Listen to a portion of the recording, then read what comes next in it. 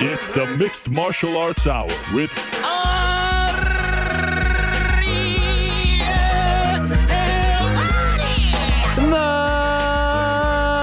Mixed Martial Arts Hour is back in your life on this Wednesday, December 14th, 2022. Hello again, everyone.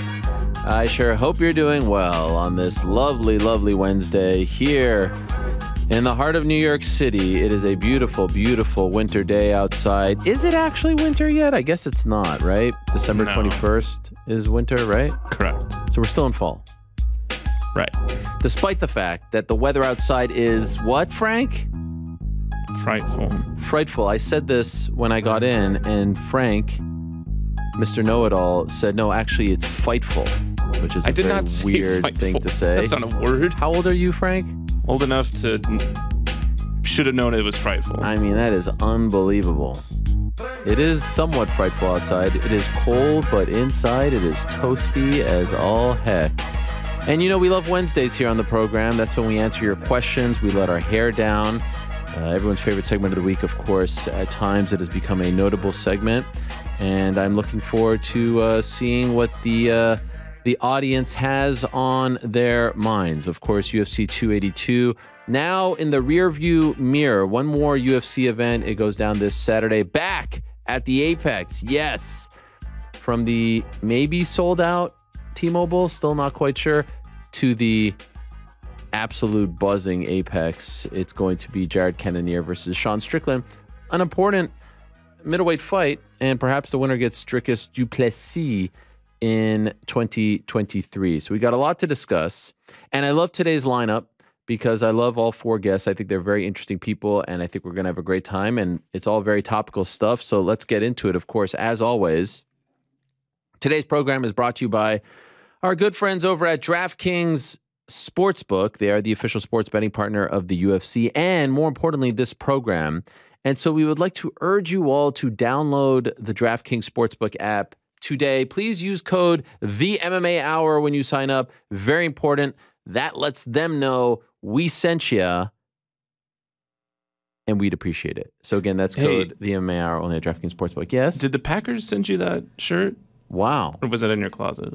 In the middle of an ad read, well, trying to pay the bills. This is good. You're making up for lost time. Last couple of weeks, you've been very, very, very quiet. Now here you are. And the last question, while I'm at interrupting an ad read. What was with the neck thing before the ad read that would cause a lot of concern for us? You turned your head to the side and then paused and started doing the ad read. I don't know what you're talking about. Okay, well, we'll review the tape with you. Yeah. Do we have instant replay? Not set up yet. Did this really happen, GC? What he's talking about? Now I'm all self-conscious about it. I don't know. I can't get over the fact that he's making fun of your shirt. Yeah, waited till you got on the air. I mean, yeah. I can't forget when he, right before the watch party, I was wearing a shirt, similar colors, actually. It feels like he just hates those colors. And he was just like, "What, did you buy that shirt as a joke?" And I was like, wow. On the air. About to go on the air to make me feel even more self-conscious. Like, we're like 2 minutes out. There's no chance for a wardrobe change. He's like, "What is that shirt, a joke or something?" I'm like, wow, dude. Thanks for that. Also, real quick, just before we don't get too far away from it. Sure. Weather outside is fightful. Yeah, he did say that. He also mentioned something earlier, and he said, came out of the way work. I was sitting back in the corner. I didn't mention it. I just kind of pocketed it for later. It's smart. Smart. Came out of the woodwork. Yeah. Is the proper term. I just can't believe I've been here for about 90 minutes. Didn't say anything about my shirt. And he waits until we go on air to take a shot of my shirt. Oh, and you know what's the best part about this? And we have several witnesses, right? You were there, Andy was there, Alex was there. What was one of the first things that I said to Frank when I saw him today? What was one of the first things I said to Frank when I saw him today? It wasn't just one thing. You were praising him that he's never looked better. I actually said verbatim, "You've never looked better. You're rocking a black Canadian tuxedo. Your haircut looks phenomenal. You've got the Jerry curl thing rocking. I mean, it's just a fantastic look." And what do? Insult me 3 minutes into the show. Looks great. And we won't even bring up the other insult. Do you know the other one that I'm talking about? Oh, no. From like 7 minutes ago, where he picked sides. If anyone out there thinks Frank is, what is the... I can't believe you've derailed your What is the here. opposite of a homeless cat? That is what Frank is. A stay-at-home feline? That's also, Frank. Also love that the Frank the feline. audience's envisionment of Frank, all they can think of is a guy with a Jerry curl and a black Canadian tuxedo. Fantastic. Am I wrong? No, I do not have Jerry curls. It's a Jerry curl. It's a forward-facing Jerry curl. It is a curl. I have curly hair. Moving on. Party in the front, business in the back. You're the opposite of the mullet. Anyway, back into the show. We're going to be joined by Billy Quarantillo, Billy Q, everyone's favorite Western New Yorker. Also resides in Tampa. Had a big win this past weekend against Alex Hernandez. Fan favorite, especially online. I'm looking forward to talking to Billy Q for the first time on the program. Prior to that, we'll be joined by someone named Jared Gordon. Are you familiar with Jared Gordon? He had quite the eventful weekend. Want to talk to him about the quote-unquote loss. Want to talk to him about where he goes from here, his feelings about the whole situation, etc., etc. Prior to that, we'll talk to Anthony Smith. In the news, of course, was supposed to fight Jamahal Hill. Jamahal Hill is now fighting Glover Teixeira. What about that clip of Jamahal Hill that I posted yesterday? That thing went viral, man. It's very rare for a Twitter clip, you know, from the show to go. That thing had like over 500,000 views when I woke up this morning. Not bad for a content creator, huh, guys? Right. Nothing. I couldn't get like a. I feel like we need a dun on the ready. Anyway. Is he going to train with Jamahal Hill? Where does he go from here? Is he upset?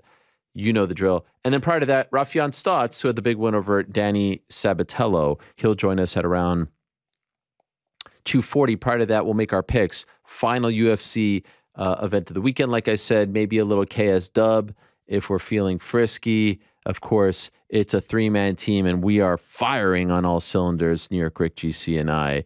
No thanks to flaky, mysterious Frank. As always, though, we like to start the week, the Wednesday show, with some questions. So without further ado, time now for everyone's favorite segment of the week. Yeah. Ladies and gentlemen, the That's moment right. has arrived Oh, to hear baby. from the man himself, Ariel Helwani. That's me. Live from the Fox Studios in beautiful New York City. Moderator it's Lewis. On the nose. And now, to answer your questions, Was actually very get mad out at of me. your seats and on your feet because He said I got to the... Ariel Helwani. I sent out the questions too late. It was not good, and I apologize. I said mea culpa. It was a very busy Tuesday for me. I was all over the gaff, as they say in Ireland, so that's my bad. But always the professional comes through with the questions, and we appreciate that very much. Of course, that guy who said that he was going to be first for 2 months after the Jets beat the Bills is not first. By the way, I have not looked at the questions. I never look at the questions because I want to be, you know, fresh, and I want to give you my honest initial response. But what are we setting the line at in terms of Paddy questions? What do you think the line is, GC? Paddy related questions. 21 questions. I'm going to say over under 4.5. Over under 4.5. What do you say, Frank? I don't think there's going to be any Paddy questions. Wow, you mean you're on fire today? What about B Shop questions? That's Maybe one. Yeah, over under 1.5. Really? Okay, I thought maybe more. Of course. You can ask Rick as well. Oh, look, Rick is here. I am here. Oh, hey, what's the line? I'm taking the over on the Paddy questions and the under on the shop questions. Really? Wow. All right. Maybe you've seen the questions. The lines that GC said. I'm taking the over. The 4.5 and the 1.5. Yeah. All right. Well, here we go, guys. Cheeto Pancakes is up first. What a great. Does that count, by the way? Yeah, I don't know. Let's see what the question is. What is up, Ariel? First of all, congrats on successfully defending your title for the 13th year in a row. Thank you. And by the way, they said to me when I was at the awards, they said, why don't you ever put your trophies in the studio? And I said, you know what? You're right. I kind of just like having them all at home. I gave one to my parents a few years ago, but maybe I will put one in the studio. What do you guys think? Do you think it would look nice? Do you I think it's a great idea. Yeah. Let's put all 13. I need to recreate that picture that Demetrius Johnson took many moons ago, right? Sorry, Mom and Dad. Going to need that one back. Yeah. Secondly, when's the last time we saw a card go from great to absolute stinker like this past Saturday? Oh, man. I mean, I don't know. When's the last time we saw a card go from great? I don't know. Any come to mind? I mean, I don't even know who headlined the card 2 weeks ago at this point. Well, what were the other draws? I don't know. It's a weird first question. I feel like we're stumbling out of the gate here. I have noticed that you guys lot will of- get really excited about a card and then not so excited. Is there a after. main event that like totally shut The last one I can remember where it was like a main event just got like nixed and they didn't really replace it was 256, or they replaced it, but it was 256 where it was like supposed to be, what was it? Supposed to be Usman, and then they put Figueiredo and Moreno on it. But I think everybody was kind of down on that one a little bit. Fair, but I think what they're asking here is a card that was like banger after banger after banger, and then it ended with a couple duds. Sorry. Yeah. I was thinking pre. We're talking about Yeah. it lost all the momentum at the end. Sorry. Yeah. Ooh, that's harder. I mean, a couple of those. What about Aspinall this past? No fault of his own, but it kind of, it ended like that, right? When he got hurt against Curtis Blades. Same. I mean, that back-to-back stretch this past summer, right? Of Aspinall getting hurt and then the Ortega fight. We refer to that as the TST curse around these parts because he attended both events in person. So it happens all the time. But look, if you ask me, you get a card like that with 13 fights on it, 14 fights, and 12 of them are great. So what? And can I just say something once again? I didn't think that the main event was bad. And can I also say something? Once again, I didn't think the co-main was specifically bad. I just thought it was shitty judging. I thought the wrong guy won. But I think it was actually a bad fight. I mean, I was locked in. I think most people were locked in. And, it was riveting to see if Gordon could get it done.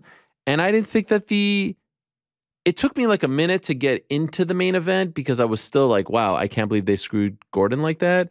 But I didn't think that, I think the results were a little bit underwhelming, but I don't really think that the main event was bad by any stretch, and I didn't think the co-main one was bad. It was just the judging that sucked. So I don't necessarily agree. The Pied Piper of Newark. I am here by the grace of His Majesty Lord Ariel. My question is with regards to the MMA Awards, where you won the Best Journalist Award for the 100th straight year. 100th straight year. Congrats. Were there any other positive or negative interactions with members of the fight game that you no longer see on a daily basis? And Lewis tells me that this is the bold Jets fan from last week predicting the Bills' downfall. Yes. And I said, you can still stick around, so no problem there.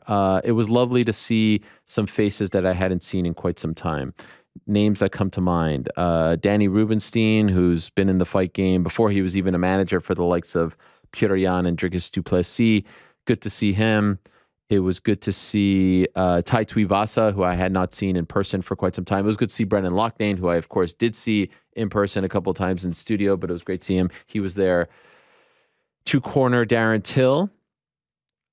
Who else? Saw Laura Sanko. Saw Chandler from afar. Saw Izzy from afar. Saw Hooker from afar, but didn't actually speak to them because it was during the show, and then everything kind of fizzled out. Saw Kirik Janess, who founded the UG and got the Lifetime Achievement Award. That was great.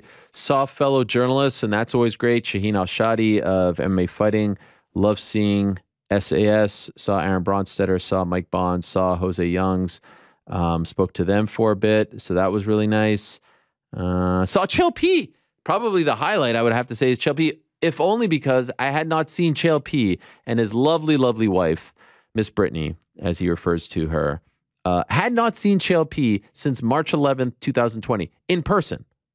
This was the first time that I saw Chael P Sonnen in person since March 11, 2020. That, of course, a very notable date. That's when everything shut down, pandemic. And he was in studio with me. We did Ariel and the Bad Guy at the South Street Seaport, a few blocks from here. And then we did my podcast, and we were in a tiny room. And I remember him telling me that he would drink COVID if it was in a cup right next to him. He was very unfazed by it all. And he was in town because there was a Bellator event that Friday, which eventually got canceled, I think the day of the event. So that was great. And I got to go with my longtime friend, John Beer, who went to the first ever awards with me that I was nominated for back in 2010. And I forgot to give him a shout out. And he claims that I promised him that I'd give him a shout out. I don't remember doing that. In any event, I got the, you want to know something funny? This is so long ago. I got the award. I went up, come back, sit down, and he was like happy, but I could tell something was bothering him. And he only told me later that he was expecting a shout out, which I thought was a little bit weird. But anyway, we're still the best of friends. And he came with me this time. He lives in LA. And this time I made sure to give him a proper shout out. So that was nice. We were sitting next to Bruce Buffer at that award show, and he was very kind because Bruce was on my show when I was at Syracuse as a student. I sent him an email to his website. I think it was brucebuffer.tv. And so, like, I mean, that was 2001 that he was on my show at Syracuse. And he said to me he was very proud of me, and that was really, really nice. After that event, the award show, back in 2010, the first time I won, my friend John Beer and I were eating dinner, and we're sitting, you know, at a table, and Dana White came up. This is how long ago this was. Dana White came up from behind and kissed me on my head and said, quote, "You blew up quick, kid," and then walked off. How about that? What do you think of that story, Frank? That's sweet. Yeah, it was sweet. So that's how long ago it was. Persian. I always have a problem with this word. Apothecary. What is an apothecary? All right. Did we go through this already? We did. It's kind of like a pharmacy, but think like yeah. herbs. That's why he's got the pill next to his name.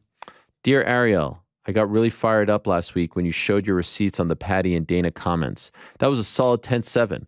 With the softball questions most of the UFC press throw at Dana, is there any real danger to having press that never really give hard questions and instead are just trying to stay on the president's good side with softballs? As a reporter, what do they say about this long line of questioning? Curious for your thoughts. Much love. I mean, is it dangerous? No, I don't think it's dangerous. I mean, there's a lot of high-ranking, important people, not only in sports, but in all sort of public walks of life who aren't, quote-unquote, challenged, who aren't faced with the tough questions. And it's fine. The people, you know, one of the great things about media in 2022, the times we're living in now, is like there's a lot of places where you can get the truth. There's a lot of places where you can get what you're looking for. And maybe you're not getting it in the form of a one-on-one interview, but you could certainly get that insight from a whole host of people, right? I spoke about the late Grant Wall on Monday. He was a guy who did not shy away from telling you about what was really going on with FIFA, what was really going on with, you know, American soccer, what was really going on with the global game. And maybe he wasn't giving it to us in the form of a one-on-one interview, but he was doing it through reporting, conversations, journalism, contacts, all that stuff, sources. So look, Dana has often had a very contentious relationship with the media because he feels like he owns all of this and we should be lucky.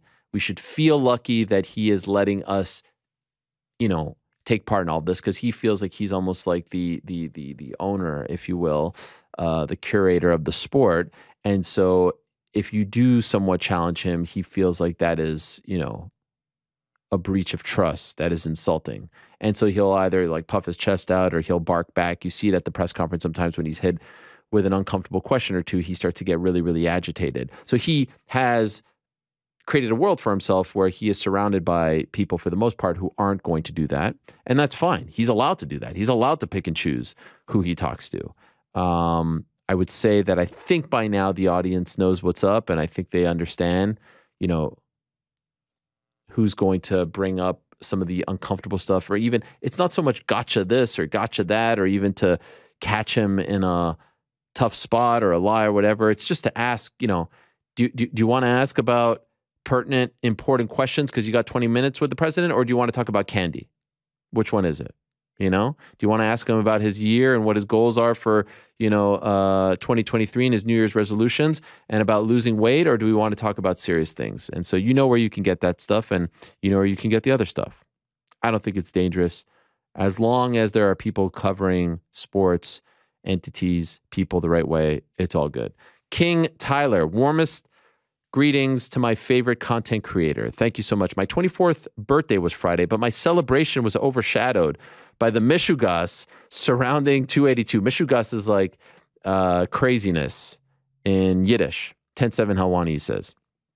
My perception is that the UFC is trying to inorganically create stars for the impending post-Conor era. Are we in that era already? I mean, when was Conor's last fight? Summer of 2021. So maybe not. Before social media, UFC stars made themselves with electric performances or cutting promos to make it onto YouTube compilations. Sure. The UFC is now inverting this formula, building fighters' online fame and backing them into success.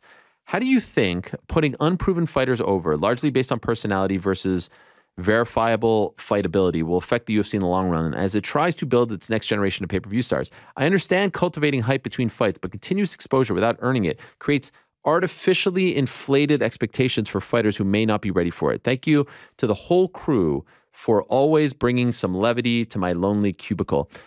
I appreciate that, and I appreciate the kind words. I don't know if I necessarily agree. This isn't a new thing. Basically, what you're saying is they're pushing guys who may not be ready for the spotlight. First of all, as New York Rick noted on Monday, if you're referring to Paddy, he's not young. How old is Paddy Pimblett? Let me just double check here for once. 28. You did it? Conor told me. All right. Thank you, Conor. Why didn't you tell me? I don't know. Weird. I'm confirming it myself. Oh, he wanted me to just... 27. He's turning 28 on January 3rd. That's why we confirmed. Thanks, Frank. Yeah, thanks, Frank. Why did you say it out loud? 28? Frank just runs with it. No, I appreciate that. Listen, close enough. The point is, like, do you remember Sage Northcutt? Do you remember Paige Van Zandt? There have been people that have been pushed that may not have been ready for the spotlight in the past, and many others prior to them as well. That's what they're going to do. But ultimately, you should know this. The number one star, the number one entity, what they want is ultimately for the brand, as I've said before, those three letters, to be the draw. This is every promoter's dream, by the way. This is WWE's dream, and they've successfully reached that point. This is Matchroom Boxing's dream. This is Top Rank's dream. This is Bellator's dream. Because guess what? That's the one thing that's never going away. That's the one thing that you'll never have to negotiate against. That's the one thing that you don't have to worry about leaving, getting injured, losing. So you want people to be like, yo, UFC's coming to Long Island. I'm in. Who's fighting? All right, it's not bad. But I'm still in because it's the UFC. That's huge. That's the dream. And so everyone else is interchangeable. That's the point. That's the secret to their success. That is the mark of how successful they are. And that is something that no boxing promoter has. So all credit to them. Matchroom comes to town. It's not, oh, Matchroom's coming to town. It's, oh, who's fighting? Oh, it's, Devin Haney. Great. I'll when he was with Matchroom, I'll watch that fight. Oh, Top Rank's coming to town. Who's fighting? Oh, Teofimo Lopez. Okay, now it's not Top Rank's doing a card. I'm in. Because they have a history of just, tremendous production, tremendous cards, top to bottom. You know the people. They may not be A-list stars, but you know them. UFC comes to Orlando, you're in regardless. UFC comes to, Brisbane, you're in. It's only in Vegas where they have the true trouble at times of, like, having to sell because they come there quite often. So this is not new. None of this is new. And by the way, Paddy had success. He was a champion in another organization, and they're not really pushing him that much. He hasn't fought in a main event. He hasn't fought top-tier talent. He's getting attention for himself because of his fan base, because of his own marketing ability. But I would say nothing that they've done with him has been egregious. It's been a slow push. It hasn't been a fast push. They have fast-pushed people in the past. This isn't a fast push. So understand where you're coming from. Don't actually agree with where you're coming from. And they're in a very good spot to where the brand has become the biggest star. So if Francis Ngannou doesn't resign, which I suspect he will, if John Jones never fights again, which I think he will, if Conor McGregor never fights again, which I think he will, but if those guys, if the biggest stars, if Nate Diaz never comes back, they'll be fine. It's only going to take years and years and years of screw-ups and missteps for them to hurt in that regard. Pay-per-view's doing great. TV deal is doing great. They're hoping to re-sign with ESPN. International TV deals are doing great. Sponsor, it's all great because of the brand. It's not tied to a fight. It's not tied to a fighter. They're in a great spot.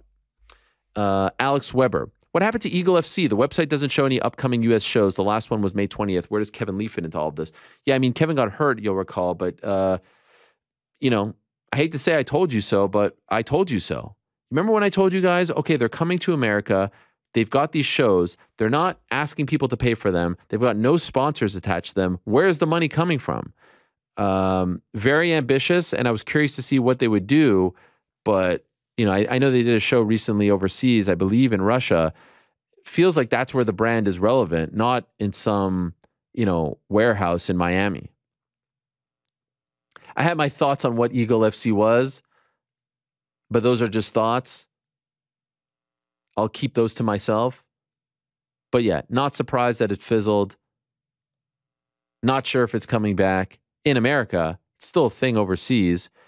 I will always be in favor of a place that pays fighters, you know, appropriately, maybe even overpays, gives fighters a chance to have another place to, you know, continue their careers. Gives them an option, gives them a, you know, a negotiation spot, you know, like somewhere that they can leverage, all that stuff. I will always be in favor of that. But this particular one, I mean, considering some of the characters involved, you know what I'm talking about, I always found to be a little, as they say, dicey. Now, Kevin Lee will be curious to see when he comes back. He did injure his knee, and it's been a rough stretch for him.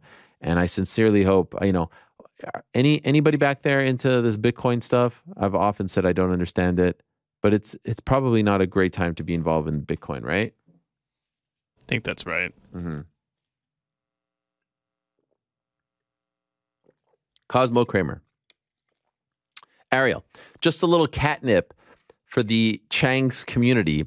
Bappa, who definitely didn't pay the Scouser for Truck Walk Diaries interview, or is it Trug Walk, is starting up again.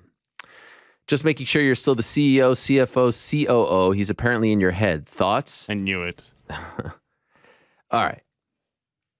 This I was holding on to the string and I was waiting for it. And I'm not. I want to warn you. This isn't going to be your typical 10-7. Okay, this isn't going to be your typical 10-7 because I don't have that fire in me pertaining to this topic. But I did see a clip where my old friend Brendan was talking about the whole Paddy situation. And I will be honest with you as well, did not even watch the whole thing because there was a part of me that was like, what's going on here? What is happening? Why does this guy look so sad right now? What is this a normal thing, or is he just having a bad day? And it was kind of like hurting me. It was hurting my heart to watch it. So hope he's okay, sincerely. Brendan loves to do this thing where he talks about something and he makes it out like he hasn't done anything wrong, but then he'll throw like a little jab. He'll make a little remark. He'll hit you with a pot shot. So like he'll talk about this, and I saw he said like, oh, you know, first of all, he's explaining to us what Cage Warriors is. Like he just found out about it, or like we don't know about it. Anyone who covers the sport for a living and talks about it on a weekly basis should know what Cage Warriors is. Like, you don't need to explain that to us. Number one, you shouldn't have to explain to us who Graham Boylan is. Number two, but then he says like, oh, these guys said that, you know, Ariel's a piece of shit and all that stuff. So you don't have to say that. You could say, oh, I had an interaction with Paddy and they mentioned it and blah, blah, blah, blah, blah. But he'll throw these little things and say like, oh, no, they said it, but you're still saying it on your platform. You're still putting it out there. And you'll hear him say like, hey, you know, Ariel still talks about me, and you don't hear me talk about him. And, you know, that's an indication of, you know, I'm in his head, right? That type of thing he was saying. And here's the thing that I still don't think he understands. And I still don't think a lot of people understand as it pertains to me.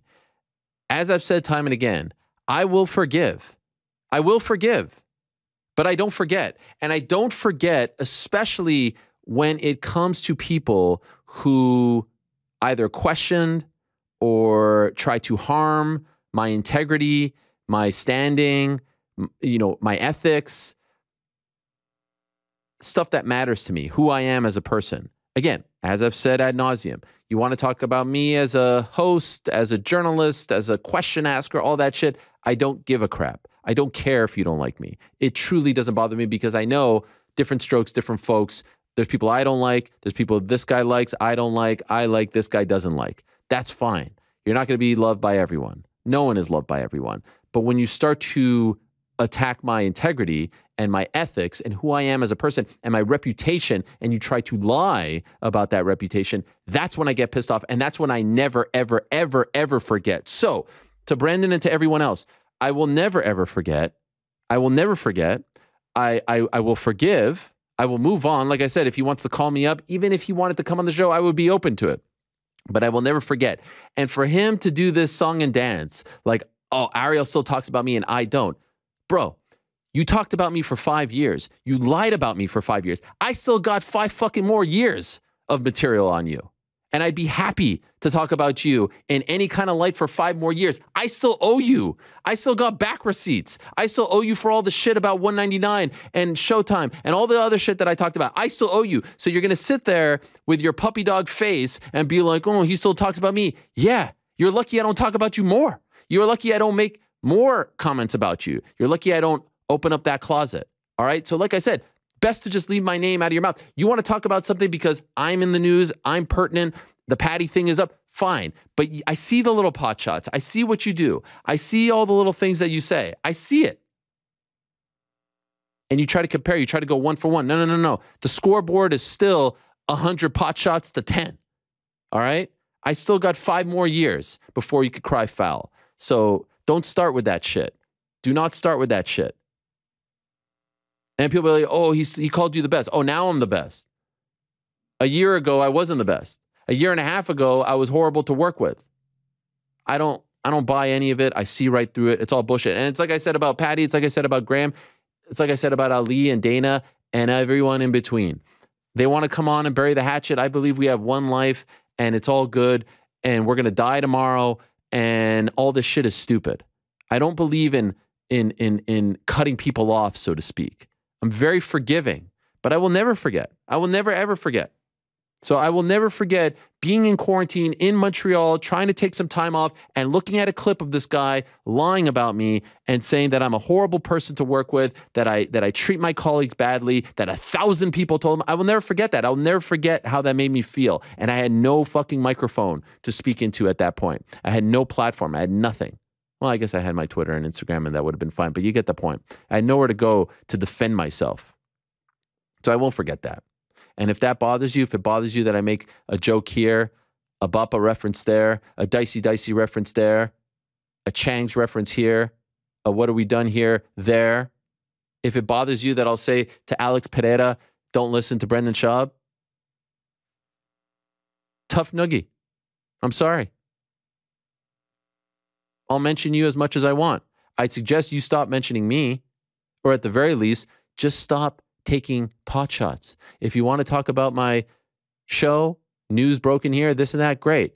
But you sit there and you take these pot shots and I see it and I'm not dumb and I realize it. And so you want to side with these guys and you want to make it seem like, oh, you know, when they came to me, they didn't ask for money. Well, maybe they didn't ask for money because they realized how stupid they sounded when I fucking said no to them back in November of 2021 because you spoke to them afterwards. Maybe they realized no one was willing to pay. Maybe they realized that they were out of their freaking minds for ever bringing this up. Maybe because last I checked, they weren't asking people to pay. Or you know what? There's a very, I wish I could say it, but I can't. There's a very, very, very, very, very, very popular podcast out there that I listen to all the time that I've referenced on this show. And they saw the stuff that I was saying. And it's a non-MMA show, guys. And they told me that the same was said to them. So maybe they're not smart enough to realize that they were stupid in saying that they were not out of line. Because I couldn't believe that they wouldn't go on this show that wanted to speak to them out of the MMA world, out of the MMA bubble, because they were saying the same stuff. We want to get paid. Golly, you talk about being short-sighted. All these guys, jokes. So I saw that clip. I chuckled. I laughed. I felt a little bit weird about it because it looked like he was having a bad day or something like that. And then I was like, this guy still doesn't understand why I was mad. This guy still doesn't understand what he did wrong. He still doesn't understand why it was a bullshit move to make up lies about me, my work ethic, my integrity, my ethics, all that stuff.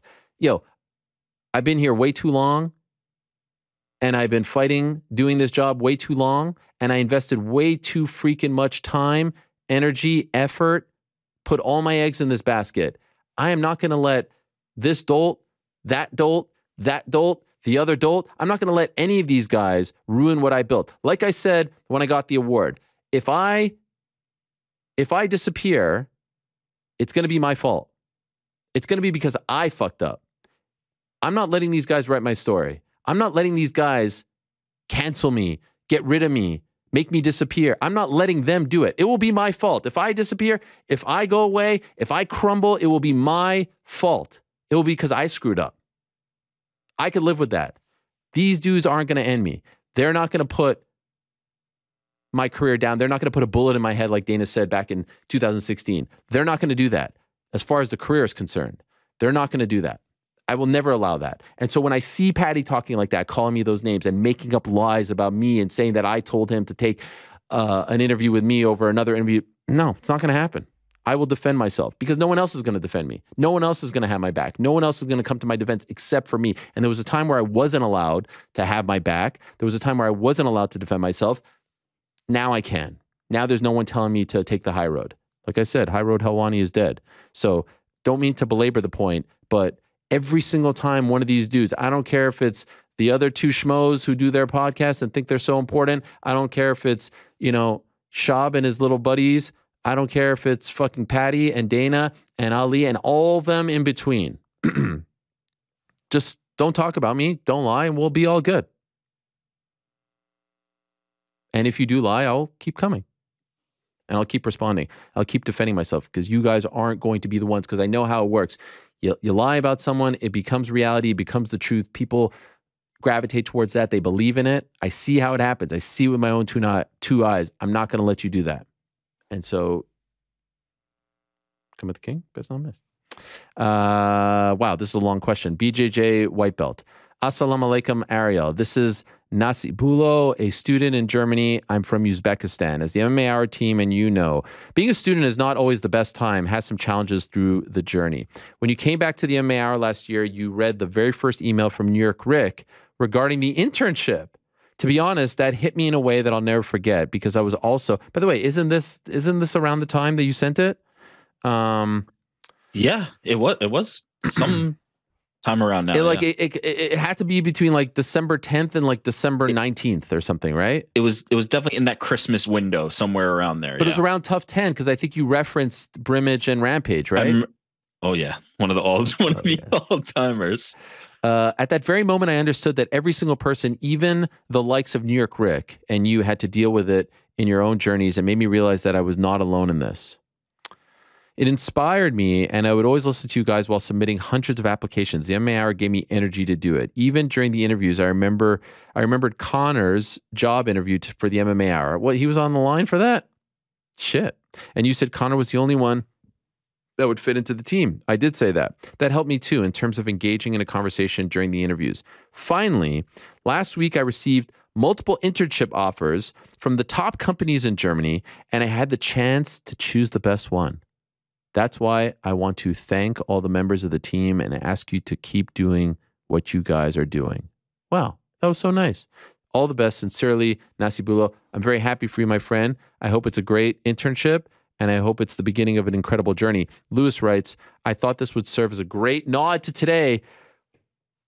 December 14th is the anniversary of the New York Rick email, Wheezy but Geeky. I don't know what that part means. Could you believe it? That was my old, no, get off your computer. That was my old Twitter handle. I had tweeted you before we started working together. It was Wheezy but Geeky? What a pull by Lewis. That was from Donald Glover, Childish Gambino. That was from one of his like mixtapes before he even became a thing that I was listening to. So, by the way, why did you choose New York Rick?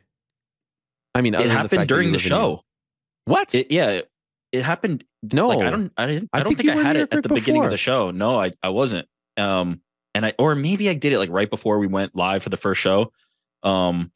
But just because it was like, it sounded similar enough to New York Knicks, I was like, all right, cool. I'm Rick. Everybody called me Rick. And was it Knicks. I didn't realize it was a New York Knicks. It was a nod to the similar sound. Yeah. Wow. And no one called you that? Like that wasn't a high school nickname or Nobody called me New York Rick. Everybody called me Rick. Like all my friends called me Rick. Oh, they did? Not Eric? Yeah. No, not my anybody who's in my like inner circle, close friends, called me Rick. That's interesting because I've never heard of another Eric being referred to as Rick. Yeah, well, isn't Rick, or maybe is Rick a shortening for Richard, or I know Dick is as well, but yeah, I don't know. But everybody called me Rick. Yeah. Perfect. We killed enough time for me to find the email. Thank you for No. Well played. Isn't that amazing? You see I was asking You those have to questions, read Frank? it, yeah. By the way, isn't that amazing? No. December Again? 14th at 4:54 p.m. Can we make like a bell ring thing? I mean, we have to be on air.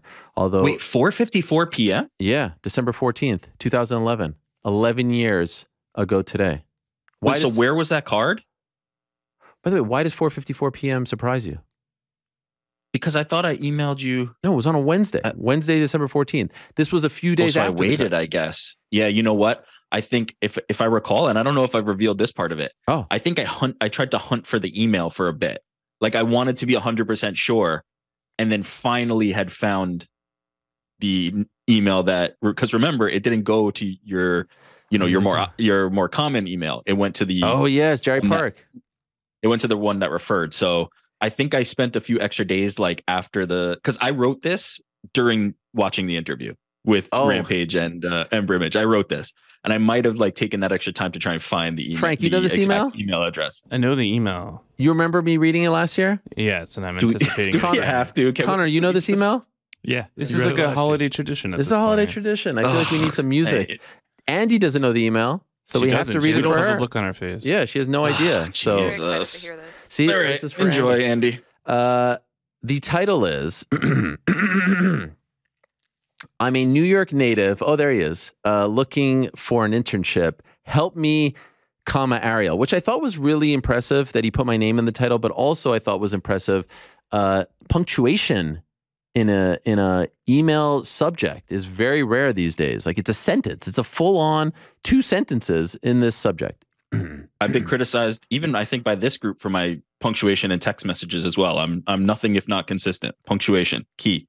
Mr. Helwani, I am not sure if this is the right avenue to contact you, but I couldn't find another email address, and I don't have a premium account on LinkedIn. Good thing you didn't go that route. I never would have heard from you. So I'm giving this a shot. I'm a 24-year-old New Yorker who is currently interning at Gawker Media, and that stint is coming to an end. I have nothing lined up for the immediate future. So I'm taking the advice I've seen you give in multiple interviews and going for something I want. I feel like we need some music here, Frank. As an avid MMA fan, I follow the sport daily, including your Twitter, videos, and NBC/AOL articles. No music, nothing? You got nothing, Frank? I mean, you got music up the wazoo for the ads. You can't give me something here? I believe you are the premier journalist in the sport, as evidenced by the awards. Wow. At that point, I think I was only 2 deep. Enough ass kissing, though. And you just happened to run the MMA Hour from my hometown. At that point, MMA Hour only 2 years old. I want to be a part of it. Any part of it. I'm willing to work unpaid. I've already graduated with a degree in marketing from Baruch, so I don't need college credit either. To simply be involved. What a horrible song choice, Frank. And there's 1 sentence left. You blew it.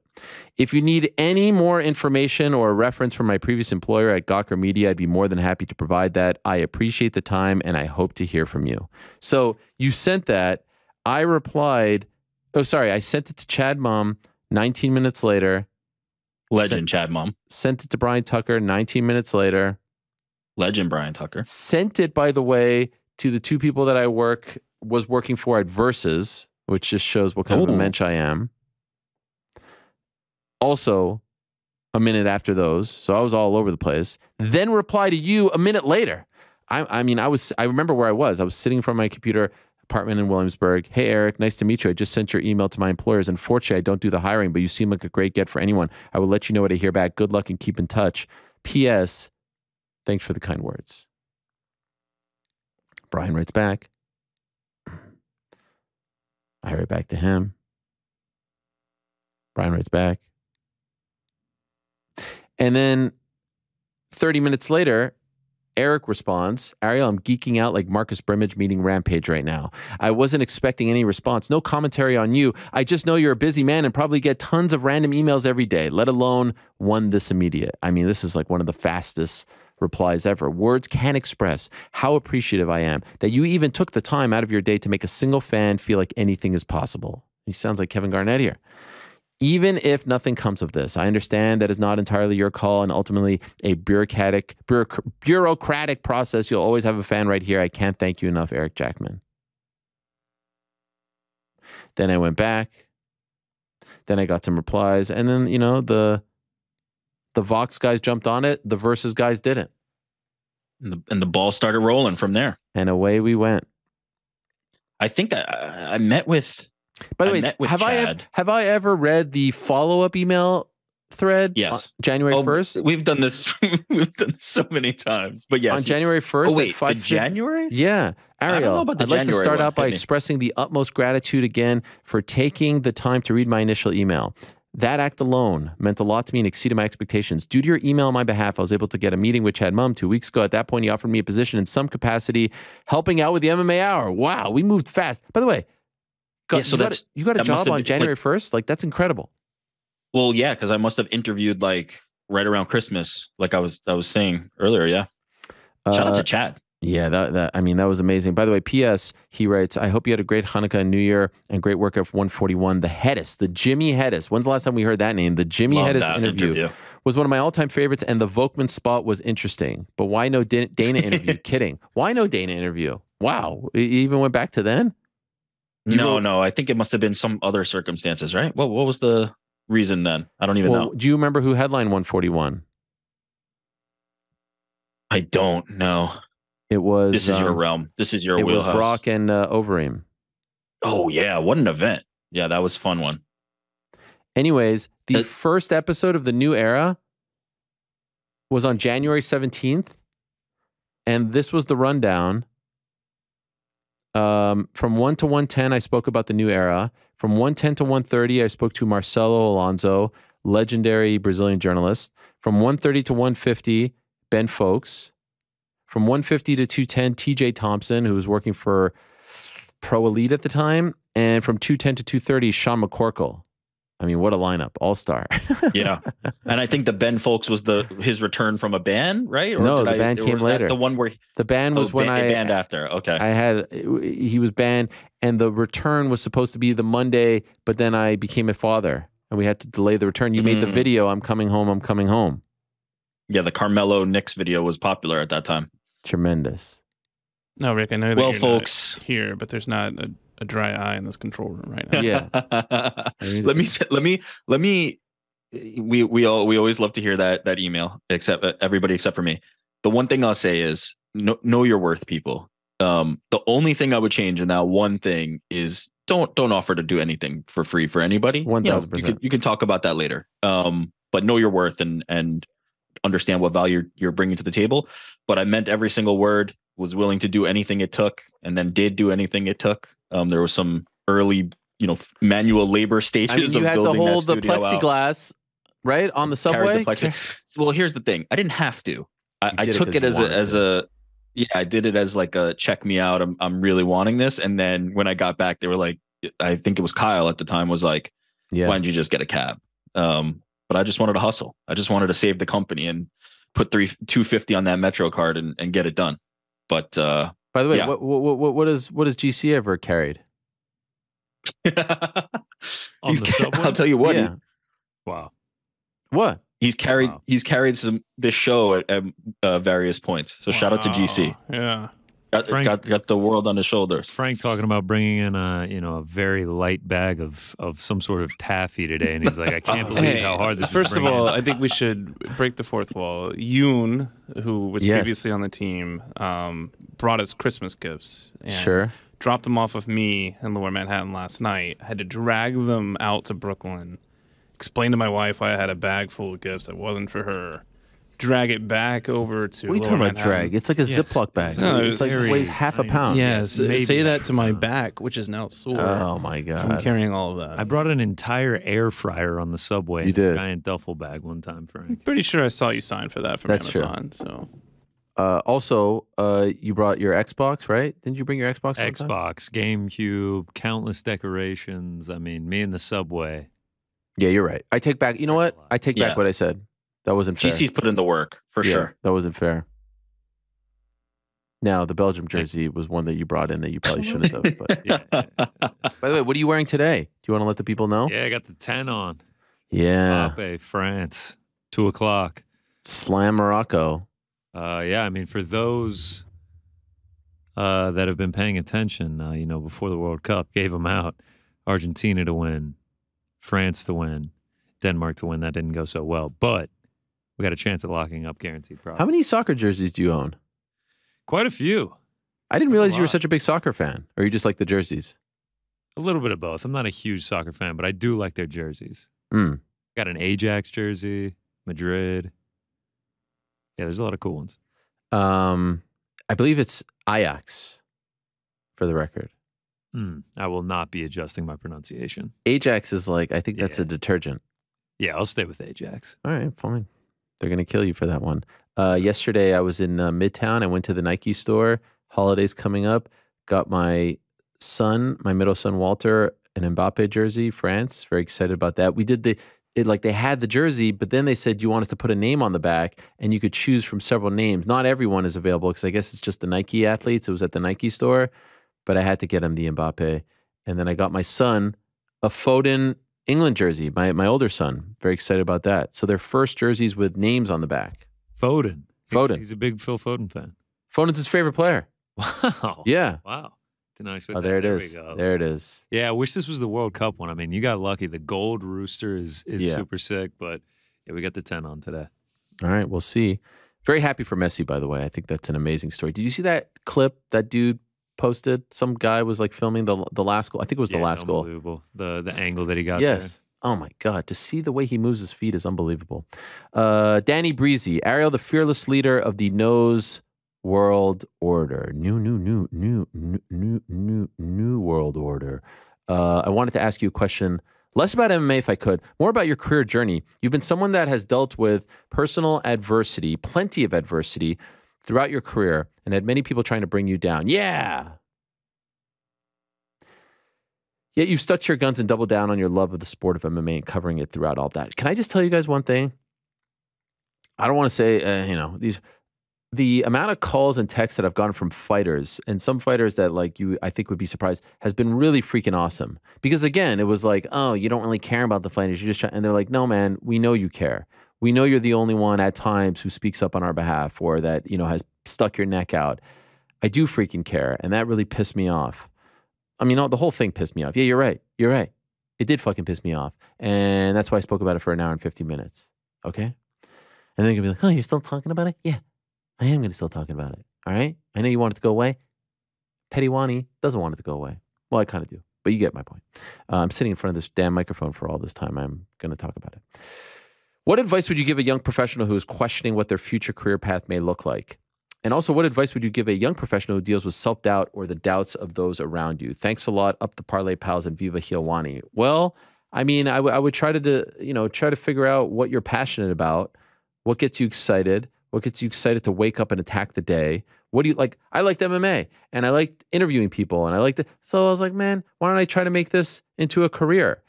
Again, as I've said before, you only get one life. You only get one shot. And who knows when it's going to end? Freaking live out your days as best as possible, doing things that make you happy, doing things that put a smile on your face, doing things that get you excited, doing things that get you out of bed. So first things first, find that thing, find that reason, find that why, find that engine that will get you up and that will get you going, that will get you motivated. Find the place, find the people. I know this is a lot easier said than done.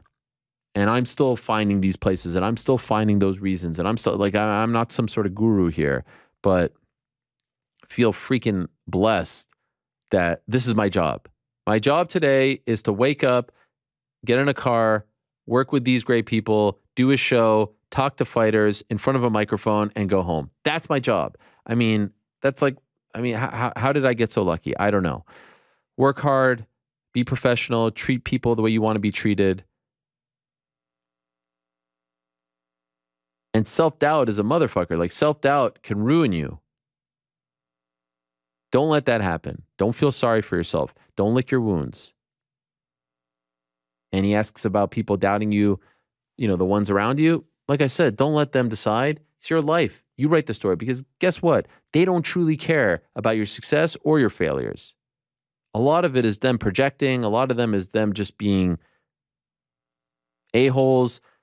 Ultimately, it's you. Ultimately, when it's all said and done, it comes down to you.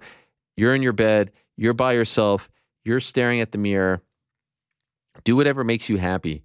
Do whatever makes you feel fulfilled. And don't let anyone tell you otherwise. Don't let everyone tell you can't do it. I talk to kids like, you want to be the GM of the Patriots? Go freaking be the GM. And maybe down the line, you'll end up being something else. But go after something. That's what I would say. Adriano, hi Ariel. I've been wondering over the past couple of days why media isn't covering the James Krause story as much as you. That's not true. My thoughts concluded that there are some media members who have close relationships with managers and fighters. Off the record information might be given to them, which they could then share with others to potentially place a bet on a fight. Could we see a scenario where even if you work in MMA media, that they will also not be allowed to place bets? I don't think media, like me, I don't feel comfortable betting on fights.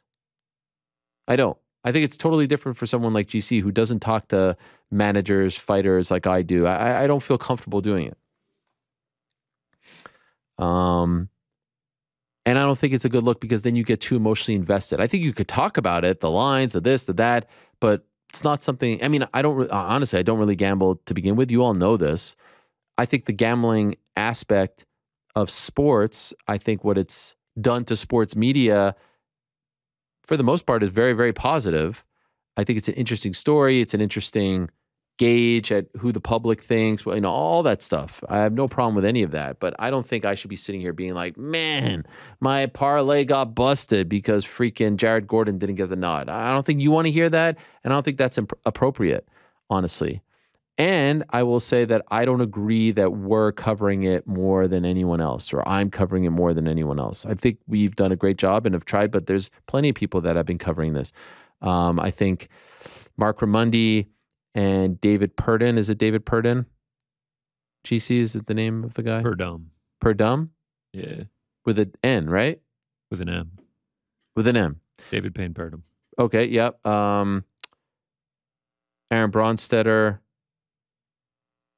There's a few that have been covering this for a while. MMA Fighting's been covering it. The whole site has been covering it. Junkie has covered it. So the timeline that Rick and Connor put together, I thought, it kind of was like a one-stop shop. Sure. To get caught up on all for sure. But I don't think like we've, right, done it more. Obviously, you want to present different things, and I tried to do that on purpose so that if someone doesn't understand, even someone hitting me up like, "What's going on here? Watch this," right? But I think MMA media, and I don't think anyone's covering it or not covering it because they're scared. This isn't one of the, it's not, everyone always likes to say like, oh, MMA media is scared. Well, in this case, what are they scared of? Of not getting a James Krause interview or not talking to some guy? Like, no, it doesn't, it's fine. That's not happening here. It's just, this is a type of story that's developing that isn't this guy fighting this guy. It's the type of story that takes a little work, takes a little time. Not a lot of people want to talk on the record. I can assure you of that. You have to have patience. The whole thing isn't going to just like crack open overnight. Prior to the rule about UFC fight, yes, go ahead. Can I just say two things? Please. One, correcting the record. I had no hand in that timeline. All GC. Shout out to the man. That is and then true. Two, typical Frank, right? Trying to take credit away. Yeah, I mean, he's just so out of it. It's been a tough one. Late, Frank. Yeah, you're late on that. Damon Martin of our side of MMA Fighting had some additional reporting just this morning on. Oh, I missed that. What is James it? Krause and Derek Minner. What is it? So the Nevada Athletic Commission had a hearing, and that was right before the we went on suspensions air, right? of Krause and Minner were extended. So what is the news? People are just talking about this. Just that it was extended? Yeah, that their suspensions are extended as the investigations continue. So there you go. Yeah, so this continues to be covered. This is not going away, and I don't think personally I don't see people shying from it. I see quite a bit of coverage. Yeah, I agree. Prior to the rule, he continues about UFC fighters coming out. The only ones who couldn't place a bet on UFC events was the commentary team for the night. Yeah, because they work for the UFC. There's no rule. Look, I suppose if we had a more, if the MMAJ was more of a presence, and I can probably talk about that, but I still believe in it. I still feel very, very, very strongly in it. But, maybe we could put that out there. But we don't work for the promotion. So technically, there's no, I just think it's a bad look. And I just think it's something that journalists shouldn't do. Now, if you want to bet on the Yankees against the Red Sox, like, God bless, you could do that. But I don't think a baseball journalist should be betting on that. That's just my opinion. Prior to the rule about UFC fighters, okay, yep. To think about it, they also never gave predictions. Well, the analysts do. It's just not the guys calling the fight, which is fine. I can't remember if that's true or not, but found it odd that the commentary team are restricted, but coaches, managers were involved in the event. Yeah, well, because they work for the promotion and the other guys don't, right? They're actual employees and the others aren't. But yeah, I get your point. Trevor, what it is, Ariel, what it is. Congratulations on the 2 TKOs on back-to-back shows. 5 UFC champions have rolled over from the end of last year to the end of this year with 7 new champions going into next year. My question for you is, do you think there'll be 7 new champions at the end of 2023, or do you think champion status could be more concrete in 2023? Love the shows. Love the guys in the back. Oh, man. Well, heavyweight, light heavyweight is, very much in flux. Middleweight could change. Welterweight could definitely change. Lightweight could, but I think a lot of people don't think it will. Featherweight could, but a lot of people don't think it will. 35 could. 25 could. Female, 45 not going to be defended. 35 could, but who's out there? 25 could. Scary scene for Shevchenko back in June. 15 could. Yeah, so I think somewhere in the 5 to 7 range is acceptable. Abe, hello, Ariel. Thoughts, please, on the UFC's return to the O2 Arena. With everything that happened last week with Paddy and whatnot, I didn't really even talk about any of this. What a letdown, right? We went from thinking about Cardiff, we went from thinking about Wembley, Tottenham, Hotspur State, all that stuff, and now we're back at the O2 now again. I love the fact that it looks like Leon is going to defend his title at home. Thank you. That's what should happen. I love the fact that it's going to be a great scene and hopefully a great card. I love it. I love the fact that it's a pay-per-view for the UK and it's going to air at a normal time over there, afternoon here. I love everything about that, but why couldn't we go to a stadium? That's what we said. That's what we thought. That's what we were told. So a bit of a letdown, bit of a womp womp. And so March 4th was a pay-per-view, and then there's one in early April. This one was turned from a fight night. It was supposed to just be the fight night, and they turned into a pay-per-view. So there's going to be like 3 in the span of almost a month, which will be interesting. Anyway, Dana was asked why they settled for the O2 when he boasted about a stadium for months. His response was, we didn't settle for the O2. The O2's our spot. He then gave a bunch of number one bullshit excuses and said his concern was Wembley, Cardiff is the UK weather in February, March, and much to my annoyance, no reporter had the balls to challenge or remind him Cardiff has a damn roof. Yeah, he just says this. You have to understand, Dana isn't involved in these conversations. He isn't the one calling. There's a guy named Pete Dropic that is involved in venues and whatnot. Hunter Campbell is involved in these conversations. Like, Dana isn't on these calls. He isn't on the front line. So he just gets like information here and he gets things stuck in his head. He probably doesn't even know where Principality Stadium is, with all due respect. Cardiff is also way closer to Birmingham than London. Yes, I remember when I drove from London to Cardiff for the WWE event in September, we drove through Birmingham. Fury and AJ have done fights at Tottenham in December and September too. Why is March? They may not, maybe they thought they weren't going to sell out. Maybe they just had a deal with O2. There could be 1,000 different questions. If I were you, I would be happy, but I know this means a lot less people are going to be able to go. That sucks. Letdown. Couldn't agree more. Newman, hello, Ariel. Hello, Newman. Congrats on number 13 and your latest 10-7.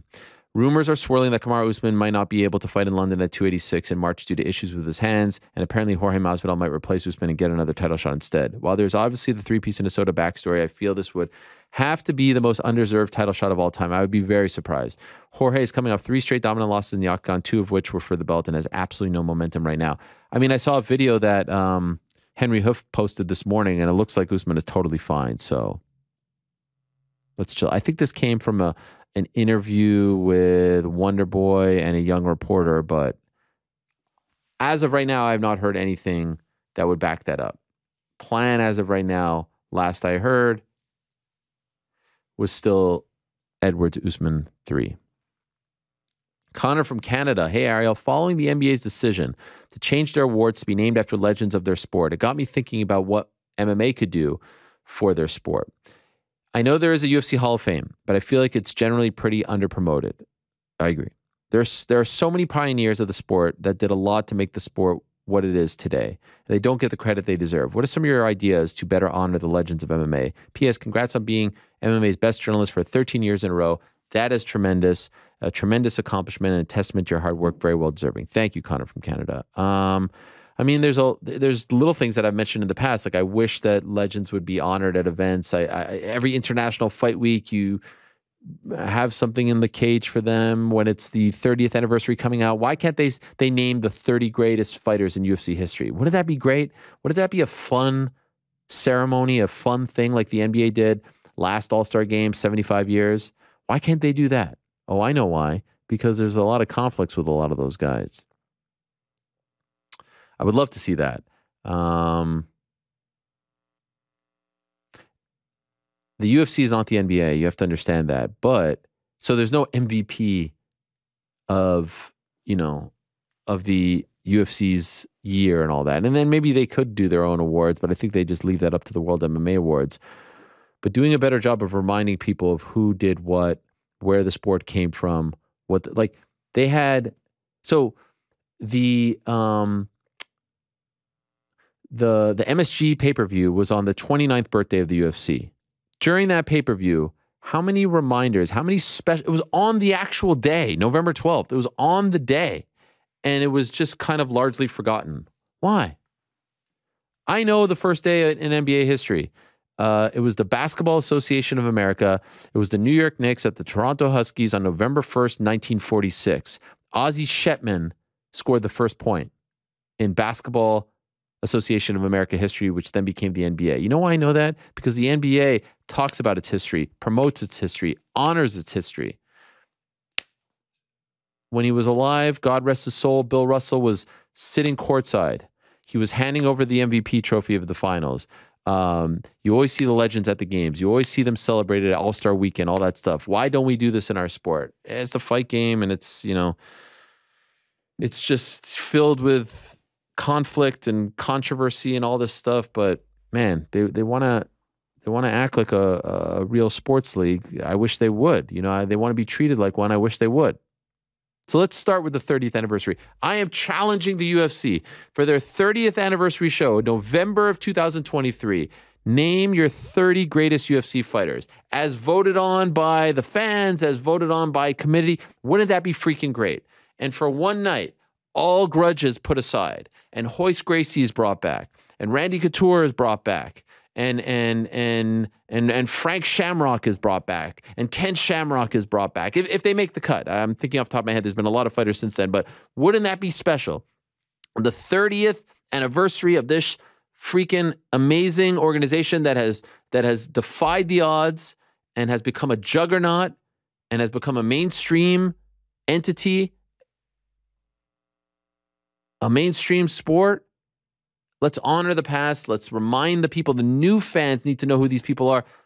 That would be so great. That would be so great. Could you imagine like a ceremony and they're all brought and they all come down the aisle? Something just to make it special. It's not always about today's event.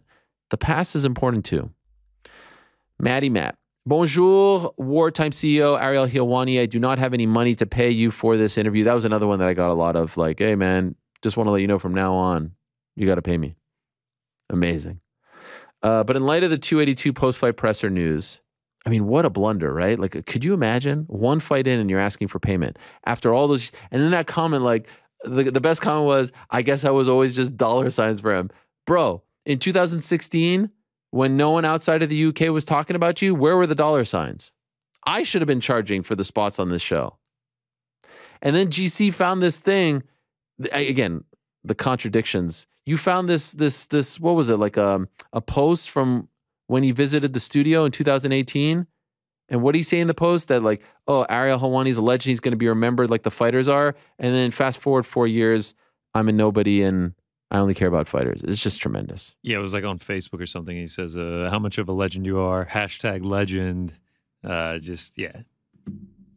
Now I'm a rodent and a maggot, and he doesn't give a fuck. Is the UFC in a breach of contract by canceling Anthony Smith's fight against Jamahal Hill? I don't know if there was a bout agreement. We'll talk to Anthony about it in about 50 minutes. Does Lionheart have any legal recourse to the slimy move by the UFC? I mean, he works for them. He's a broadcaster. He's not going to do that. That wouldn't be very smart on his part. It's crappy, but he's going to take the high road for sure. Will they pay him his show money? I'll ask him. Win money? I'll ask him. Potential fight of the... No, they will not. Why are you asking questions you know the answer to? Potentially, that is what the UFC took from him. And will this fight cancellation at least knock one fight off his contract? No. Gracias. Much love from North Carolina. Also, my wife's pregnant with her first child. Just thought I'd announce it to the world through the greatest content creators MMA show. Can I get a mazel tov? Yes, you could get a mazel tov. And I wish the best your wife and your, did you say what the sex was? No, your child. And I hope everything goes smoothly and everyone's healthy and it's all good. Good luck. This is a great time. Happy Hanukkah, Ariel. Yes, happy Hanukkah to everyone out there celebrating this Sunday, first night. Very exciting time. Matt says, P.S., since you claim to be a Sandler movie expert, why haven't you made the comparison of Cassius, Little Nicky's brother, to Paddy Pimblett? He called him something else, or however Schaub would mispronounce it. Can I be honest? Never really liked Little Nicky. Not one of my favorites. Definitely not.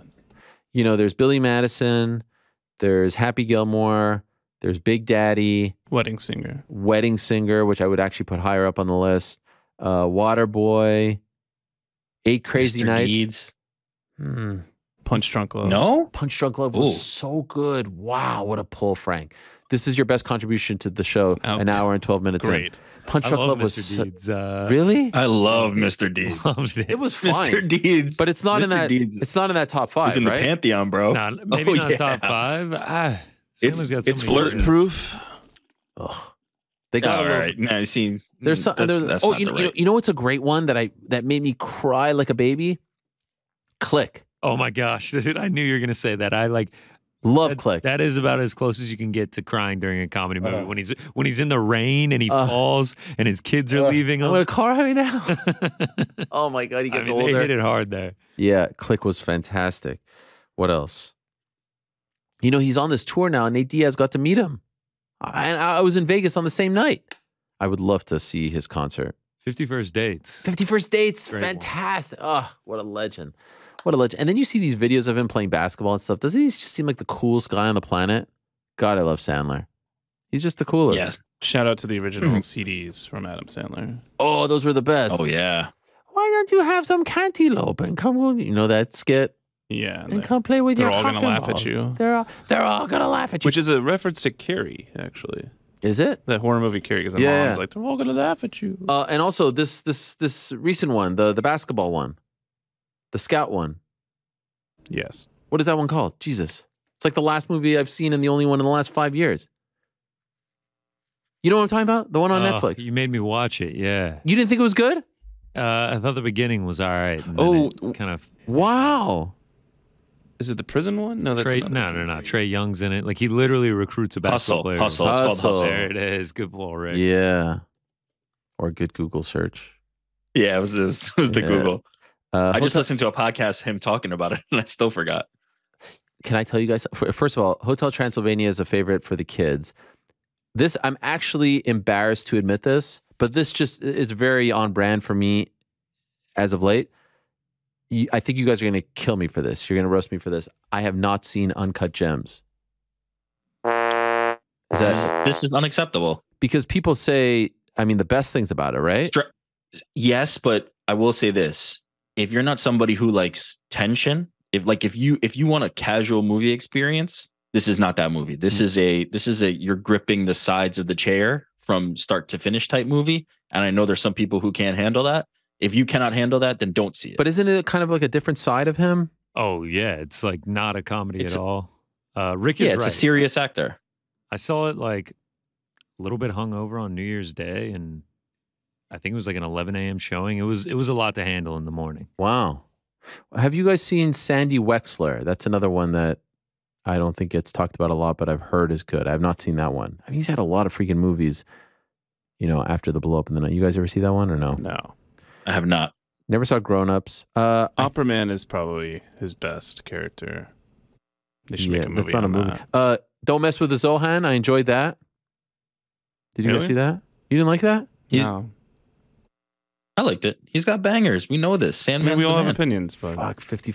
You know what? Punch Drunk Love. I need to watch that again. That was Anger Management was not bad. You know. All right. No. Oh, I actually really liked Anger Management. Deuce Bigelow. I guess he was just like, just seeing if I'm missing anything here. Bulletproof though. That was witty. Airheads, Coneheads. Coneheads was a good one. Or no, Airheads was the. Wow, he was on the Cosby Show. 4 episodes. Man, I would love to meet Adam Sandler. Yeah. I would love to meet Adam Sandler. All right. Graham. Not that Graham. Hi, Ariel. G from Glasgow here. My question is on Darren Till, and I'm not looking for any payment. Don't worry. I love it. By the way, can I just say something right now? I feel like the payment thing is going to become like the what chant in pro wrestling with Stone Cold, where everyone else is going to get annoyed except for one person, me, sort of like Stone Cold doesn't get annoyed about it, but everyone else hates it because I see people saying it to other journalists and I see them getting upset, but I secretly kind of love it. It's just so great. I hope this never dies. I hope it lives on forever. Like on Monday, the comments on my Instagram were like, oh, looks like a great lineup. How much did it cost? Looks like an expensive, it's just great. It's so fucking great. I hope that is one that never dies. It seems he's not going to reach the elite of the UFC, which is a real shame. Who knows? There was a rumor that was the last fight on his deal. If so, any talk of a 85 division in PFL, it could be perfect. I have not heard that that's the last, so I can't speak on it. But yeah, I mean, PFL would be interesting. Let's just see if he's healthy. Let's see if the knee's okay. You know, let's see if he's able to get back on track. David Velasquez. Hi, Ariel. First off, congrats on 13. Always remember, the GOAT of MMA journalism has a name, and his name is Hilwani. Now to the questions. I have 2. As I was digesting the Doug Crosby situation since the beginning, another one since we talked about it on Monday, where people have come out of the woodwork, golly, telling me stories. I mean, just filled with conflict, filled with issues. It immediately reminded me of CJ Ross, who received immediate backlash after scoring a draw in the Mayweather-Canelo fight a decade ago. She resigned shortly thereafter. What will most likely happen? Doug Crosby resigning or gets his judging license revoked? 1,000% the latter. And things are moving. I can't talk about everything because I was told things off the record, but this one's different. This one feels different. And I believe the right people are listening. Now, I will say, I got this, I posted this yesterday. I got this quote from Mike Mazzulli, who's the president of the ABC and also the head of the Mohegan Tribe Commission, which is where Sabatello Stots happen. In case you missed it, this was the statement. And obviously, I like that they put out a statement. There's a few things I don't like about it, which I said in the conversation to him. In the last Bellator event, there was a controversy in the Sabatello Stots fight. After reviewing the fight, 3 rounds of the 5 rounds were extremely, in all bold, close. And the other 2 were marginally close rounds. Now, first of all, I get it. I wouldn't necessarily start that because it seems like you're almost trying to justify it. But fine. Mohegan Athletic Department Director of Athletics, Michael Mazzulli, expanded. One judge had Sabatello winning all 5 rounds.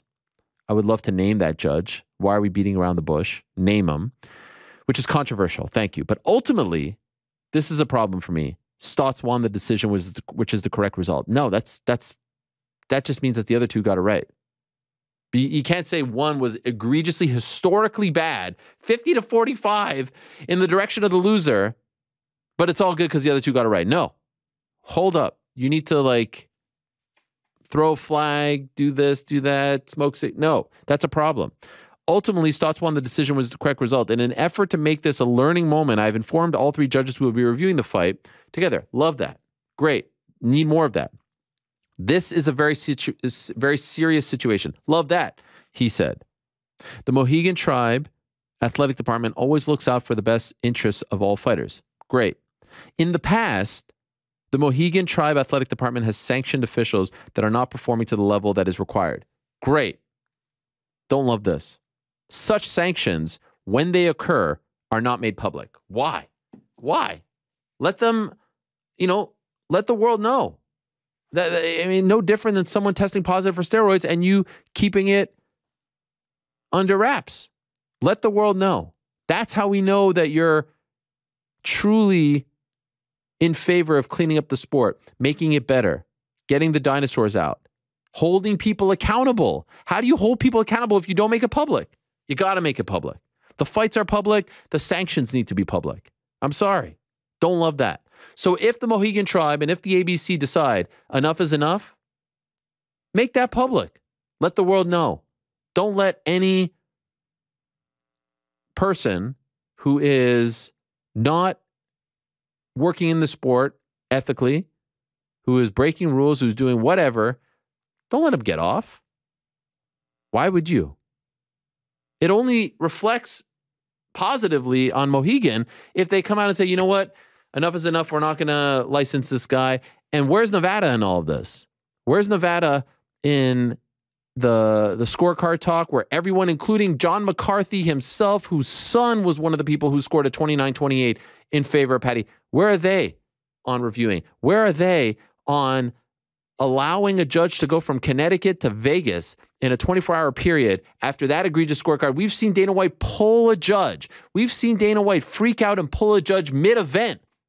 Sabatello Stots gets 50-45, and we allow this guy to fly over and score and judge a co-main? How did we let that happen? We've seen this happen mid-event. Ridiculous. Ridiculous. So I'd say the latter probably, and I think things are happening, and let's see if they are able, all these dudes are friends. All these dudes are friends. That's part of the problem too. Let's see if they truly care about the sport and do the right thing. Number 2, what are your thoughts on the reports of a possible Vince McMahon comeback? You were the one that brought that to our attention, and you ended up saying that it was... What it really was, I saw it on Reddit, and then when I wanted to send you the link, it was behind a paywall from WSG. Yeah, I don't think that's WSJ. Happening. I don't think that's happening. But, I haven't been paying too close attention, but I would say that would not be good for the brand. They're in a much better spot. It's time to move on. I mean, there's like no one asking for this. It feels like it's all positive. Why? That would be very deflating.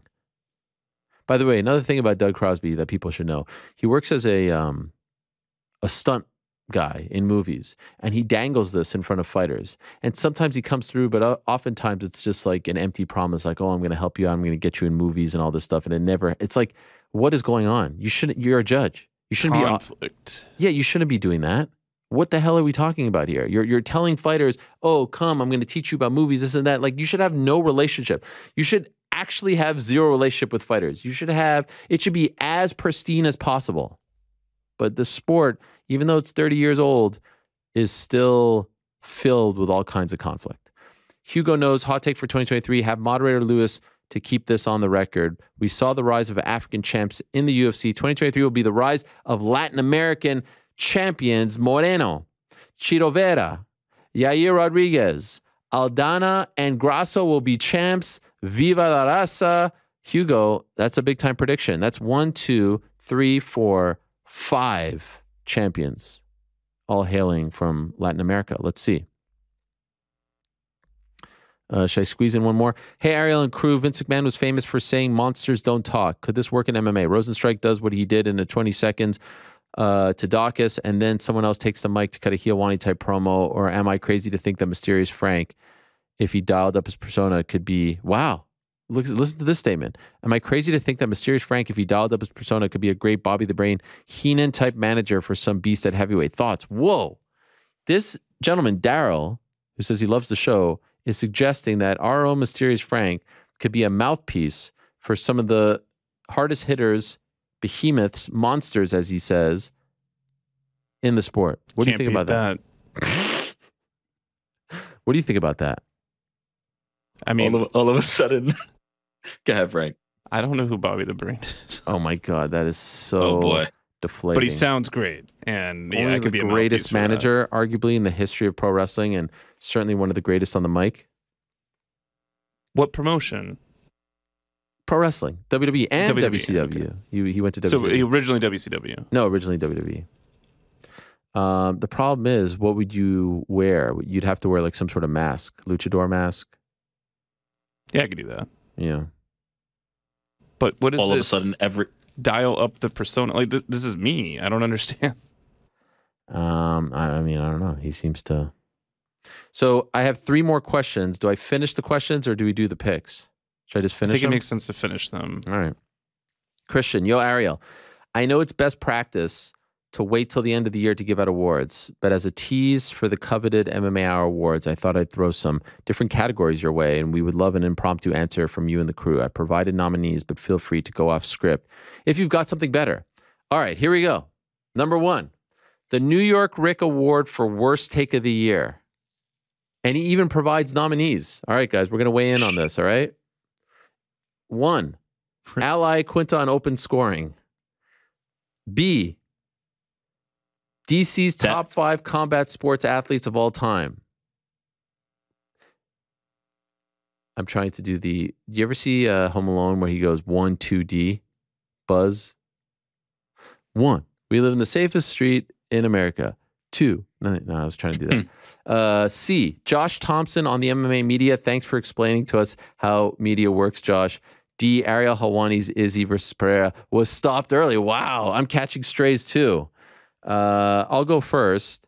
I Quinton open scoring. It would make sense that this person who has no clue what they're talking about or doing would list these 4 like not even making sense ones, especially because the first one, Al's take on open scoring, is unequivocally correct. So it should be the winner of this award. No, it's worst take. Yeah, this is worst take, not best take. I get it. Yeah, but again, it's named after me, so this is like the continuation of this disinformation. This disinformation campaign. No, I'm not triggered by Ariel's terrible take about Izzy and Alex. Believe me, I'm not triggered by that one. That one is aging well over time, just for the record. Mm-hmm. Meanwhile, Darren Till takes 500 shots and is still standing. Which one of my takes was in here? Interesting. None. I'm going to go with DC's top 5. Close second, Thompson's take on MMA media, but I'll go with DC's top 5. GC? Yeah, I, Quinta, DC, 5. Thompson, me. Thompson. Frank? I did like the whole Thompson thing. Yeah, that was good. This is trash. These are the worst option. Get this guy out of here. Who is this person? Number 2. Yes. None of Rick's takes were even in there.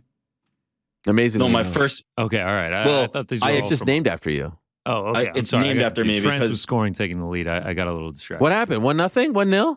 1-0. Who? Olivier Giroud? Antoine Griezmann? Theo Hernandez. Oh, okay. The Doug Crosby Award for Worst Scorecard. A, Doug Crosby's 29-28, Pimblett Gordon. Chris Lee's 29-28, Pimblett Gordon. Ron McCarthy's 29-28, Pimblett Gordon. Or D, Doug Crosby's 50-45 for Stots Sabatello. Not all of the above. Yeah. Yeah. I'll go with D. How about this one? The Paddy Pimblett, quote, "This wasn't supposed to go like this" award for greatest lapse in judgment. Dylan Dennis rolling up to the KSI press conference only to get clocked by Anthony Taylor. UFC for trying to feed Nathan Diaz to the wolf only for everything to backfire at the last minute. James Krause. It's a tough one. I'm going to go with What's this guy's name again? Christian. You don't like these? Do we have an award for the Christian award for doing the same joke 4 times in the same question? I mean, but that's what it's supposed to be. I think it's pretty good. I mean, here's the last one. B was my pick. Rick has rolled his eyes. If we should have said an over permanently rolled. Okay, you might like this one, Rick. Number 4, the Connor Burks Award for biggest babyface. Wonderboy Thompson, Arnold Allen, Leon Edwards, Zhang Wei Li. You know what? I do like that one. I do like that one. That's an all of the above one. Yeah. Yeah. It's hard to pick from those. The Zhang getting so good at English was like, that was shocking. By the way, did Zhang not speak English that fight week at the press? I don't think so. I didn't really hear it. No. Saved it for us. I'll go with Leon. Hello, Ariel. This is from Chris. First time here. 3 quick ones, if I may. Anything ever happened with Ali shouting direction in the neutral area at Kayla's fight, or has that just gone away? I think so. I'll be honest. Didn't really. I try to like, I just, in an effort to live a long and happy and healthy life. I'll talk about it here, but I ain't doing no investigating. I'll tell you that from now. Like, no interest in that dude being on my mind, in my life, thought process, investigate. I'll leave that for other people. Have fun. 2, have you ever got to do a sit down with Brock, or is your relationship similar to that of Ronda's? Yeah, back in the day, I did a sit down with him, 2010 or so. It's up there. Type in my name and his on YouTube. We did a couple stand-ups. He walked off one time. But yeah, I've talked to him maybe 3 or 4 times. 3 for the boys. Favorite all-time video game? What do you guys say? I mean, there's a few that come to mind. FIFA, Madden, NBA Live back in the day.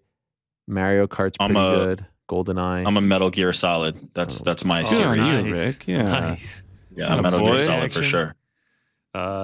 Man, Super Smash Bros. Is incredible. Zelda, both Ocarina of Time and Majora's Mask. Any of the Marios. So whole yeah, I mean, I really love Super Mario Sunshine. I feel like that doesn't get as much love. Maddens are great. Red Dead Redemptions are great. Grand Theft Auto. I'm going to say this just once. Wow. Chrono Trigger. Wow, never heard of any Metroid. of these. I mean, look, that's like my favorite franchise, but this guy's asking favorite video game. Just going to say it one more time, even though I said I'm only going to say it once. Chrono Trigger.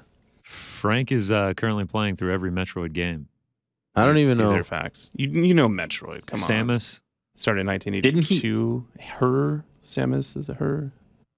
Didn't Frank blow you off to play Metroid? Wasn't that the story? It was understandable, though. That's why he brought it up. Wow. Yeah.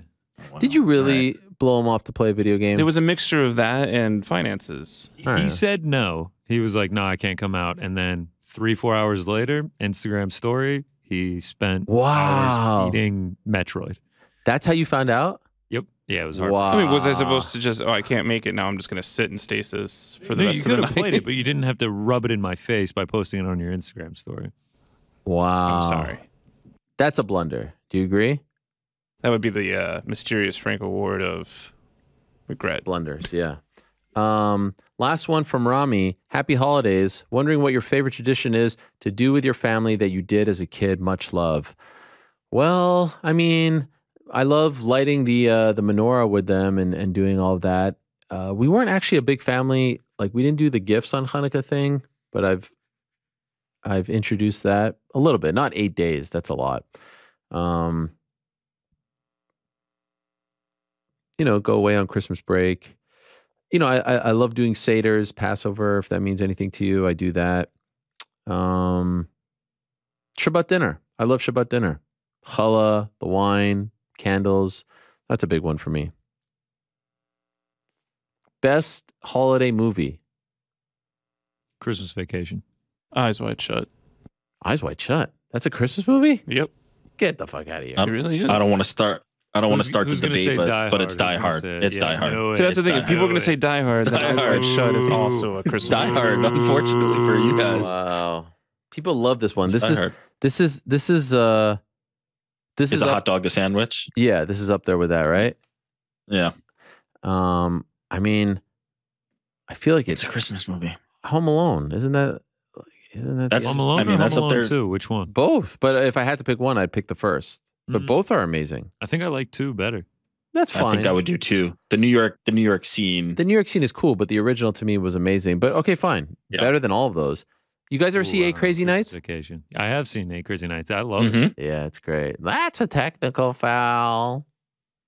I mean, God, I'm so disappointed in the MMA fighting slack. Not showing love to Sandler. Sandler's got hit after hit after hit after hit.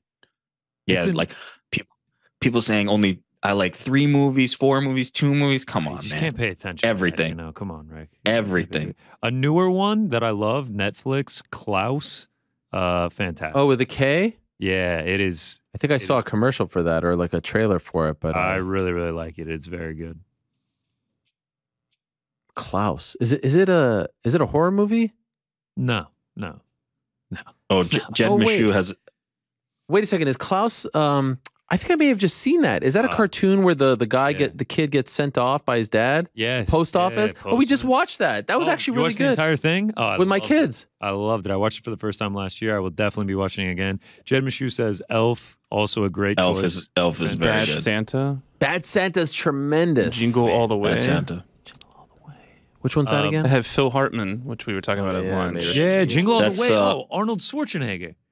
Yeah, Arnold and Sinbad are competing over but Phil Hartman the toy. Took that show, that whole movie away. Come on. A new one that just came out, Spirited, Ryan Reynolds, Will Ferrell. Fantastic. Oh, I saw a commercial for that. That's good. I liked it. Yeah, I liked it. It was good. Joe says Love Actually. Love Actually is a Christmas movie? Yeah, for sure. Have you ever seen the best part about all this is no one's mentioned Christmas Story. No one's mentioned The Grinch. The Grinch is a great one. Grinch is great. The Grinch is a great one. Now, are we talking about the classic cartoon or are we talking about Jim Carrey's Grinch? The Jim Carrey one. Oh, really? It's the only one that matters. Oh, I like the classic cartoon. It's so like, Wahoo Doris, Wahoo Doris. I love that one. Makes me all fuzzy inside. Rudolph is great. The Abominable Charlie Brown's tremendous. Charlie Brown's a classic. You mean Frosty the Snowman? No. The Abominable Snowman. Isn't that a movie too? Like with the big monster? Or is that in Grinch? No, that's in Rudolph. He's a character. Yeah. I would love to go. The Abominable Snowman. You know, like the 1950s version of Rudolph, and the guy's fantastic. The stop motion. Yeah, it's amazing. Oh, I love By the way, Frank, I'm sure they do have like a B horror movie. I'm sure. Abominable Snowman. They've got it. Wasn't there like Jack Frost or something? It was like a scary. Yeah. There's a new one that just came out with the guy from Stranger Things. I think it's called like Violent Night or something. And like, oh yeah, Santa's like a murderous character. Have you guys ever seen? This is a very underrated film.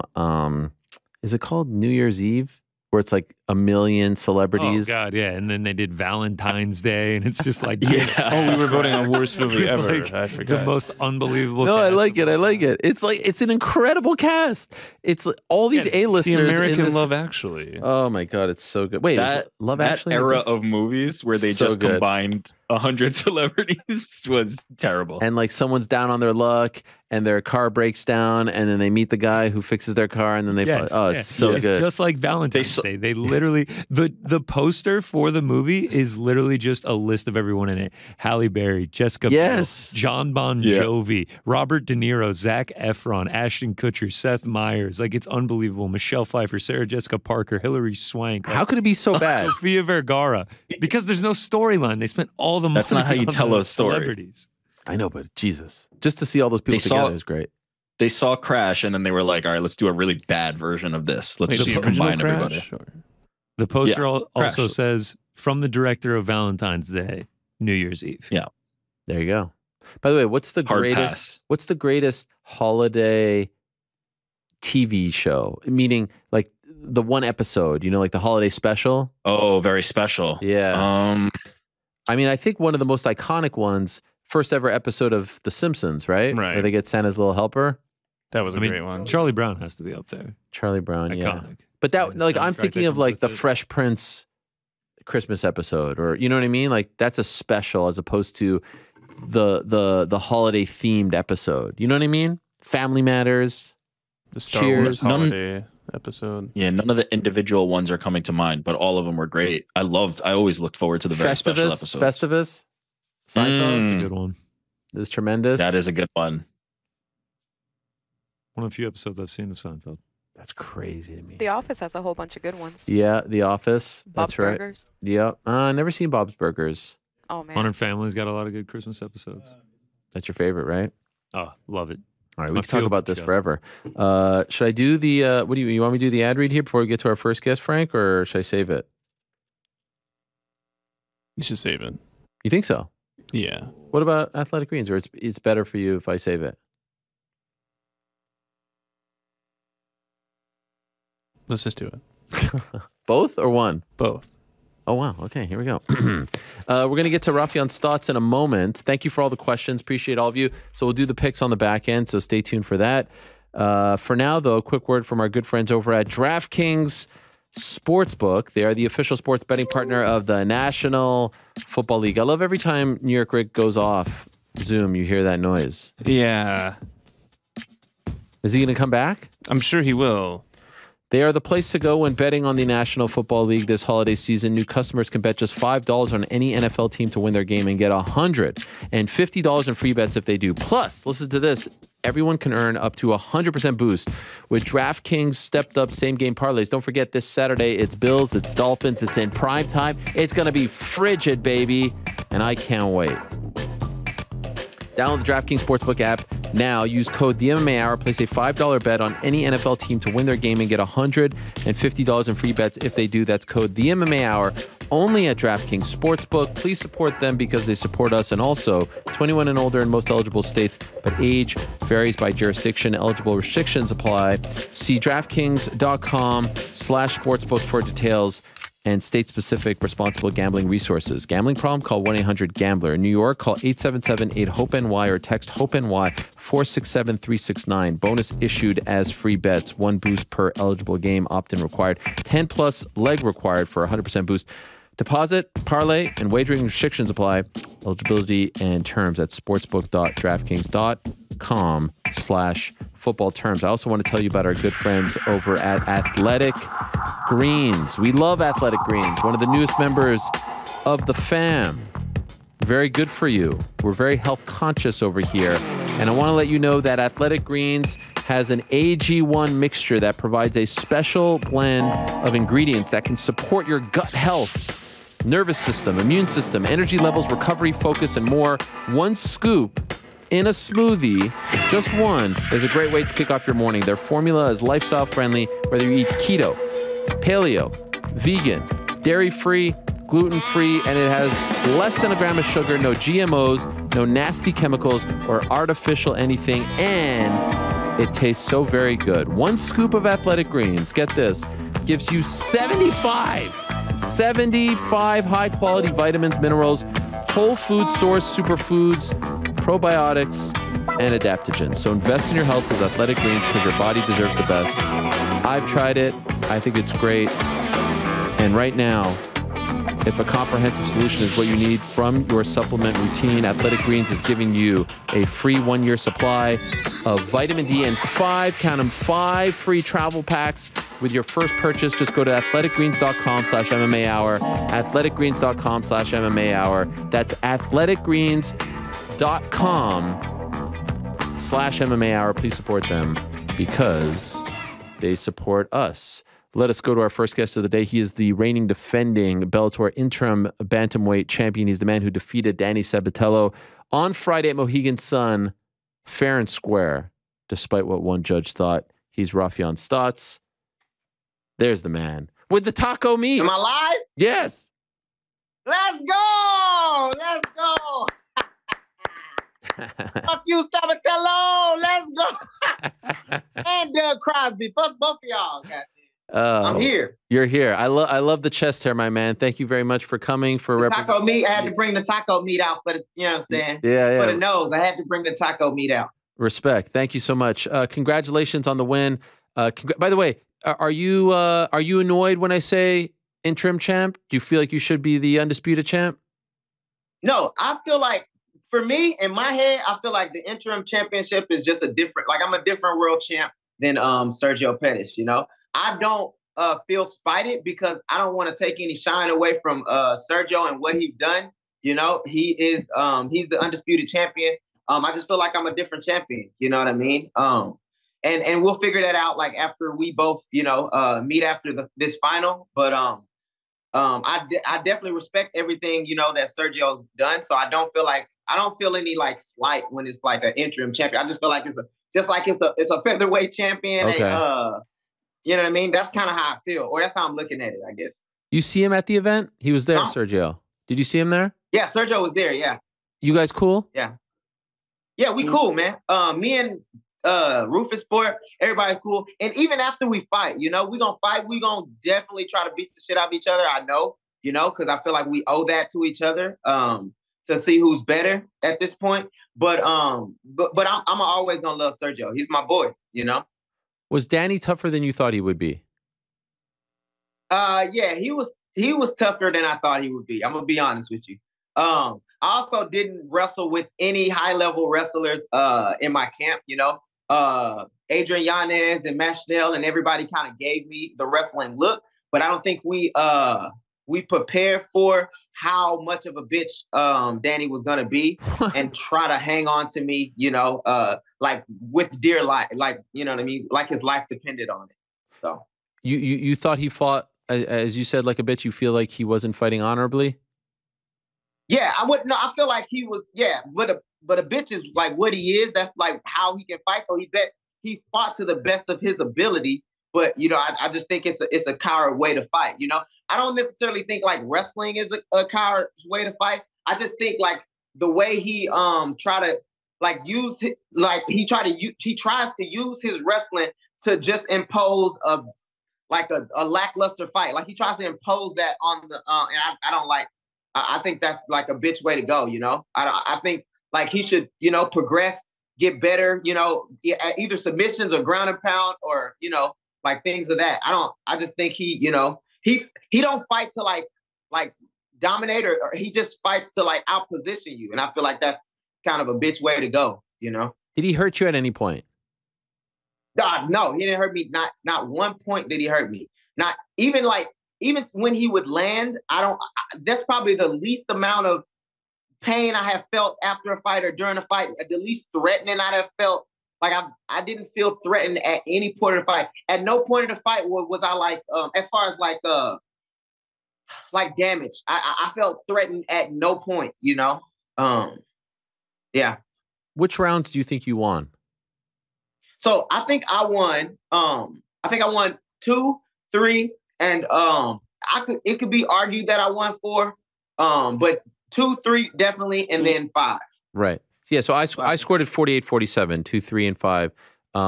When you're going through the fight, like at any point are you getting?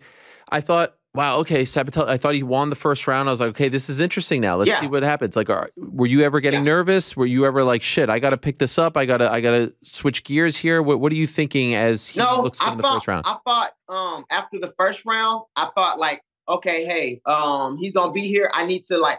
I almost felt like it was like a warm up round, and I shouldn't have. You know, I felt like I didn't fight to my ability there, and I feel like I was getting warmed up. So the first round, I was like, okay, I know he won that round, you know, because I didn't do any offense, you know. So like all I was able to do was like stymie him on my back, you know. So yeah, I definitely feel like he won the first one.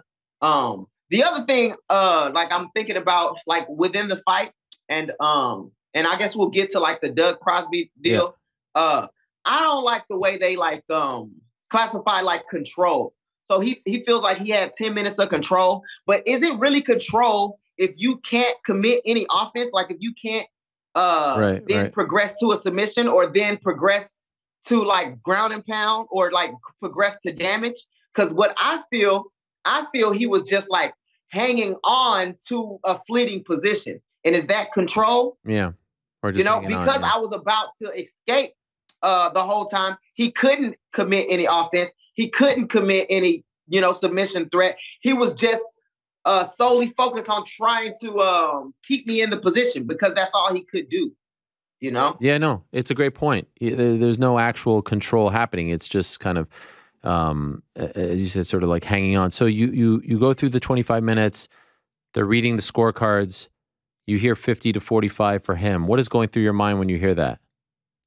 But when I heard that shit, I was like, the Illuminati, this mother, like I say, this whole shit is rigged.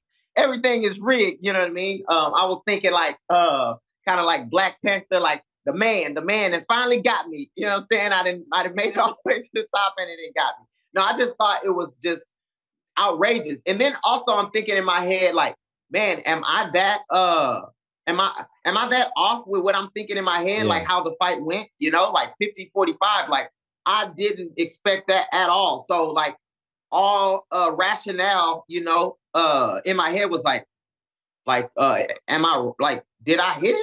Did I, you know, did I control the fight like I thought I did? So just, a bunch of, I guess, doubt and just confusion after the 50-45.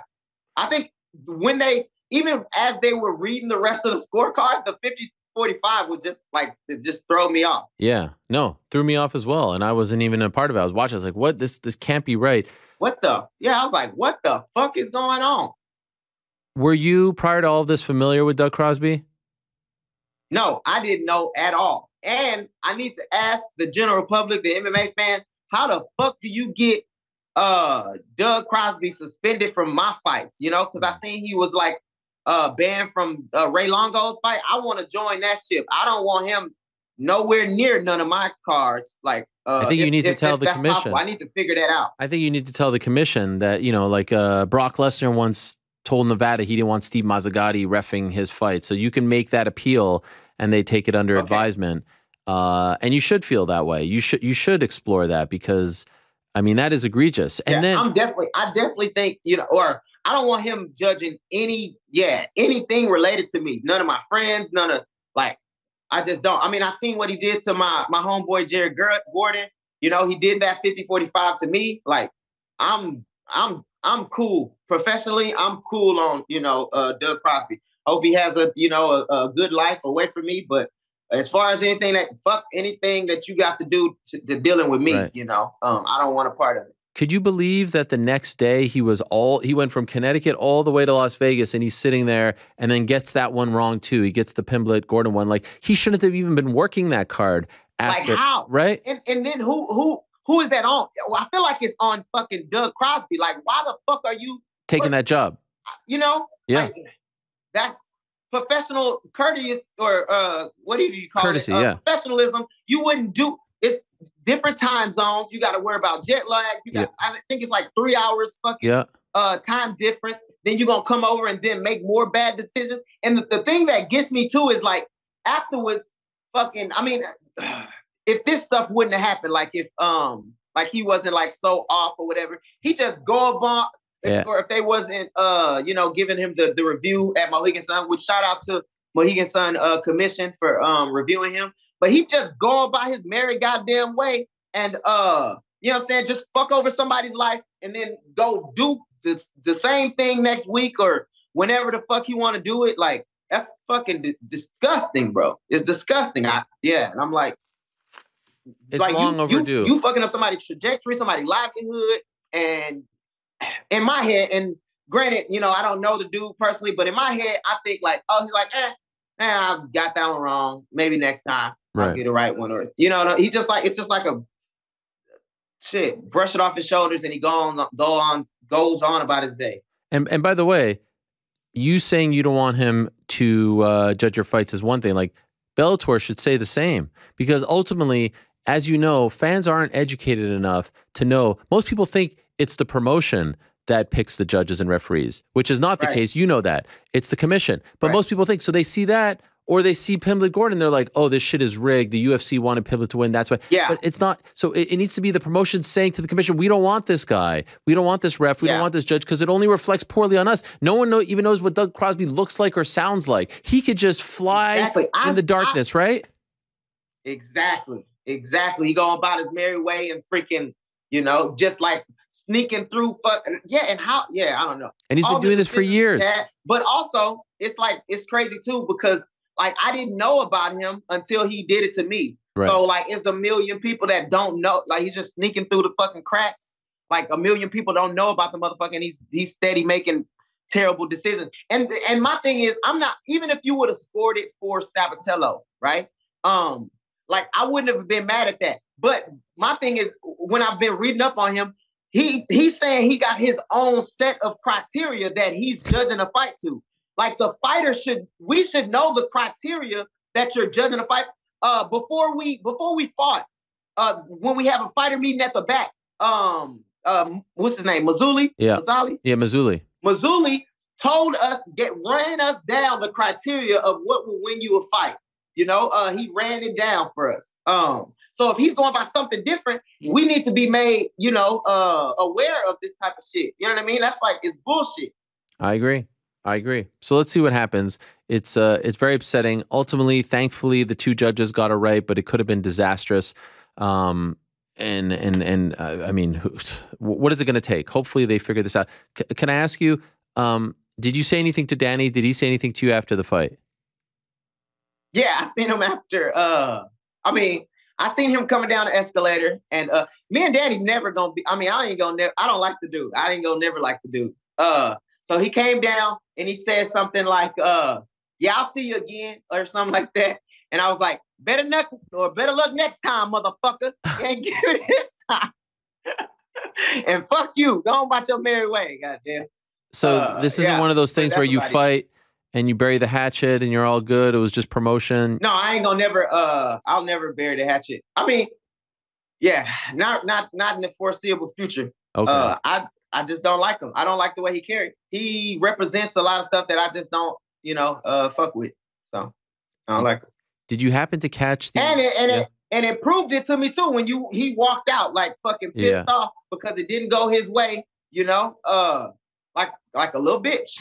And that's so yeah. And I think my classification of bitch is different from his classification of bitch because I feel like he's a person who was like handed a lot of stuff in life. I do agree he worked for a lot of stuff, but I feel like if something doesn't go his way, he's a baby about it, you know? And that's another thing I don't fuck with, you know? I've dealt with a lot of adversity in my life, and that's, you know, sometimes just the cards you dealt.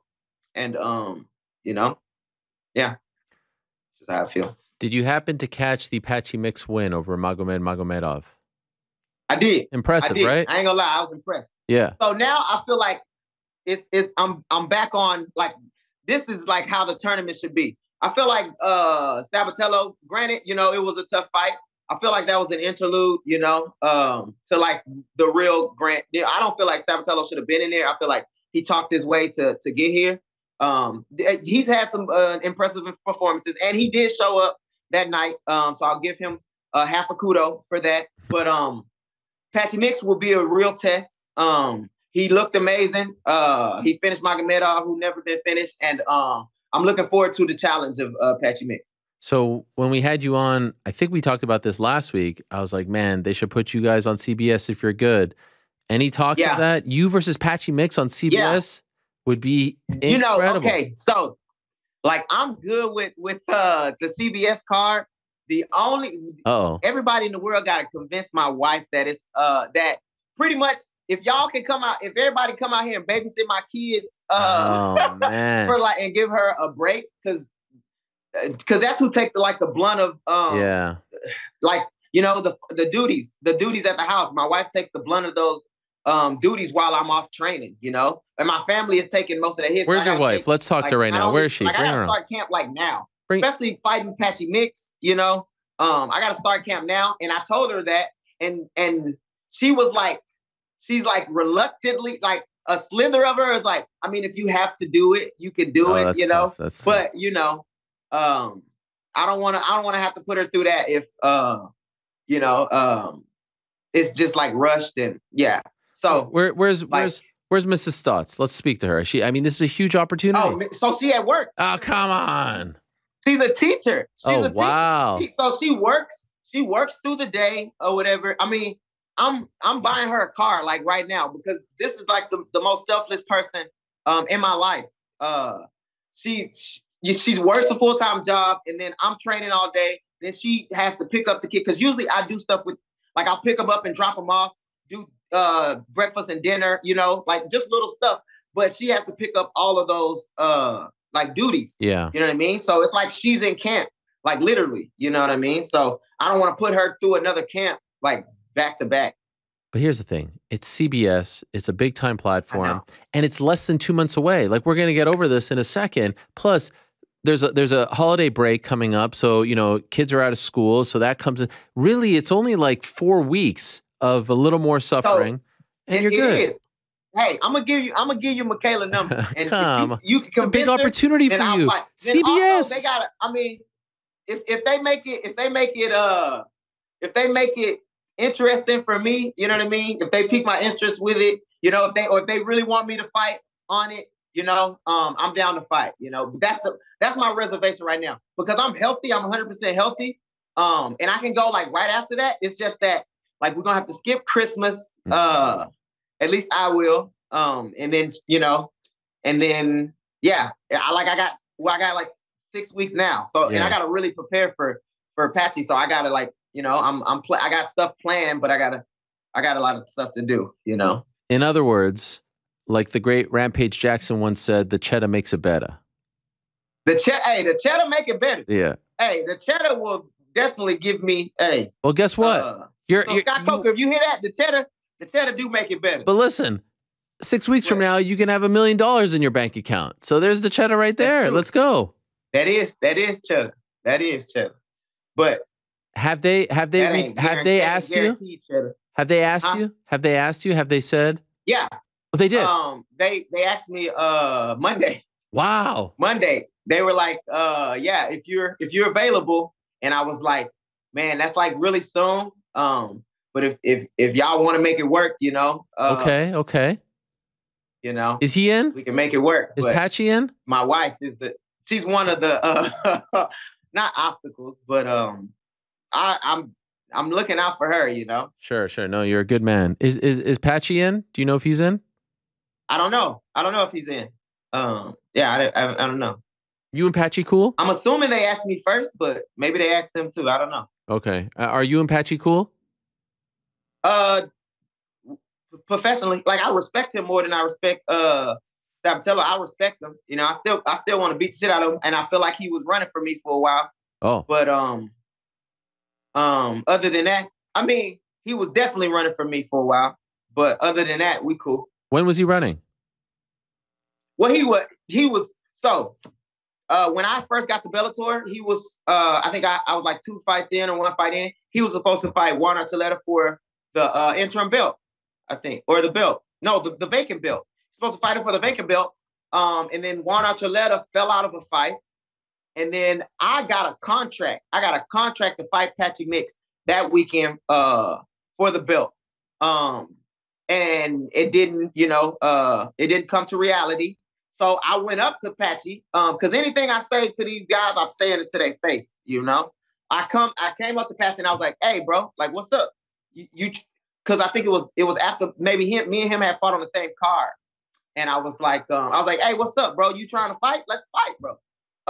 And then he was like, yeah, man. He had the Gallagher fight on the horizon or whatever. He was like, I'm gonna get paid more for the Gallagher fight or whatever. And I was like, well, why you ain't fight me back when we was finna fight for the belt or whatever? And he was like, I never got your name for that fight, so I don't know nothing about that. So I ain't calling him a bitch, but somebody in his camp didn't want the fight to happen. But yeah. So that's the furthest we ain't got no beef really. You know? Okay. All right. I love that fight, man. That's a big time final right there. That's a big time. That's the like one. Like the Archuleta fight was a tough fight.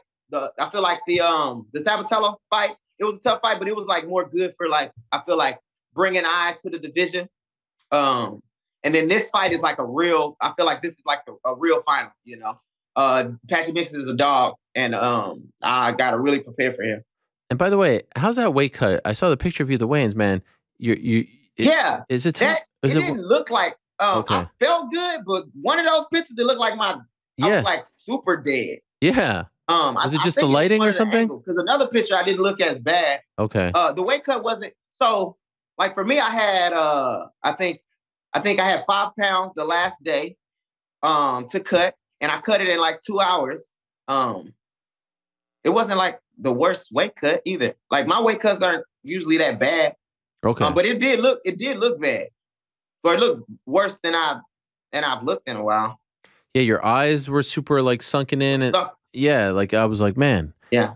My face is like naturally kind of fat. Okay. I think like that's the first place my fat reserves go.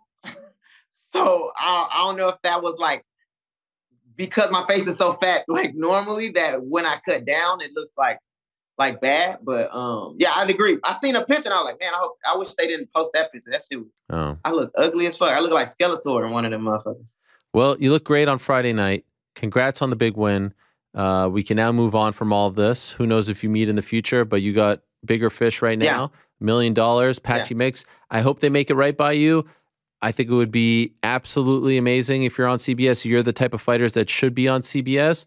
And I hope Mrs. Stots lets you do your thing. Listen, everybody send her a message. And, you know, if she wants to talk to me, please send her my way, all right? Thank you, Raufeon, and congrats on the win. Thank you, man. I appreciate it. There he is. Oh, hey, I got a shout out. Yep. I got to shout out Thug U and Eric Nixick for helping me this camp. You know, my coaches, Eve Edwards, and everybody at Adrian Yanez, Matt Schnell, everybody for helping me for this camp. Respect. Great stuff. There he is, the interim champ. Give him a chance to, you know, say goodbye. What are you trying to say, Frank? Just saying, because he you know, what? He wanted to say something. You're joking right now, right? Yeah. Okay. I just wanted to make sure that you were joking. We literally just spoke about this. Great stuff. Hope they do that fight February 4th, CBS. Now, I got to watch. I was lucky enough to watch that fight, that card, with like 50 or so fans. It was great. We were at the BetMGM Sportsbook in the Aria. It was tremendous. I even got to watch that fight the last 10, 15 seconds with our next guest. It was magical stuff. Anthony Smith joining us right now. It was amazing. Anthony's like, man, I'm going to show up to the watch party. I was like, cool, man. Anthony showed up. I think it was 13 seconds left on the clock when you showed up, Anthony. That was great. Yeah, it was it was a really good 13 seconds. Though. You know what was the best part about it? Even you were outraged by the 50-45 and you didn't watch the fight. Yeah, right. I was like, wait a second. That doesn't make any sense. By the way, what is this situation that we got going on here? Do you have is this the Believe You Me money flowing in here? Like it looks like you're in a different spot than usual. The camera is different. The mic. What is going on here? Yeah, it's it's flowing. The show is doing fantastic. Wow. This is it's not finished yet. This is my podcasting room. Like, look, I don't even have a door handle right there yet. Oh, right. You don't have a light switch either. You don't have a light switch. No, I just painted it. So it's freshly painted. I got the bar over here. It's going well. You paint it yourself or you have someone to paint it for you? I painted this room. Yeah. Wow, what a man. You're a man's man. I didn't build the room, but I painted it. Okay. And you got a bar over there. It's like a real like podcast / man cave. Yeah. Yeah. Did Bisping ask you to like name it after him? Call it like the No. Okay. No. He was he's happy. You know, I got to do something about the echo in here. But other than that, it's going well. I think it's pretty good. We've certainly heard worse. So I think it's great. Thank you for doing this. Great to see you this weekend. It was really nice that you stopped by. All jokes aside, I appreciate it. Lot to talk to you about. And let's start with Saturday night if we can, because there's that clip that kind of went viral, obviously stemming from the post-fight show. And you were the first person that came to mind watching the main event. Everyone knows by now, fight ends in a draw, split draw. 15 minutes later, we find out that there's a brand new light heavyweight title fight going down January 21st in Brazil, UFC 283. Jamahal Hill, who was supposed to be your opponent against Glover Teixeira. And the first thing I thought, because I just spoke to you about it, was like, oh, I thought you guys were fighting in March, Jamahal Hill versus Anthony Smith. So did you in fact find out, like when that clip, did they give you a heads up in your ear and then you had a moment, or was it truly when the host Ashley Brewer said it was when you found out you were no longer fighting Jamahal Hill? Jake came in my ear. Corporate Jake. I don't know. Yeah, Corporate Jake came in my ear. I'm not even exact. Maybe 3 seconds before it came out of her mouth. Said just and you know Jake. Like credit to Jake for like trying to do his best to give me the best heads up he could, but it was as fast as they could get it to me. Jake popped in and said, "Hey, heads up, they're going to announce Jamahal Hill versus Glover for the title." And I was like, and then she said it, and I was like, God damn it. And you can't even react when he's saying it. It sucks. Yeah, and that's good on him for at least telling you that. But as you said, 3 seconds, not a lot of time to digest. What is going through your mind when you hear this? Just not again. Like, it's I'm not trying to pretend that I got a terrible life or whatever, but I've just been on the wrong end of it for a while, you know, like since the Span fight, it's been nothing but terrible shit happening. You know, it's the surgery. I had to have surgery after the Span fight, then the staph infection, then, you know, I battle back from that. And then right when camp starts, my mom dies. And then I battle through the training camp. And then I break my ankle in the Ankalaev fight when I felt like it was going well, you know, and then surgery. And then, you know, I battle back from that. And I'm like, I thought the Jamahal Hill thing was going good. I felt really, I was starting to get to a positive place, you know, like it just dealing with the loss of my mom and just other personal stuff, you know, I just kind of battled through it. And like personally, I was starting to like really turn the corner and to be in a really positive spot. And then I don't know, you know, then this happens. It's just, it's I wasn't directed at anybody specifically because I understand all parties involved. I understand their positions and everyone has to do what they have to do. But I was really angry. How long did it take for you to come down? Sometime today. Oh, really? You still felt for several days that anger? Yeah, that's why I didn't post anything. I denied all media requests. The BYM got pushed back until yesterday. Oh, wow. I knew that I'd flip out, and it's not directed at any individual person. That's the worst part. I'm just angry, you know, and it's just some of it's at life, some of it's at circumstance, some of it's at myself, you know. It's just, but as far as like, I'm not mad at Jamahal. I'm not mad at the UFC. I'm not like, it just sucks, you know. Is there a part of you that wishes it didn't go down like that, in the sense that, all right, at least, you know, you can talk to them about it. It's not when you're on air. Let's try to decide. Maybe you can negotiate. Maybe you can make the pitch that you're in the title. Something. The way it went down, is that part of what bothered you? No, not really. It was just that I lost the fight. You know, it was that I lost the fight. That Jamahal was on a run. He's streaking. It's a fantastic opponent. I like Jamahal. Like I was kind of pumped. Like I get to go in there. I get to fight someone that I actually really like. There's no bullshit. There's no drama. There's no trash talk. We just go in. We do the damn thing, and the cards fall where they fall. I was really excited about that, and then it would have put me into a really good spot. So, you know, I don't think anybody wants to find out like that. I don't think it was malicious. You know what I mean? Like, I think it was just an oversight. You know, I talked to Mick Maynard 2 minutes after I got off of air, and he didn't even know I was there. So, like, it just, I don't think it was malicious. It was just an oversight. Okay. By the way, if they would have offered you January 21st, like if they felt like, all right, this could involve you, would you have been able to take that fight, or is that too soon? Yeah, I would have. Okay. Yeah. And did you have a bout agreement? Like, did you have a signed bout agreement for Jamahal Hill? No. Okay. It was just all verbal. Right. Yeah. Is that part of the reason why they're able to do this, or do you think if there was a signed bout agreement, they could do it? I think they still can anyways. I think that those bout agreements are more for us. There's a lot of times I don't sign the bout agreement until I get to fight week. Oh, wow. And check in. Yeah. Really? And what do you make of the decision? Like, if you're able to kind of put your media hat on, and I know this is very personal to you, but like the decision after this fight to then make another title fight on January 21st, not involving the two guys who just fought this past Saturday, if you're able to remove yourself, which I know may be very, very hard, but what did you make of the decision of doing this so quickly after Saturday's main event?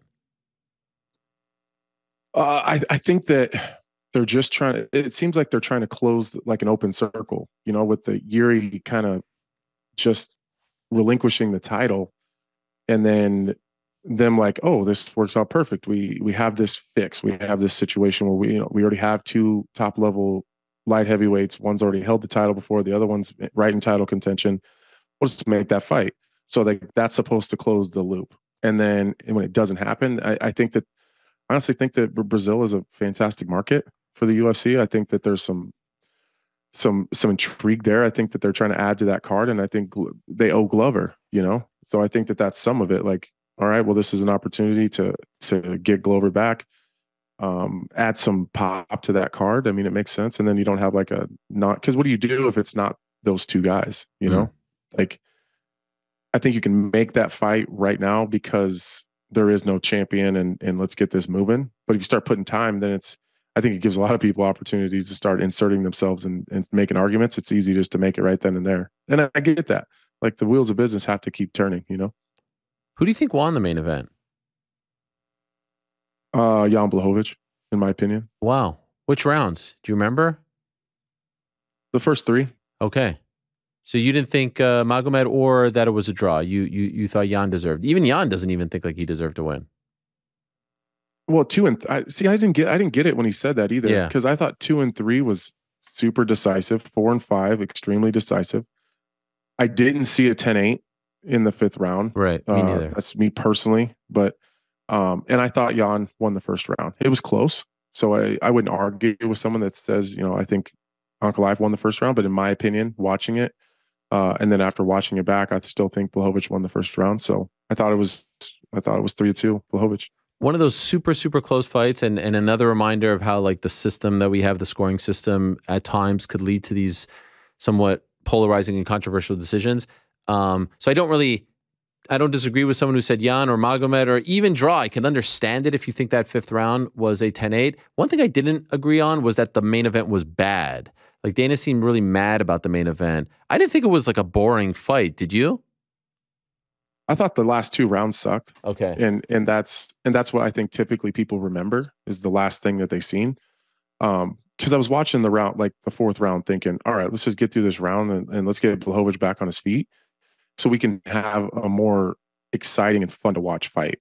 And then it was an immediate takedown in the 5th. So like, that sucks. And I didn't care who won. It doesn't matter to me. I don't really have a horse in that race. But honestly, it might have been better. It would have been better for me for Ankalaev to win. But it just wasn't the most exciting end to it. And then, you know, we got left definitely lost after the decision was read for sure. You think it would have been better for you if Ankalaev won as opposed to Jan? I would think the opposite. Well, I think personally, I want to fight that guy again. Okay. And I think that, you know, anytime anyone beats you and they go on to continue to do well, it ages better. You know? Like if someone beats you and then they lose 5 in a row or something, that sucks. Right. Okay, I get that. I was just thinking if Jan wins, you know, you can go in there because it's a fresh opponent, but I understand that line of thinking as well. So this was back on Saturday. It's been, 4 or 5 days since. Where do you stand? Do you know what you're going to do next? Do you know who you're going to fight? I don't. There has been some talks about potentially being the backup in Brazil. And I talked to them today, and I'm still fighting in March. So no opponent yet, but they're adamant that they'll have an opponent for me March. Are you going to be the backup in Brazil? If they ask me to, yeah. Okay. Is this something that you're suggesting or that they're suggesting? I think them. I think they came to us. Yeah. So you would be the backup in Brazil in January, and then if that fight goes through, you're fighting in March.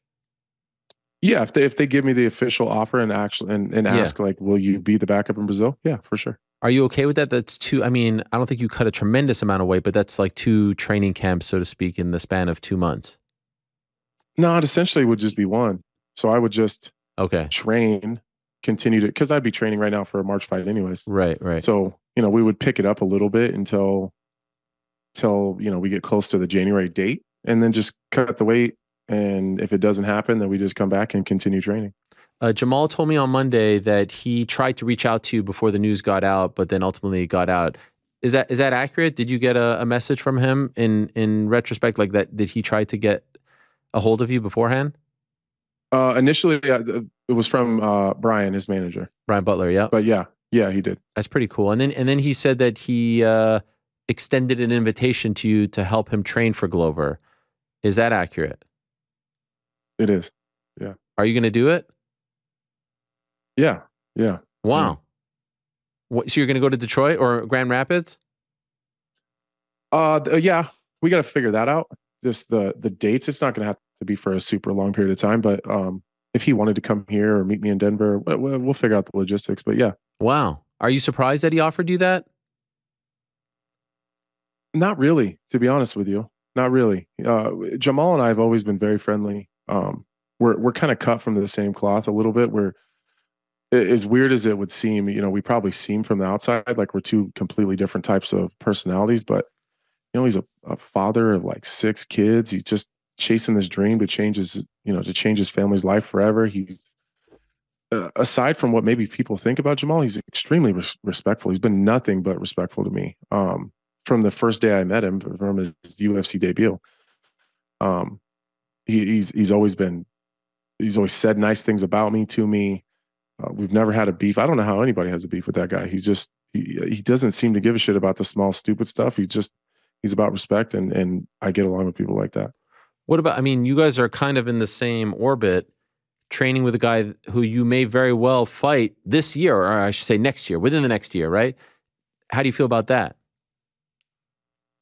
It doesn't bother me at all. It didn't seem weird to me. And maybe to some people, if they're really secretive or they're, some people are superstitious, or they like John Jones doesn't even want to see his opponent the week of the fight. Like, some people are like that, and which is understandable, but I'm a different guy every 6 months anyways. So it just doesn't really matter to me. Like, if we train together and then we both show up the night of the fight, and one of us is using the same shit that worked before, you deserve to lose. Right. It's just not that big of a deal. And it's not like, I don't suspect we're going to be doing lots of sparring. I think he just wants my insight on maybe some of the experiences I have with Glover. I don't think that I'm probably pulling the curtain too far back here by saying that Jamal's biggest hurdle he's going to have to overcome is Glover's grappling. Like, I'm not sure that I would even have anything to say to Jamahal about his striking. I think that he's the better, more elusive, harder hitting striker in that fight. So I'm not sure that there is anything for me to say there. I think he's fine just doing his thing the way he does it. But the grappling wise, I don't, I'm really confident in my top pressure in my game, and that's where Glover's the best. And so Glover does things a little different than a lot of people. His MMA jiu-jitsu is different than maybe a fundamental Brazilian jiu-jitsu coach would be, so I think I just bring a different insight, so I think it'd be more talking through positions and stuff like that. I don't think we're going to be, battling head to head. By the way, not rooting for this, but like, could you imagine you guys train together and then something happens and then you end up fighting him on January 21st? That'd be wild, right? That'd be crazy. That would be insane. What a story. Yes, that would be nuts. We're so similar. Like, it's whatever. Like, if that's what happens, that's what happens. We'll cross that bridge when we get to it. Since he's, at least for now, unavailable, do you have a preference who you fight in March? Not really. Not really. I think that there's a couple people, excuse me. I think there's a couple opportunities right now if I really wanted to sign a fight right now. I think there's a couple fights happening soon, like even on that January card, that I think we could probably hang out and wait for. So yeah, I don't really have a preference at all. I just want to fight. Yeah. I'm just ready to get back at it. That Johnny Walker, Paul Craig fight is always super interesting. And honestly, I could care less about Johnny Walker. I'll fight him or not fight him. It doesn't matter to me. But I've always wanted to fight Paul Craig. Wow. Not in any, it's not, there's no disrespect, like Bisping and I have had Paul Craig on before and we've actually talked about it. Like, it would just be a fun fight. Mm-hmm. He's a cool guy. He's really funny, and he's, his claim is he got the best jiu-jitsu in the division, and I disagree. And I think it would be fun to just figure it out. I think it'd be a fun fight. Yeah, I agree with that. By the way, what did you make of the scorecards in the co-main event?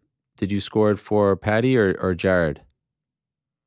Do you know anyone other than the 3 people that judged that fight that thought Paddy won? I guess for Paddy. I don't even know if he really believes it. Well, I mean, he's claiming. I mean, he seemed, yeah.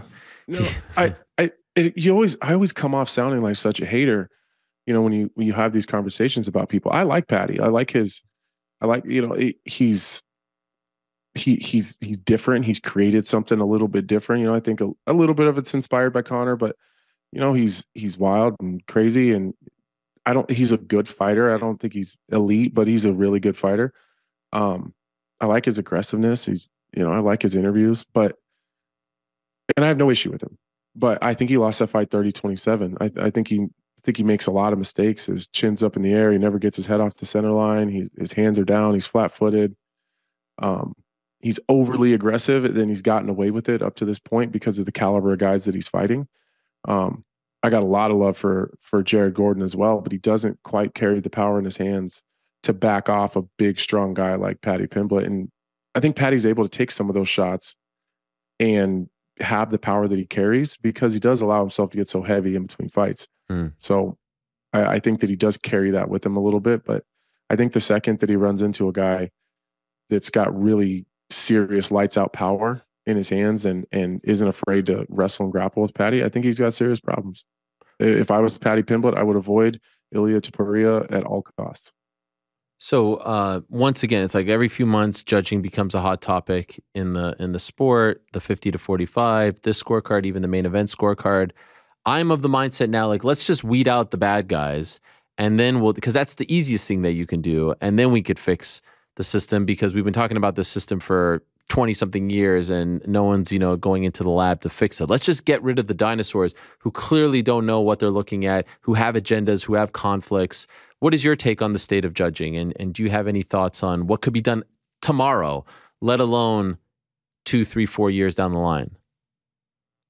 I've always been really critical of refs and judges, and it's because this shit is serious. Like this changes. Like Jared Gordon deserved that win.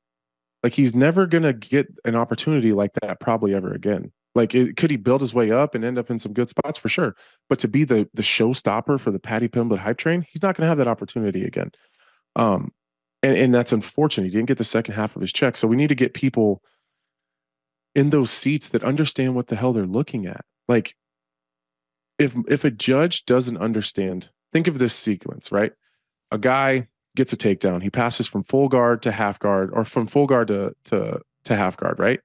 Lands 3 or 4 really hard shots. And then, but it takes a little while. This is over a period of 2.5 or 3 minutes.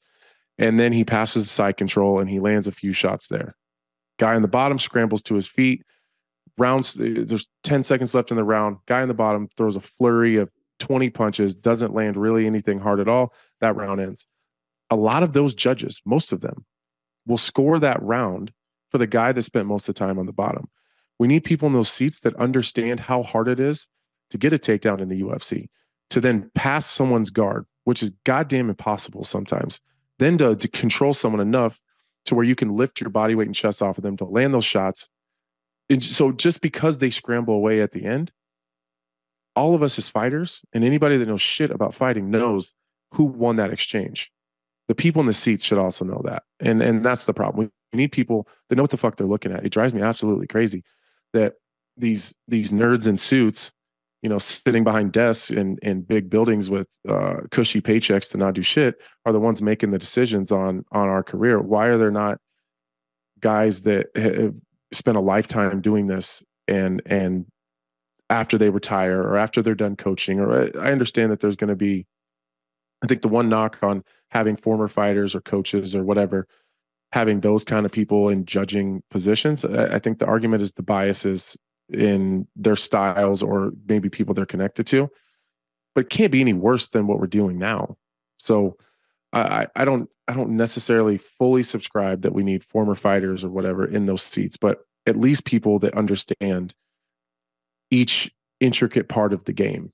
Like I heard a story, I think it was yesterday, that I don't remember what gym it was, but they had a bunch of judges come into like a sparring session, and like there was like judges that judge in the UFC, and like one of them left because he couldn't even understand what was happening. Like the questions that were being asked during the sparring session apparently were just mind blowing. Like that shouldn't happen. That shouldn't happen. There's nothing that's going to happen in the UFC that I would never understand. And I think that the people judging these contests should be exactly the same. Yeah, there's just way too many conflicts. Like the judges, I think, should not be friends with the fighters, should not go out with them, should not eat with them, should not try to give them jobs as stuntmen on their movies. Like it's just a problem. It's a problem. and he's at the top. I think, and that's always the argument that you get, that people will give you, especially athletic commissions will say, is there's too many conflicts because you train with all these people. MMA is a small sport. It's very homegrown, you know, like everybody knows everybody. So if that's the case, then that can't happen on the other side either. Of course. By the way, how can I fix this whole thing with you and Connor? Can I fix this? Like, what can I do? I mean, I don't like this. I don't know why he's so mad. Why does it always seem to come up with you? Why do you seem to be the guy that always gets him so fired up? Why is this? Why does he have this? Because thing with you? I think, like, if you or another member in the media or someone else says something about Connor, I think he just writes you guys off as just media. Like, no one gives a fuck what he says because he's just a media guy. I think when some other fighters say stuff about Connor, it's an attack, or it's a attempt to make him angry to potentially get a fight with him, or it's a shot at getting some clicks or some publicity. I don't give a shit about any of that stuff. I'm never going to fight Connor. I'm not in his weight class. Him being mad at me makes me no more money. Like, I don't care about the clicks. I would rather people not write about it, because it's always the same shit, you know, it's taken out of context and I look like I'm just being a hater. So, I think that he understands that I think I'm respected. I think that people respect my opinion. And I think Connor thinks that when people hear what I say, they go, oh yeah, that kind of makes sense. And he doesn't want that. Like, I'm just out here speaking my truth. You know what I mean? And if he doesn't like it, like, I don't know what to tell you. Like, I don't know. When stuff like that happens, is there any part of you, because I think you and Bisping do a great thing, and by the way, check out the Believe You Me podcast, and you've got the YouTube channel, and I know you have your own YouTube channel, which you're firing up, which I think is great, because I've long said that you're one of the smartest and best and most honest analysts in the game, and you just tell it like it is, and you're obviously very, very well spoken, not to mention the best texter in the game as well. I mean, the punctuation is always on point. But when stuff like that happens, and I think it's like on a Saturday morning or something, are you ever like, man, fuck this. I don't want to do this. This is not fun. I don't need to deal with this shit. Life was a little more simple when I was just a fighter. And, you know, because you do a 2-hour show with Bisping or hour show with Bisping, and you're talking about the hot topics. Like I talk about like any media guy. You're a media guy. And then they take a slice of it, and then he sees it and goes, is there ever a part of you that's like, man, this is no fun? Or do you not care? Yeah. No, it's annoying, because I don't care what most people think. What I don't want is my peers to continually think I'm taking shots at them. You know, I wasn't taking a shot at Connor. I was asked a question, you know, like it's a topic that came up during the podcast, and I gave my honest answer. Had Connor listened to it from beginning to end, he's still a fighter at heart. I would almost guarantee that he probably understands why I feel like I feel. Like, maybe he doesn't give a shit, which he probably doesn't, but he can at least understand. That's all I want. Like, I want my peers to understand my point of view. I don't need them to agree with it. I don't need them to think that I'm the smartest guy in the room, because I'm not. I'm just giving my opinion. But I don't want them to, like, it's the headline. When I had said that stuff about John Jones, where someone asked a question, maybe it was Luke Thomas. And I said, well, John Jones is not that good. And then I went on to explain to you why John Jones is the best fighter walking planet Earth. So, but like, the only part that gets clipped is where I started off by John Jones is not that. What I meant by that was, he's not an elite striker. He's not an elite jiu-jitsu guy. He's not an elite wrestler. Like, he is not a specialist anywhere. But the way he puts it all together, and with his decision-making and the way that he uses his tools so I don't know, flawlessly at times, is what makes him great. But anyways, they just clipped the first part. So then what happens? Then John Jones, that's all he sees is Anthony Smith says John Jones is not that good. No one gives a shit about how I explained to everyone why I think John Jones is the greatest of all time. Like, that's the shit that drives me crazy. Like, if you want to, like, if there's some way to capture exactly what I said in context, I'll stand by all of it. But I'm not. I hate the one line. Right. Like, oh my God, Anthony's talking shit again. Like, is there anybody in this game that feels like what I said about Connor was wrong? I don't know. I don't think so. No, I don't think so. Right. I don't think so. Ask any fighter, like especially any fighter that's been injured. Right. Like, am I mad at Conor for doing that, or am I mad that I can't? Right. I don't know. It's a great question. Like, I don't know, but either way, I'm not the only one that feels like that, and I'm not the only one that's been saying it. So I don't know why he's just mad at me. Well, part of the reason why he's mad at you, part of the reason why this gets clipped off is because you're doing such a great job. So I hope you know that. And thank you. You're a class act. The way you're handling this situation, I don't know if a lot of, and maybe if we would have talked on Monday, the tone would have been different. And so maybe it was good that it was, maybe it was good that it was on a Wednesday.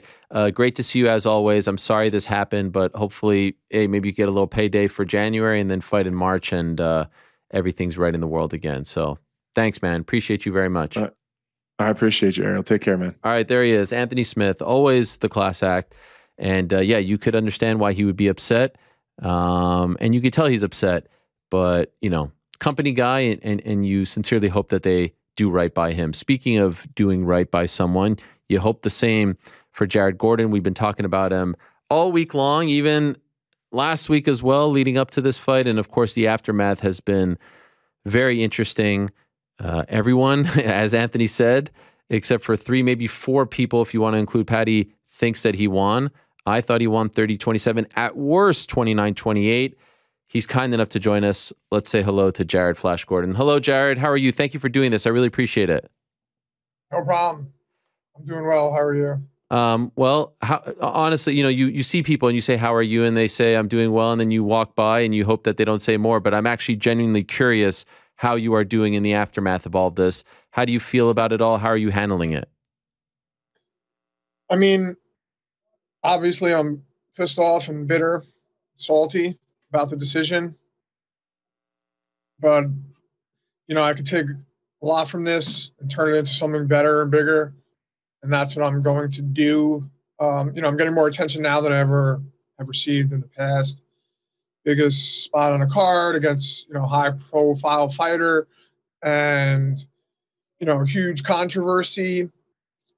So I believe 99.99% of the world thinks I won, including myself. And like you said, besides 3 other people, or maybe 4 other people. So, you know, I could wallow in my crap, or I can take it in stride and try to build off of it. And that's literally my only option. And that's what I'm going to do. And that's what I've always done. And that's just the way my life is. But that's cool, because it makes me who I am, makes me a better person, makes me a better man. And it will make me in turn a better fighter, which is the least important of the things to me, even though it's high on the list. But that's where I'm at right now. And I'm ready to just move forward. And I just want to get back on the mats. My ankle's a little banged up, and I'm gonna go train right after this. And you know, I think I'm the best fighter I've ever been, and I'm in the best headspace I've ever been in. So I can only see myself getting better from here.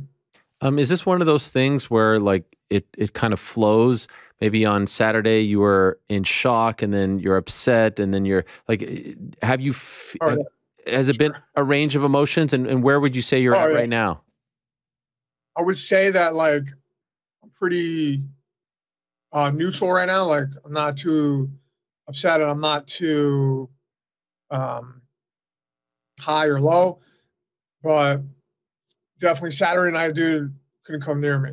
Really? Hotel room, you know, all my friends and family were in there. I was excuse my language, I was flipping out. And yeah, I was pissed. I didn't want to come. I went in the shower. I didn't want to come out of the shower.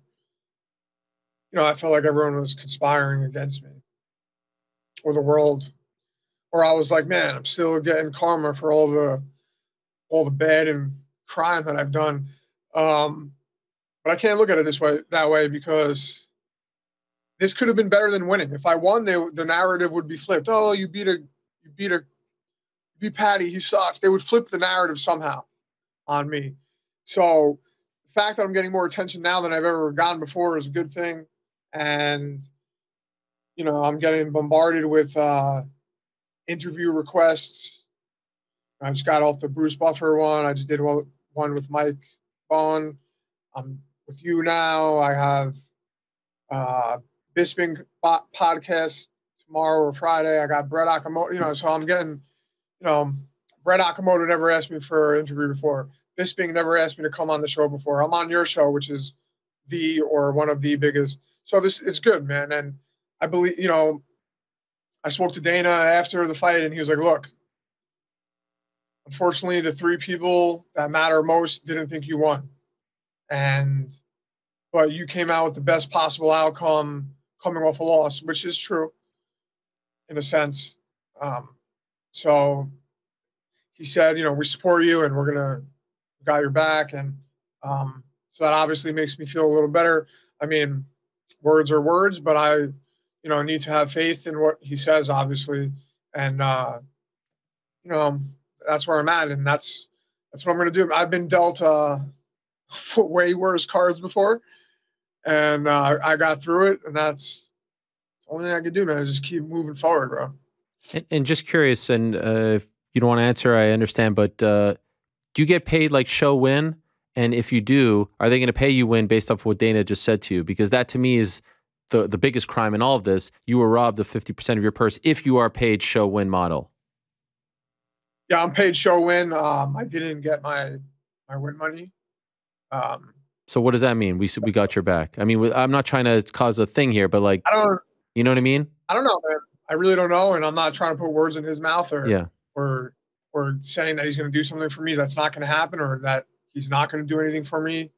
I think that after this, my stock went up big time, and my fights going forward will be looked at more. So it is what it is. I signed up for this, obviously, knowing that if it was any other fighter, if I win or lose, I would. I get my show money and my win money, or I don't get my win money. So, I lost, and the loss is on my record. There's an L next to my name when you look at my fight against Paddy Pimblett. So, that was the contract I signed, and I don't get my win money when you lose. You don't get your win money when you lose. So, in some instances you do. Obviously. Alex Morono did. Yeah. Yeah, he did, but he didn't win that fight. Can I don't mean to correct you, and I'm not trying to make you more mad. I have your back here.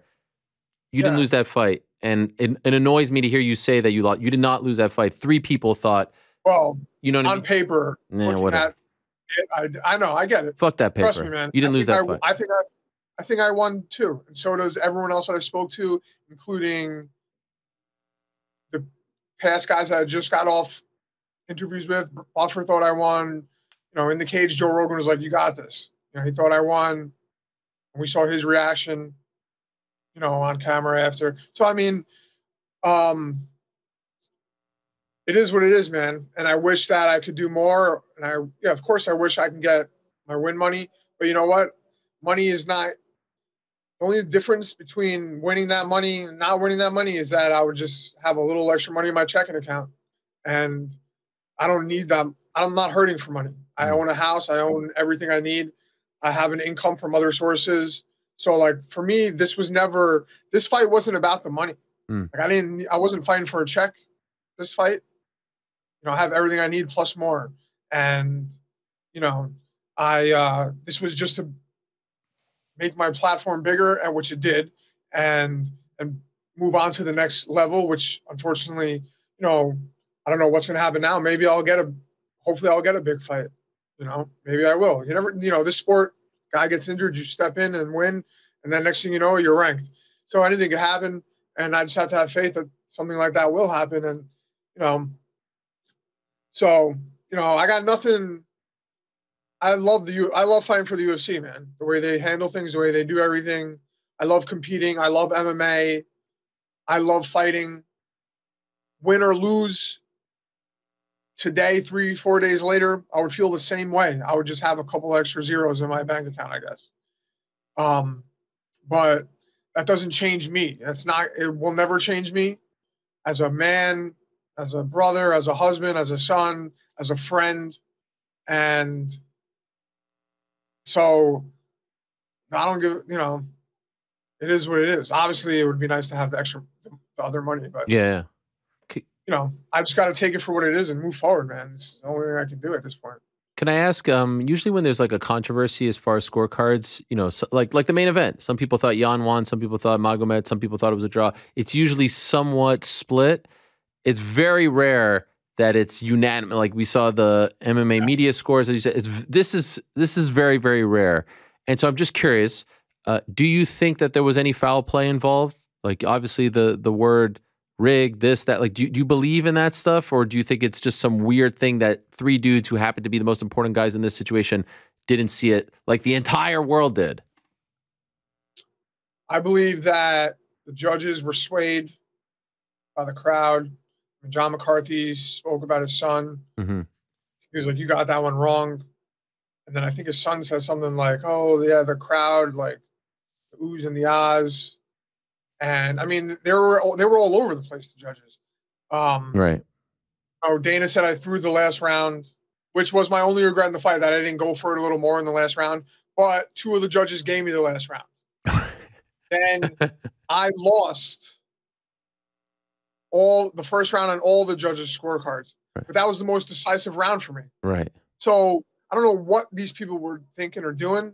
I don't know what they were looking at. I don't know why they were so blind or swayed by outside variables. So, and then you got Paddy, who said, oh, I coasted the third round. Yeah, you did. Because he thought he won the first two. So it's like everyone was right. When the fight was over, I was like, and then they said, when Bruce Buffer said unanimous, I was like, all right, I won. 29-28. Okay, I'll take that. Or if it was a split decision. So it was like, the only word to explain it is bizarre. Right. It was just a very bizarre situation. And there was no saying what the judges were thinking or doing that night. And do I think that it was rigged? I don't think so, man. I can't sit here and say that somehow it was rigged. Like I need to have more faith in the system. Because going forward, you know, then you got this guy, Crosby, and some of the other judges who have been scrutinized before, like, were all those other fights that he was tied to that had terrible decisions, were those rigged also? So he's been just rigging fights this whole time? Or is he just an idiot and he's biased or is swayed by other things? Or he's admitted, I think, with Sonnen, that he goes off his own criteria. So, I mean, no, I'm not going to sit here and say that it was rigged, because you know what, man? It doesn't come out in the wash, it comes out in the rinse. And this is all the wash, man. So I'm waiting for the rinse. The cycle has to go through, and I know either way I'll be standing on top, and I'll be fine with what happens in my life.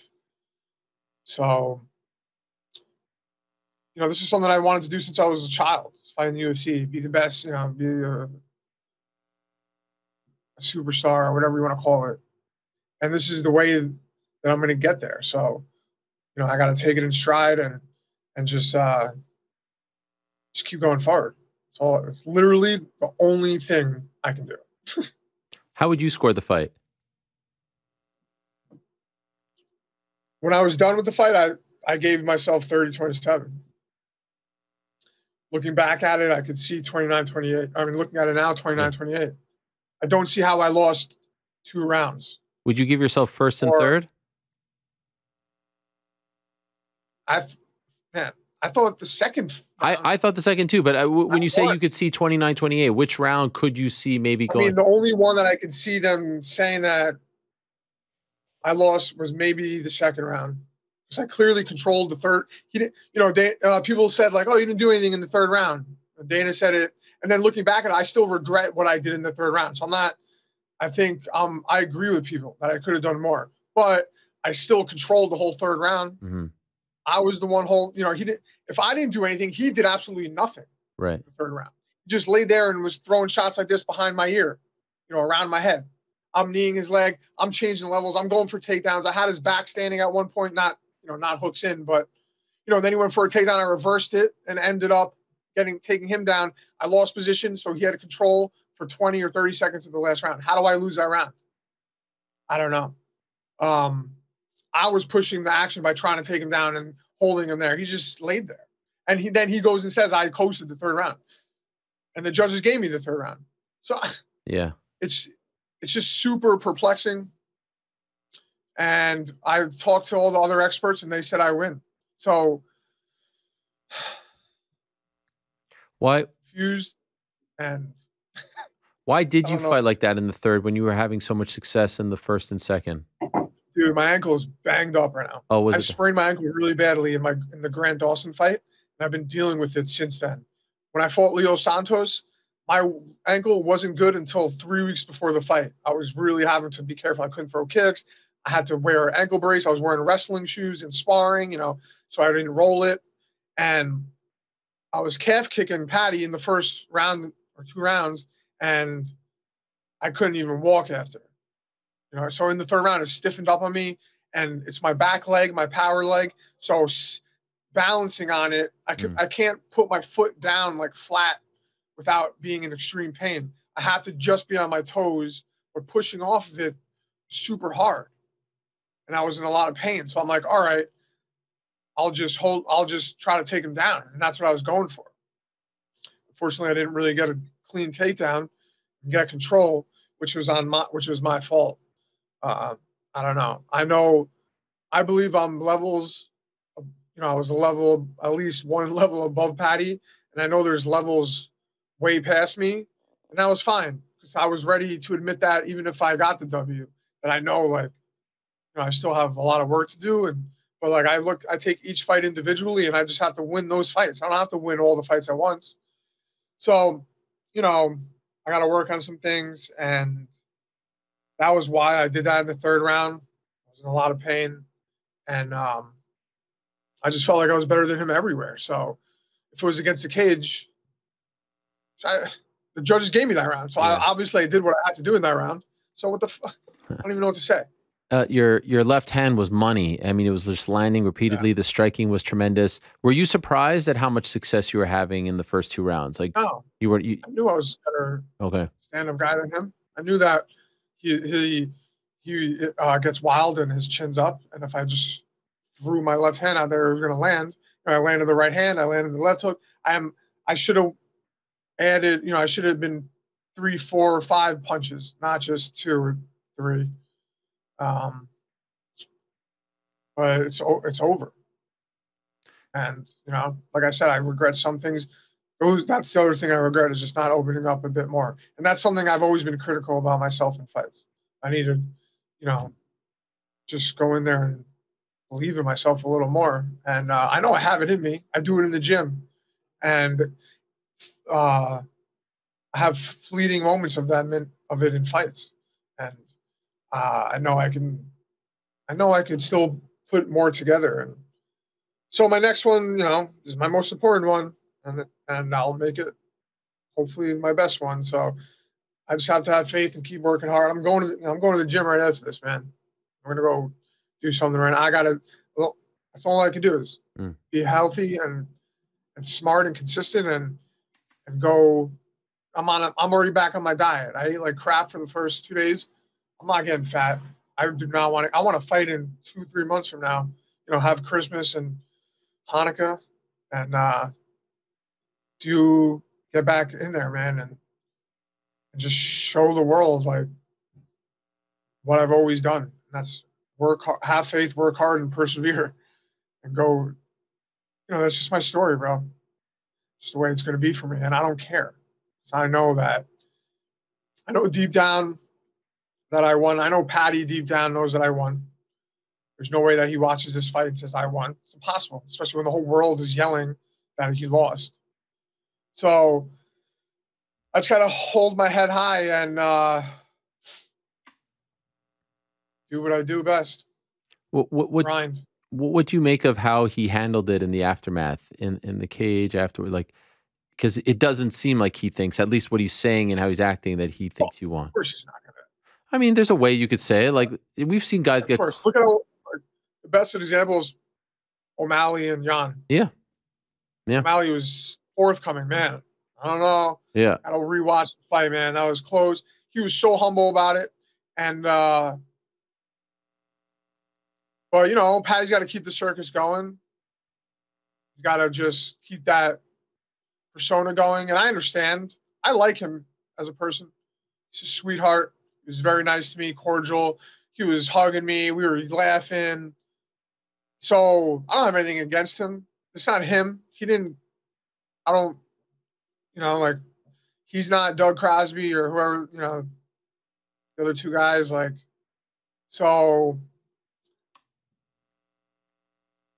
I think that he's got to keep up the shtick and do what he does. And that's why he is right now, where he is right now. And, you know, he's a professional at what he does, social media and persona. You know, he'll probably be in WWE or AEW or something like that eventually, you know, and,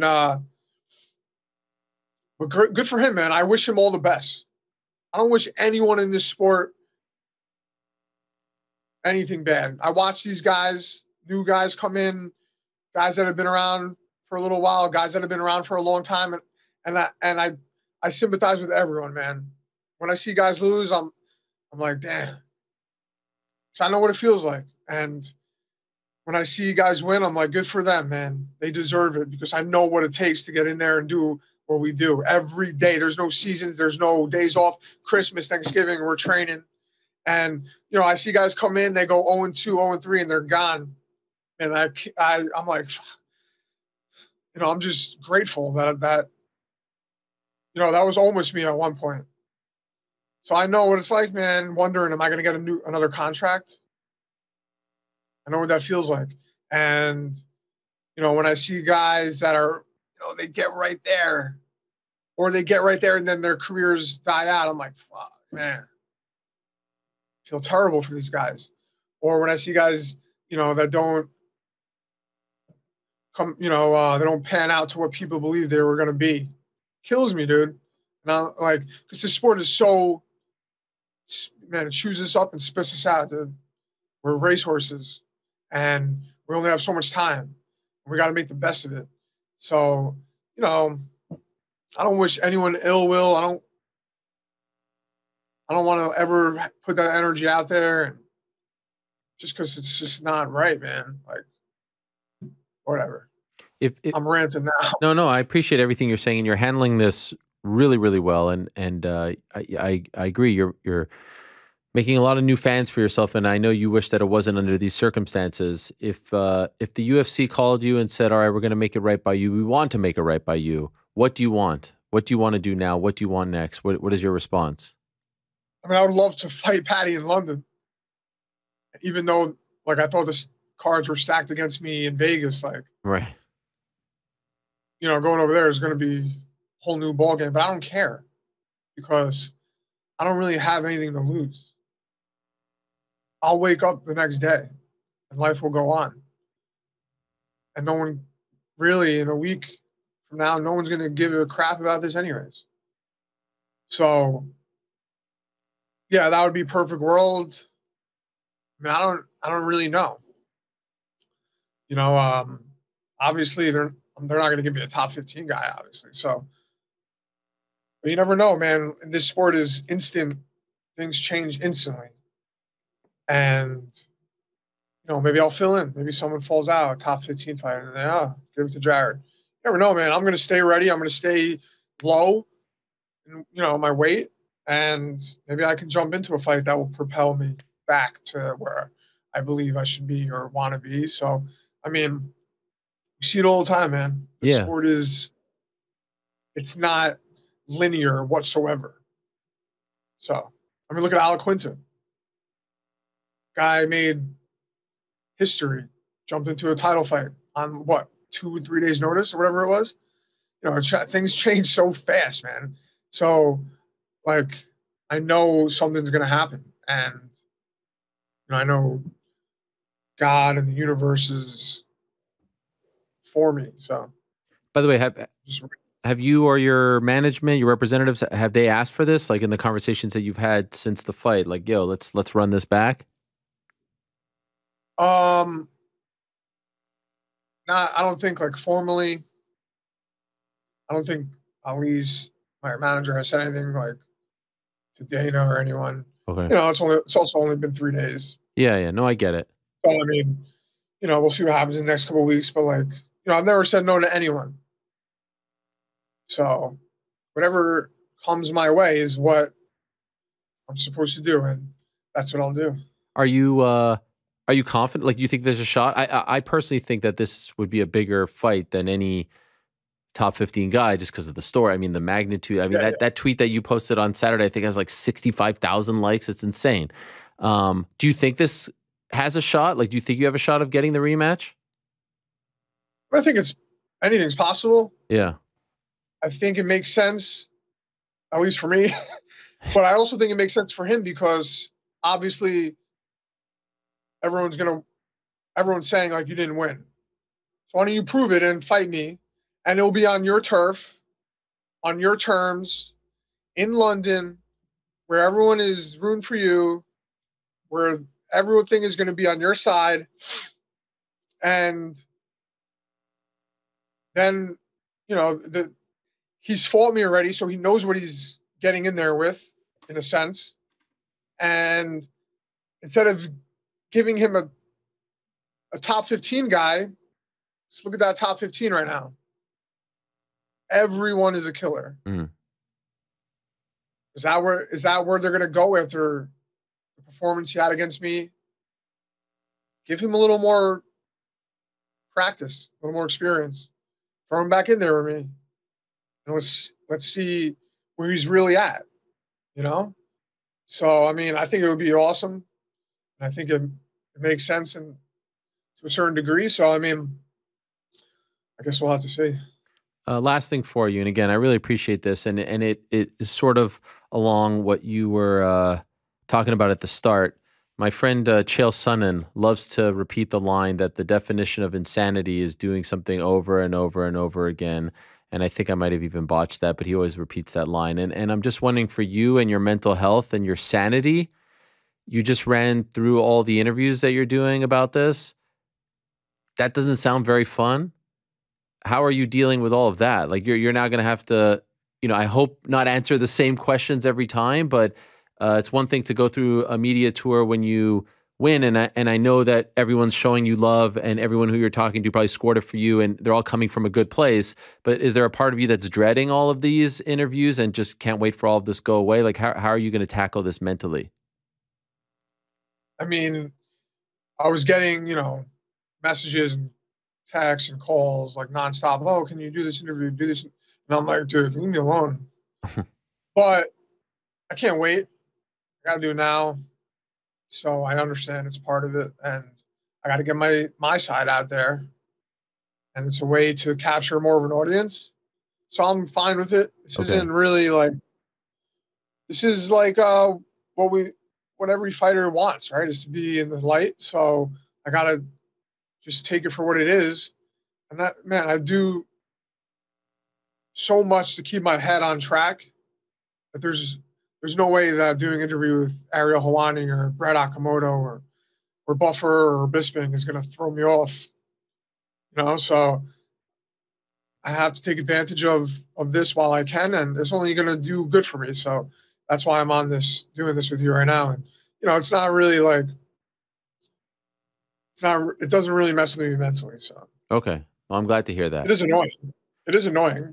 Repeating the same answers over and over, saying, yeah, I believe I won. Yeah. These judges are blind, but, you know, it is what it is. Well, you're handling it with class. I'm really sorry, man. I really do think it's the worst decision, or one of top 5. I don't remember ever seeing a decision where everyone except for the 3 dudes scored it in favor of the wrong. It's really mind-blowing, and I'm sorry you're on the receiving end of it, but you're handling it with class as expected. Tremendous fight. It was really something to watch. Like that first round, that left hand, I wish it didn't go down this way for you, but much respect, and I hope that they do right by you, and I hope you get what you want and heal up soon. Obviously, the ankle is a pain in the butt, so just, you know, enjoy the time off and all the interviews to come and the spotlight, and I hope this negative does turn into a positive for you. Thank you, Ariel. I appreciate it. All right. Talk to you soon. There he is, Jared Gordon, the man who the vast majority of the world. I think it's actually 5 people who scored it for Paddy. It was the 3 judges, Paddy and Mysterious Frank. I was told Frank thought it was 30-27, Paddy. Is that accurate? I don't believe I said that. That's what I heard. That's what the streets are saying. In any event, appreciate him coming on and appreciate him answering my text. I was probably one of those people who annoyed him to come on the show. Mensch, Jared Gordon, celebrating Hanukkah. Very excited to talk to our next guest. And this is the first time that we speak. And I must say, probably on my fault, probably a little late. That's my bad. Excited to talk to Billy Q. Billy Quarantillo, who had a big win over Alex Hernandez on Saturday. We have a lot in common, so let's get to him. Billy Q, my bad. I feel like this is long overdue, and I'm a little late to the party, so I'm man enough off the top, Billy, to say I'm sorry for being late to this. Oh, it's all good, man. You can hear me okay? Oh, yeah. What a setup you got there. Holy smokes. Yeah, thank you. Yeah, thank you. I'm working on a lot of things up in my studio. Thank you for having me. This was definitely one of those bucket list things to get on Ariel's show. And so now I can cross it off. I just talked to my manager. I got the money you sent me for having me. I appreciate you paying me. And yeah, we're good to go, man. Thank you. Thank you. Very nice nod. I appreciate that. What is this room? Is this your podcast room? What do you do here? So I'm getting it set up for that. I actually got a deal done with OnlyFans. I don't know if you've subscribed yet. They're sending some money out to a lot of athletes and fighters, and we're working on like a little show set up. It's not done yet, so this is the sneak peek of it. But yeah, I'm getting a lot of some stuff put in, a little studio set up, and I should be starting to do more content with them early next year. And what is it? So OnlyFans, like you have to pay for this, or you just sub, and then how does it work? No, so basically they gave me like basically a sponsorship deal. So they gave me some money to basically just put my content out on OnlyFans. And so it's completely free, so you can subscribe for free. I did all my vlogs for this UFC 282, and I just put it exclusively on there. Okay. So that I started off with that, and we'll do some other stuff. We'll do some picks. We'll do some other things leading up to my next fight and doing whatever. But yeah, it's completely free to anyone who wants to subscribe, and I'll be using that just as like a new social media platform. Okay, so they're trying to get people to maybe go away from the IGs and the YouTubes of the world and come to them. Yes. Yeah. They're trying to go more mainstream, I believe, signing fighters, artists, cooks, do-it-yourself type shows, that kind of thing. I think I was supposed to talk to them today, but I think I accidentally blew them off. Oh, no. But I made time for you today, Thank and you. I made it here. I appreciate it. And by the way, these videos that you're doing for OnlyFans, is it full nudity or is it what do we do? I'm just kidding. All right. I see what you're doing. I know we haven't talked. I know we haven't spoken before, so you get that digging. And that's actually it's funny you mentioned that. They offered me a number, and I was like, listen, I need to explain to, especially all of my friends are like, oh, you're doing OnlyFans, like you're showing your junk, you're showing this. I'm like, listen, you guys got to pay me more money because I've had to have this conversation 1,000 times, explain to my parents why I'm on OnlyFans and that kind of thing. Okay, so can we get this out of the way? Because this is, among the many things that I want to talk to you about. Bills Mafia, baby. You're a lifelong Bills fan, as am I. Your area code is 716, which is tremendous. Mm-hmm. You don't live in Buffalo, and you grew up outside of Buffalo. What's the story? Yeah. So, and you text me, and I was like, "This is really him, or is this one of his, one of his guys working for him?" So yeah, you got my number now. Yeah. So yeah, this is what happened. So I grew up. I was born in '88. The first few years of my life, everyone I knew was diehard Bills fans. So like my dad would have these huge Super Bowl parties. We obviously lost the 4 Super Bowls in a row. So as a kid, I was kind of confused. I was like, are we really good or really bad? Because someone would be like, oh, we can't win a Super Bowl, blah, blah. And so I grew up going to all the games as a little kid. My dad snuck me in games before. They used to give us beers. They used to like put beers on us because they never would check kids. Oh, wow. So I would go to all the games as a little kid. And when it's funny when it became, social media became popular, and they would talk about how crazy Bills Mafia was. That was just what I grew up in. I grew up in that whole scene, and I just thought that's how every fan base was. Looking back, it's a bunch of maniacs. So I grew up probably about 45 minutes outside of Buffalo. It's a small town called Lewiston, New York. Shout out to Lewiston, shout out to Ransomville, very small town. And like I said, went to all the games growing up. I moved to Tampa, where I'm at right now, in 2010. That's when I met Matt Arroyo, my head coach, all my training partners, all that. And I basically, my full career has been out of Tampa, but diehard Bills fan. I'll never turn my back on them. Knock on wood, high expectations for this year. So yeah, I'll be a Bills fan until the day I die. I got my little 4-month-old son. He's wearing Bills stuff. Hopefully he'll be a Bills fan too. We'll see. But yeah, that's my, my Bills upbringing story. So right now we're first in the AFC, but there's been some ups and downs. Josh's elbow seems to be okay. Von Miller's ACL had the stumble against New York, had the stumble against the Vikings. Those loser Jets fans actually thought that they were better than us. Yep. It was amazing. It was very funny. I know. It's so funny. It was amazing. And then obviously Dolphins on Saturday night. How do you feel though? Do you still feel like that? My confidence hasn't wavered. Obviously, there's a few things I'm a little bit worried about. Got Cole Beasley back yesterday, John Brown. How do you feel? How do you feel about our chances? Yeah, I'm in the same boat. My confidence hasn't wavered. I didn't expect us to go 17-0 and just dominate everyone. I know a lot of people were super high on us when the year started. I felt like we were some people were even a little overconfident, because in the NFL, I feel like the teams, it's designed for the teams all to be very good, right? So I knew we were going to be good. I was hoping we would have the year that we're having so far, and I'm just hoping that we get hot when we have to, and that's going to be right around the playoff time. I like this Cole Beasley idea. Obviously, I wish we had Von Miller. Hopefully, our defense can stay healthy and we don't lose anyone else in these big game situations, because I think that's how the NFL is designed. It's not who has the best team all year. It's whoever has the best team going to the playoffs. And I try to go to at least one game every single year, and I'm saving it for hopefully a playoff game, maybe even a Super Bowl. But yeah, that would be like a dream come true. I haven't been to a home playoff game in forever. I don't even know. I've never been to a home playoff game. Wow. I did go to the Jacksonville game a few years ago when they lost. God, that was horrible. Yeah, threw someone through a table, did the whole thing. And but yeah, I got high expectations, and I'm hoping to fly home for a game in the playoffs. Man, I went to my first Bills home game in October, and it was freaking incredible, man. It was incredible. I've been a fan since 1990, since the first Super Bowl loss, and I've been to some road games, never a home game, and to see the community, to see Orchard Park, to feel it. I get chills talking about it, and I want to do it every year now. It's a really special thing and a special fan base. We could talk about this for probably 30 minutes, but I know the fan base doesn't care to hear us talk about the Bills. So I'll move on. You mentioned you're a father. You have a newborn, and that can change you. Do you feel this is your first fight as a dad? Did you feel like it changed you, your mindset, what you were thinking about, how you were feeling going into the fight?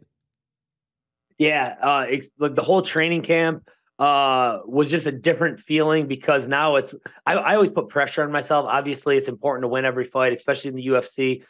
You're only as good as your last fight. But this training camp definitely felt different. Like, it was almost like every single thing I'm doing now is for this child. And I'm the one providing for him. So I can't just be, it's not just about me anymore. So a lot of that mentality went into that fight week. He was the only thing I was thinking about. During the fight, it was business as usual. I was having fun in there. Obviously, I got busted up, but in round 2, I don't know if you saw the version of it, which I'm taking a lot of heat for this too. My head coach, Matt Arroyo, was asking me math questions, which he does sometimes to kind of get my brain in the cortex. And I got 7 + 5 wrong. I was like 11. I just was kind of rushing. There's blood in my face. He's like 7 + 5. I'm like 11. I'm like, 12. So I got it right. And then he said, all right, when's your son's birthday? And he's never done that before, where he asked a kind of like a personal question. And not only, thank God I got it right. My baby and my wife would have let me hear about it forever. Thank God I got it right, which was July 30th. But I remember I just took like a deep breath, and I was like, oh man, like I got all those same feelings of, you're a dad. This isn't about you anymore. This is about your son. And it was like, you can't lose this fight. Like, you need to go out there and finish this guy. And luckily I was able to dig deep and get the finish. And just him doing that was pretty cool. I don't know if he did it on purpose, but just making me think of my son in that moment. It was like, oh my God, I'm ready to run through a brick wall right now. So I actually have two follow-ups there. Why, number one, why does he ask you the mask? You were saying, like, to get your mind into a certain spot. Why does he do that? Yeah, so it's a mental training thing that we've done. I've had this striking coach, Eric Parker, who has been a really good mental coach. Dean Thomas has trained with him before. He knows him really well. He understands his philosophy. He used to run these like mental courses, and the idea behind it is, a lot of times when humans get into like that fight or flight mode, they aren't thinking. Their brain goes into a different part called the limbic system. And if someone's watching this, they can probably explain it better. But you basically are in that fight or flight mode, and you're kind of overwhelmed, almost like a deer in headlights. So when he starts asking you math questions, your brain basically goes back into the cortex, which is the thinking part, where you're understanding what's happening. And that's where you can kind of think of your strategy. You're basically more in the zone. So that's why he asked those math questions. I've never gotten one wrong before, and I'm usually pretty good with it. So I don't know why I got it wrong, but I was obviously in the zone, and I was in the cortex, I believe. Okay. And by the way, I love that when you tweeted about the math question, there was a typo in your tweet. Did you know that? Oh my God. Was there? Yeah. Yes. Oh man. I was still like leaking out. My brain was still leaking out. I'm just like, man of the people, gotta let people know what's happening. Yeah. But that's I believe it. You wrote honest 7 + 5 is tricky. I think you meant honestly 7 + 5 is tricky with the I wrote honest. Yeah. But I mean, honest. How you just fight, And I know. Did you ask Matt? Who, of course, longtime fans will remember from the UFC and the Ultimate Fighter from back in the day. Did you ask him, he could have asked you a million questions, but did he ask you about your son's birthday to motivate you because you're a dad now? Like, I would be fascinated to know if he actually did that on purpose. Yeah, I haven't talked to him about it. I haven't asked him about it yet. But when I saw it, it like reminded me. I'm like, that got me right back in the zone. I have a feeling he did. He's a super smart guy, and he's never asked me a question like that before. And I think when he saw that big cut, I think that's what kind of like, he's like, all right, I got to get this kid in the zone, which was funny. He also told me, which I remember, they're like patching me up, and I didn't get to see it, but all I could feel was like all the blood in my face. He goes, all right, 10-9 round. He won because of the takedown, and he's got a cut just like yours, but his is worse than yours. And I'm like, there's no way his cut is worse than all the blood. I'm like, there's just no way. So I knew he was kind of telling a white lie, but I knew I had more gas, and I knew it was going to be a good second round. That was your first fight in about a year, right? Did you feel a little rusty? Did you feel off? A little bit. I think I kind of got off to a little bit of a slow start. I don't know if it was the layoff or just, I don't know if there was other factors, but yeah, it was a long layoff, and they always say you're only as good as your last fight. So even though a lot of people said it was a good fight against Burgos, it was still a loss. So it was a long time dealing with that, knowing that, and going into this fight. But yeah, I felt a little sluggish, but sometimes I am a slow starter. And I knew he was going to come out super aggressive. So I just wanted to make him work the whole first round, and it worked out perfectly because he kept shooting in. I got back up. I made him stand with me. I landed knees to his body consistently out of the breaks. And if you rewatch it and really watch how many times I hit him in the body, there was a reason why he kind of was overwhelmed, and I was able to kind of melt him there. And you were supposed to fight in July, but had to withdraw. Yep. Why? So I had, I was going to fight Bill Elgio, Battle of the Bills. It was billed as, and I had a minor knee injury, and then I was actually out at Law MMA training with Frivola and all those guys. And one of the guys there basically hit me with a low kick, like right at my knee that was already banged up, completely blew my leg out. Oh. I didn't need surgery, thank God, but it was one of those things where it was frustrating because I didn't pull out of the fight right away. So I was trying to train through it, and it was just like 3 weeks of like miserable, like limping around, trying to hit mitts, super painful. So I made the right decision, and especially watching his fight, and I watched Herbert Burns get hurt, like another knee injury. I'm like, that would have been me. And then later in that fight, Brian Ortega in the Yair Rodriguez fight, he got hurt too. And I'm like, dude, that would have been me. I would have been the third guy getting hurt on this fight card. Right. So everything happens for a reason, and we're happy to get a huge win in December. And are you okay after the fight? I mean, other than the cut. Yeah, I'm good, man. I got a few stitches here. You can see. I like it. And besides that, I went to the Lightning game last night. People were giving me all kinds of looks. But yeah, besides this, I feel completely good.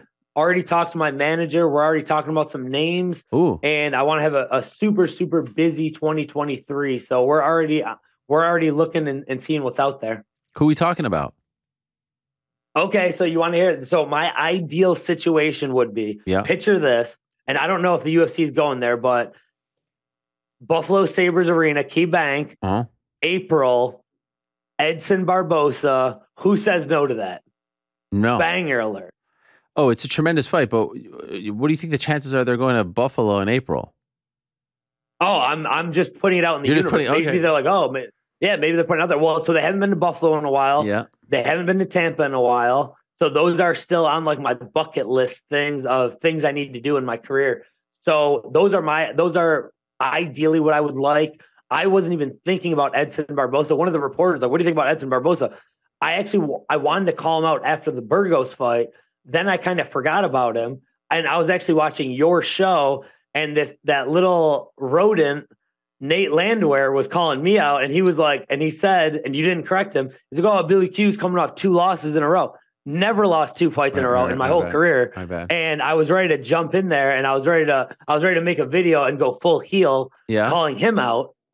But I think we would have an exciting fight. He's just not as big of a name as like an Edson Barbosa, who I believe is still ranked. I believe he's 14 or 15, legend of the sport, grew up watching him, that spinning heel kick, the whole thing. I think that'd be fireworks. That would be my first option. Nate Landwehr can get it. I know some people were talking about Nathaniel Woods in London. I don't really want to go to a London to do that. But those are some of the guys that they've been talking about. But Edson Barbosa in Buffalo would be my number one choice. Okay. By the way, did you go to the Buffalo card, UFC 210? Were you there? I did. Wow. I did. When Cormier beat Anthony Rumble Johnson, if I'm not mistaken. Yep. And I remember going there, and me and my brother got there a little late. UFC gave us great seats, was super cool. And I remember going there, and Kamaru Usman was mauling somebody. And I just kept thinking, I'm like, who's going to beat that guy? And sure enough, he ended up being a world champion after it. But he was like, I think he was on like the prelims, and he was just mauling somebody. And yeah, we had a great time in Buffalo. I went and saw Joe Rogan the night before, comedy show. He's one of my heroes. And I love every time I go home to Buffalo. I'm actually going home in 2 weeks, going to go to a Sabres game. They're not playing home when I'm going home, unfortunately, but I got to bring the baby up there. But yeah, I was at the last Buffalo fight, and I don't think they've been back since. No, they haven't. But I'm hoping that they're going back there. I know there's a lot of UFC fans there, so I'm hoping a Billy Q Buffalo card is in my future. Which city means more to you, Tampa or Buffalo? But I would say Buffalo. Okay. Just because it's where I grew up, and I feel like a lot of people that grew up there, they're kind of like the lovable losers. We've never won a championship. It's super cold. It's super miserable. You hear me every fight. Shout out to Buffalo. Shout out to Lewiston. And that's because I want to bring as much love and attention to that area, because I feel like Tampa, I love living here. I don't want to move back to Buffalo. I want to live in Tampa still, but they win championships almost every year. They're spoiled with championships, and this is my adopted city, but Buffalo and Lewiston, that'll always be my hometown. My parents still live there. Every time I go there, like I get off the airport, I feel the cold air. I start getting like that weird tingly feeling. I always love going home there and visiting. So me bringing a championship would mean the world for me and that city. By the way, does your mom still run like a diner or something back home? Yes, she does. Yes, she does. I don't know how you got that intel, but yeah, they run. It's called the Hillview Cafe. It's right in my small town, Lewiston, New York. and they have like a whole wall that's like, I guess people kept coming in there and like, oh, why don't you have any pictures of your son? So my dad, who always goes above and beyond, built like this giant wall. It has like a cage and it has all my fight posters and all these pictures. I think it's a little much. Like while you're eating breakfast, you're seeing like these like bloody fighting pictures, but they're so proud of me. And that's like obviously my favorite place in the world to go and eat. And my mom's been a cook for her whole life. So wow. It's a really cool spot, like a little small town diner. It's really cool. What's the thing? Like if I go there, what's the thing to have? What's the number one thing? Okay, so there's a few things. She makes really good French toast, eggs Benedict, and all the rolls they make there herself. So really good egg sandwiches. My special that I always get when we used to like go out and drink, it'd be like a hangover special. I would get a big giant egg sandwich, which would have like the fresh roll, and then a big side of French toast would be like my go-to. Oh man! So that's any of the breakfast, any of the lunches that they have there. All of it's really good. My mom is an amazing cook. By the way, why are you so beloved online on Twitter? Why do they love you so much over there? I think it's because before anyone knew me, I was always like really interacting with people, and I think I'm just like kind of a relatable person. I'm just really just like a regular guy that decided I wanted to get to the UFC and literally trained every single day, worked my ass off. But I'm just like a blue collar guy, regular from a small town, works as hard as I can, earned everything that I have right now. And I think I'm just relatable. And I think people can see themselves in me because I tell people this all the time. I wasn't the best athlete in the world. And if I'm able to get to where I'm at, if you have a goal and you have a dream, you can do it too. So I think people kind of relate to that. It could be that, or they just think I'm funny. I don't know. It's probably that, but I love it. I love the support that you get. I really do. It's a great thing. And you've been doing this for a while. In fact, you were on the Faber-McGregor Ultimate Fighter season. People may have forgotten. Yes.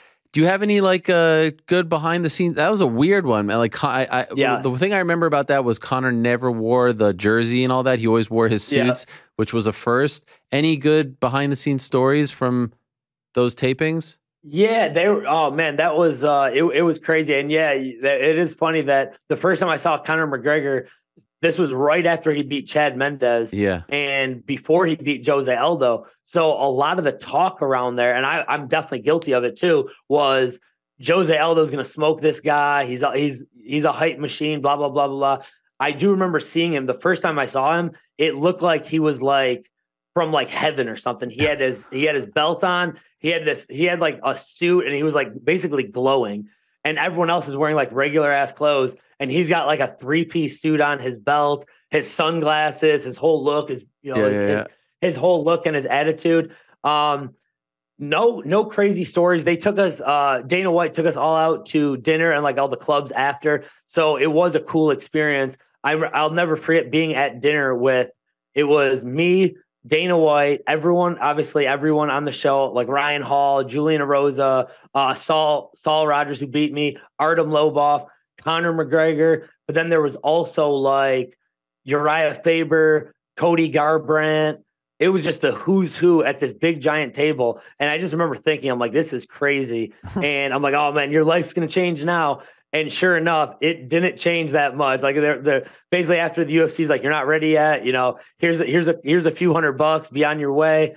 And then I had to work my ass off to get to where I am now. So it was a great experience. And I still take a lot of it. Like I still have a chip on my shoulder when I watch my fight and they're like, oh, you know, Billy's the worst guy on our team, blah, blah, blah, this and that. Well, now look at me. Now I'm doing my own thing. So I use a lot of that motivation. I always take little things like when people, if I got a chance to prove you wrong or someone doubted me and I can use that, I always use that as motivation. So I still think of that fight. And I remember seeing like Lorenzo Fertitta after, and it was just a bad fight. And I was like, oh my God, I can't believe that just happened. And I use all that stuff for motivation still to this day. Well, it seems to be working out. You're doing great things. Huge win on Saturday. You're a dad now. You got your OnlyFans. I mean, you're killing it. And by the way, it's Quarantillo, right? Not Quarantillo. Yes, you are correct. It is Quarantillo. Joe Rogan nailed it. Dana got it wrong again when he was doing which is funny. He's used me, I think, in every single fight where he's like, fights you don't know about. Billy Quarantillo, he actually got it right going to the Burgos fight. He's like, Billy Quarantillo. And then this time he went back to Billy Quarantillo, which it's all good, man. I feel like if I had like if I was Tom Cruise, I think my name would be all over it, but a lot of people can't say my name. That's why I go by Billy Q. That's why they're like, Billy Q's fighting. It's easy. Billy Q, boom, boom. You don't need to spell out my long Italian last name. So if people get it wrong, it's all good. I think sooner or later, everyone will get it right. Yeah, they will for sure. If you keep doing what you're doing, I wish you the best. Thank you for coming on. And I can't wait. Now that we have each other's phone number, I can't wait to text you in mid-February after the Bills finally get it done. Yes, and thank you so much for having me. And one last thing, I wanted to announce it here. Okay. I am going to, I'm donating my fighter kit. I'm going to announce it I'm going to post on my Instagram soon. I'm donating my fighter kit to the Down Syndrome Foundation of Florida. It's a good friend of mine who owns the company. It's a huge organization here in Florida that it's mostly all kids with Down syndrome. They do so many big things for them. So I'm going to start the bidding at $2,000. If no one outbids me, I'll buy it myself and I'll donate the $2,000. But I'm going to put that on my Instagram. I saw a lot of people won money on me. So if you're one of those guys who won a few $1,000s, it comes with my gloves, my shirt, my shorts, my hand wraps, a bloody towel that I cleaned myself with after. Wow. It's got my blood. It's got Alexander Hernandez blood. It's all going to come together. It's all going to go to the charity. And that'll be on my Instagram later today. I wanted to make sure I announce that. So thank you for giving me the platform and the opportunity to do that. Yeah, for sure. And what's your Instagram? Oh, we actually have it. Do we have it up there? We were showing it, I think. Your handle, what is it? Yeah, Billy Q MMA. That'll be on Instagram. And like I said, I'll start the bidding off. And I need to find a site that does that. I was going to reach out to someone. If someone knows one, please reach out to me. I'm going to put that on later today and hopefully raise some money for a really good foundation. That's tremendous. Well done, my man. Thank you for coming on. Congrats on the win. Good luck to you. Happy holidays, and we'll talk to you soon. All right. Thanks for having me, brother. All right. There he is. Billy Q, a.k.a. Billy Quarantillo. What a lovely young man. Fellow Bills fan. Could have done 30 minutes just on the Bills alone. But alas, wanted to learn more about him, and that was long overdue. People have been asking me to have him on for a while, and this seemed like a great time, so appreciate him coming on. By the way, where do we stand on the semifinals? I have no idea. On to the finals. Wow. What was it? 2-0. Argentina, France final. Allez les Bleus. Allez les Bleus. Now, who scored? Theo Hernandez and Kolo Muani. Wow. So perhaps the French national team is immune to the jersey curse. Maybe they're the ones. I was wearing it the whole way through. Good game? Bad game? It's a good game. I mean, the second goal didn't come till the 79th minute. You were supposed to say, wasn't paying attention, I was focused on the show. That was the actual correct answer. Beautiful ball by Messi to set up, by Mbappe to set up the second goal. It was a nice touch? Oh, great touch. Wow. And who's the favorite going into the final? France, slight. It's basically evens. Wow. Even Steven. What a titanic matchup, right? I mean, that is just a heavyweight tilt. They like to say, two giants. Two giants, yes. And Messi going for his first World Cup in potentially his final World Cup, right? Most likely his final? Yeah, I'd say most likely. This is probably his last chance. So we're either going to get a Messi World Cup championship or Mbappe with two very early in his career. Yeah, he's like 23 or something, right? Yeah. Yeah. And without Pogba and without Benzema. Yeah. Yeah. That is incredible. I wonder how many, I know there's been, how many back-to-backs have there been? Just one, Brazil, and I want to say the 60s. Wow, that is tremendous. Yeah. Well, I'm happy it's not Croatia, France. No, I mean, Croatia's an incredible story. I mean, Croatia's smaller than Greece. It's like a tiny, tiny country, but I just didn't want to see the same thing. And then the story of Messi. But we are going to get, I guess we're going to get Morocco, Croatia again. How do you feel about the third place? Necessary? I feel like it's cool to be able to say you came in third place. I feel like it's unnecessary. Eliminated in the semis. Does anyone want to stick around for the third place? As a fan, I would not want to. Right. Not only as a fan, as a player. Right? Yeah, I don't know. Maybe get one more out of it. It was Brazil back in 58-62, the last back-to-back. So 60 years. Wow. That is amazing. Well, congrats to Morocco on an incredible, historic, unlikely run, right? First African nation to make it to the semifinals. And then the final is on Sunday. And then we can move along to the big one, the NAFTA World Cup in 2026. That is going to be big. All right. We've got one more thing left to do. So we've answered all your questions. Everything under the sun. We talked a little holiday movies, a little Adam Sandler, a little 10-7 here, a little 10-7 there. We had our great conversations, and now we just have to make our picks, right? And you have to make your picks. So without further ado, what are the odds on them doing Jared Gordon, Paddy 2 next? Plus 25,000. No chance. No chance Paddy's saying yes to that. No chance. The UFC's like, we got away with that. Yeah. Right? Yeah. I think deep down, actually, I don't know. I was going to say, I feel like deep down when Paddy's back in the changing room, he's just like, we got away with that one. I don't know about that. Deep down. Yeah. I don't. That's what I'm saying. After rethinking it, he's like, that was a 30-27. I can't believe they gave me 29-28. All the bots. All those spam bots. All those bots, man. All right. Well, this weekend we've got UFC back at the Apex one more time. Great card, actually, for an Apex card. I have to say, it's a nice way to end the year. There's a lot of really good fights on this one. Headlined by Jared Cannonier versus Sean Strickland. Nothing on KSW, right? So we're just focusing on... Yeah, we're just going to do the UFC. Unfortunately, no offerings from DraftKings Sportsbook as of now on KSW. I know you're itching to get a line on Pooch, but Rick actually thinks that Pooch should be a bigger underdog. Really? What is he right now? Yeah. Plus 115. Plus 150. Yeah, wow. Against Mamed Khalidov? I mean, Pooch is on Khalidov is Yo, he's some kind of... I mean, he's on a roll right now. I get the size, right? Size is obviously a factor here, but that doesn't feel like... Fight doesn't go to a decision minus 450. Just feels like an excellent parlay piece. Slam. Wait, can I do that or no? I can't, right? They don't have it on DraftKings. They don't have the odds. That's on a different sports book. That is okay. That is a beautiful parlay piece right there. All right, let's Frank, you got your pick ready, right? In the chamber? Oh yeah. Okay. Just in case if someone pulls out late. All right, let's randomize this order. Let's see who's going. No music again. Interesting. Yeah, no noises. Nothing. Sound effects. Again. Bang. Same one as last time. Do you want me to run it back? No. Listen. I don't remember. Who is it? Just for fun. Just do it one more. I just want to see one more time. Is there a glitch in the matrix here ever since we went to 3? All right, let's see. It's you first, by the way, and then nice. There we go. This is going to change it up. Yeah. Oh, okay. Yes, all right, so it's fine. The so then I'm okay with it. I'm okay. Rick will start. Yep. I'll go second. Ariel will bring up the rear at third. All right, here we go. How we feeling, Rick? I mean, I'm not sweating at all. You're not? Taking the big dog Shavkat, baby. Oh, that's it. Oh no. Yeah. Best fight odds.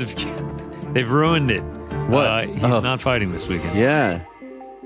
Oh, really? We went over this on Monday. Yeah, best fight odds. Oh, all right.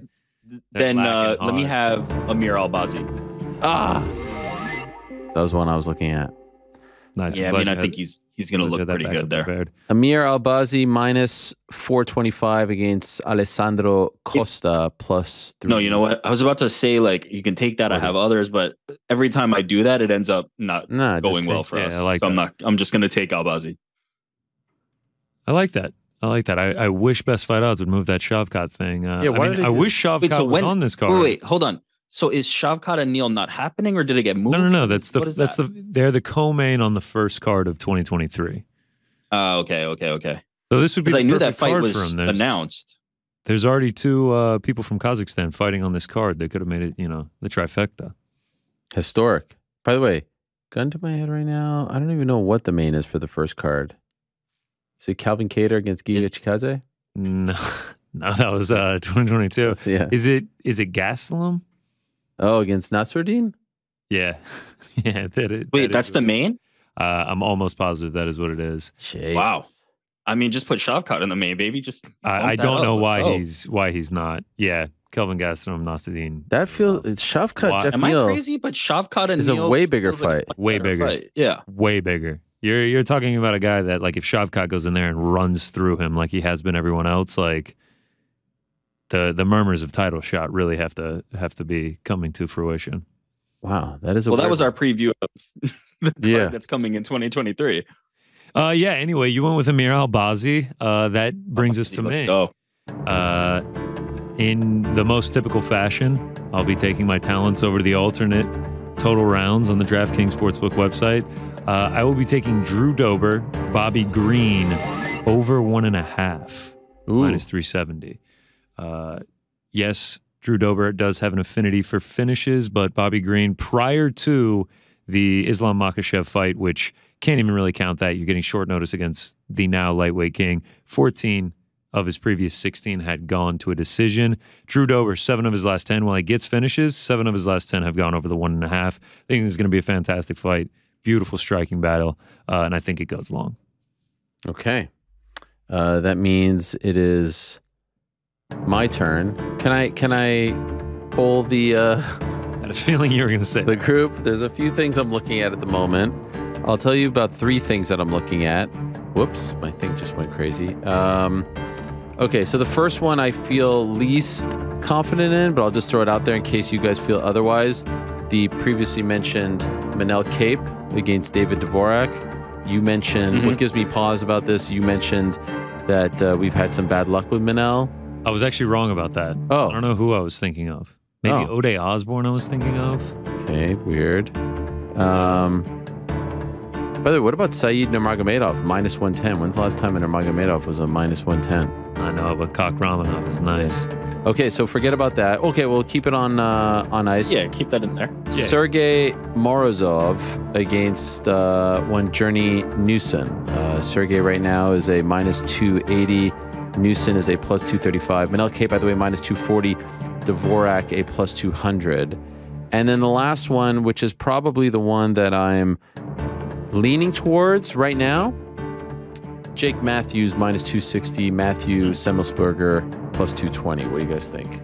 Jake Matthews looked fantastic last time out. I think Sergey is getting a pretty good matchup in Journey Newson here. Yeah. Yeah, I would probably lean those two before the first one. Rick, I agree with that. Yeah. I would agree with that, yeah. Something about Jake. I feel like Jake is really coming into his own. As you said, he looked great. Yes, go ahead. I think Cape is going to win, but I think he makes it dicey in the beginning of each fight. What do you like better, Jake or Morozov? Matt Semmelsberger, his wins in the UFC. Martin Sano up there. I mean, the opponents are a combined 3-9 in the promotion. Like Jake Matthews has 11 UFC wins. This would be far and away his best and most impressive win. If Jake Matthews looks like he did against Fiallo, he's going to look fantastic. Yeah. Sergey Morozov, he is a better fighter than Journey Newson. Yeah, so I'll go Sergey Morozov. Oh, all right. Yeah. We ended up with a Kazakhstan fighter on our parlay. So that gets us to plus 112. Dober Green over 1.5, minus 370. Amir Albazi, minus 425. Sergey Morozov, minus 280. Who would Frank have taken? That's what I want to know. Yeah. I'm actually curious. Strickland. Wow. Oh. Serious? Oh. Yep. All right. So let's just say hypothetically, and we'll keep an eye on this for Saturday night. There's no way. Strickland would have boosted it to plus 300. Whoa.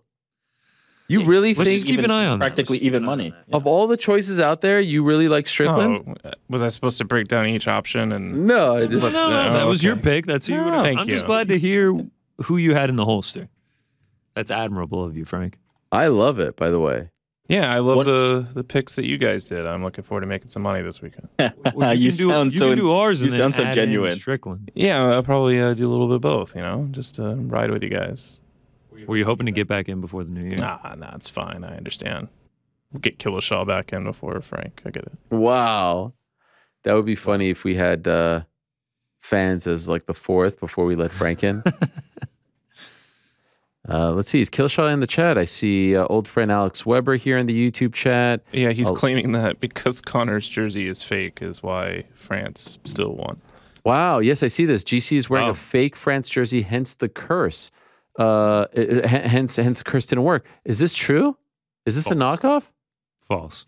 But it's not the World Cup jersey. Do you not see the Nike logo? This is this is from Euros. I will admit to that. This is not the official World Cup jerseys for 2022. But either was the Belgium one, right? Yeah, I can't just be throwing out money left and right for French soccer jerseys. Wow.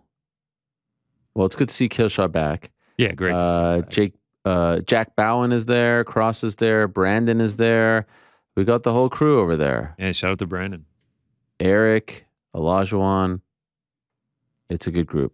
Oh, Moderator Lewis even in there. Speaking of shout outs, gotta give one. I almost forgot this. First Form, you saw the package on Monday, Ariel. Oh yeah. Like nutrition, they sent us like T-shirts. Our man Chico sent like this whole care package. I mean, unbelievably nice from him. We got beef jerky sticks. We've got protein cookies. Like he wrote this unbelievably nice note for all of us. I mean, shout out to Chico. Shout out to First Form. Unbelievable stuff from him. I mean, so nice, so unnecessary. Absolute legend. Yeah, great stuff. Like I was like blown away. I know. Really nice note. Thoughtful. Yeah, the drinks are good. They're good. They wake you up. That's for sure. Definitely get the heart going. Why'd you have to pick up a drink that wasn't open? Felt like you would have been like, oh, drink good. I just pounded this today. Oh, you want me to open it on air? Take a sip. These things are 300 milligrams of caffeine each. Don't. Oh wow. Wow.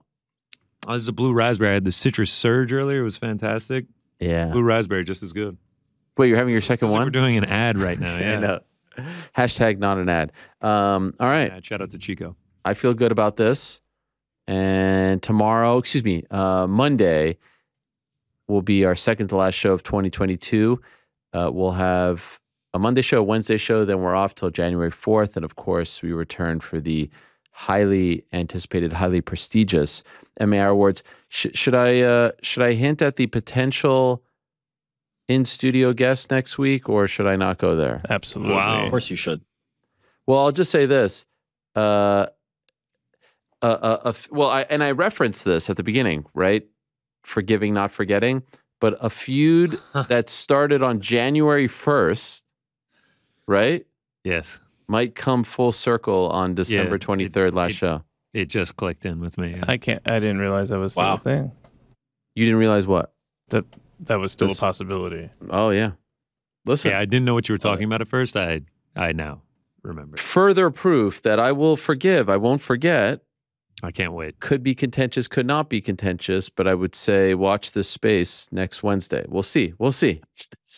Hey, I'll be here. Okay? I think it's the 21st, not the 23rd. Yeah, I keep saying the 23rd because that's my kid's last day of school. 21st, I got a flight out of here on the 22nd. Where are you going? Atlanta. Oh, sick. Home. 30 South. Connor, we on for Japan? Yeah, dude. I got a flight direct from Hartsfield to Tokyo. All right, let's go. Underrated airport, if only because last I checked, which was a while ago, Atlanta Airport, one of the very few with a TCBY in it. Oh, shout out to TCBY. Love TCBY. I think it's just an underrated airport, period. Like, have you ever had TCBY there?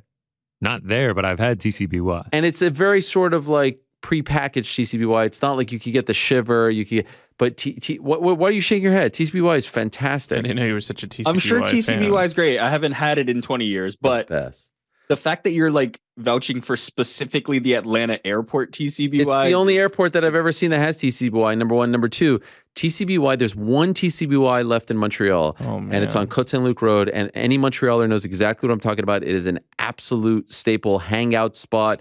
Everyone goes there to hang out, and the shiver with score. I mean, when I put that in my mouth, the shiver with score, vanilla. The product is called the Shiver? No, yeah, it's like their version of the Blizzard. Shiver. Oh. Yeah, the Shiver. You guys know what Shiver is? Do you guys have counties in Canada? No. But that's what the C stands for in TCBY, right? Like the county's the country's best. Country's best. Oh, Damn, frightful. I don't understand anymore. I'm just gonna fade out here. Work, woodwork. When I put the shiver with floor in my mouth, I feel like something's happening inside, if you know what I'm saying. I feel like it's a slice of heaven. Yeah, we know what you're saying, man. Yeah. Yeah, now you got me looking at this. TCBY, shout out. Frank is like actually denying this. Like he's having a revisionist history that this work thing didn't happen. When? Dude, you were discussing what thing? With corporate Alex. He said work instead of woodwork. And I just kind of pocketed it. I was just like, oh. So you didn't correct me in the moment? No. All right. Well, I guess I could have. By the way, Frank, how do you feel about that? Like as a friend, instead of correcting you, yeah, he you guys are just collecting material. Yeah, I totally get it. It's do fine. you feel like that's a betrayal? No, not at all. It's fine. I mean, because it goes both ways. Do you feel like you have to be on your P's and Q's? No, I mean, I made a comment because I'm not feeling so hot today. Oh, what's wrong? It finally comes out. I was trying to hide it from you. Oh my God. And I was like, man, I can't be giving people crap all the time for the days I'm not feeling up to it. Yeah. Wait, you knew about this, Connor? Yes, he's felt terrible all day long. He kept asking, like, how are you guys doing? Don't tell Ariel. 100%. Yeah, that's why. So great. That's why don't you want to tell me this? He was scared of your germophobia. Yeah. He has a phobia of your germophobia. Okay, and so here we are probably with like 10 to 15 minutes max left in the show. Why are you telling me now? It slipped. What do you think it is, COVID? No.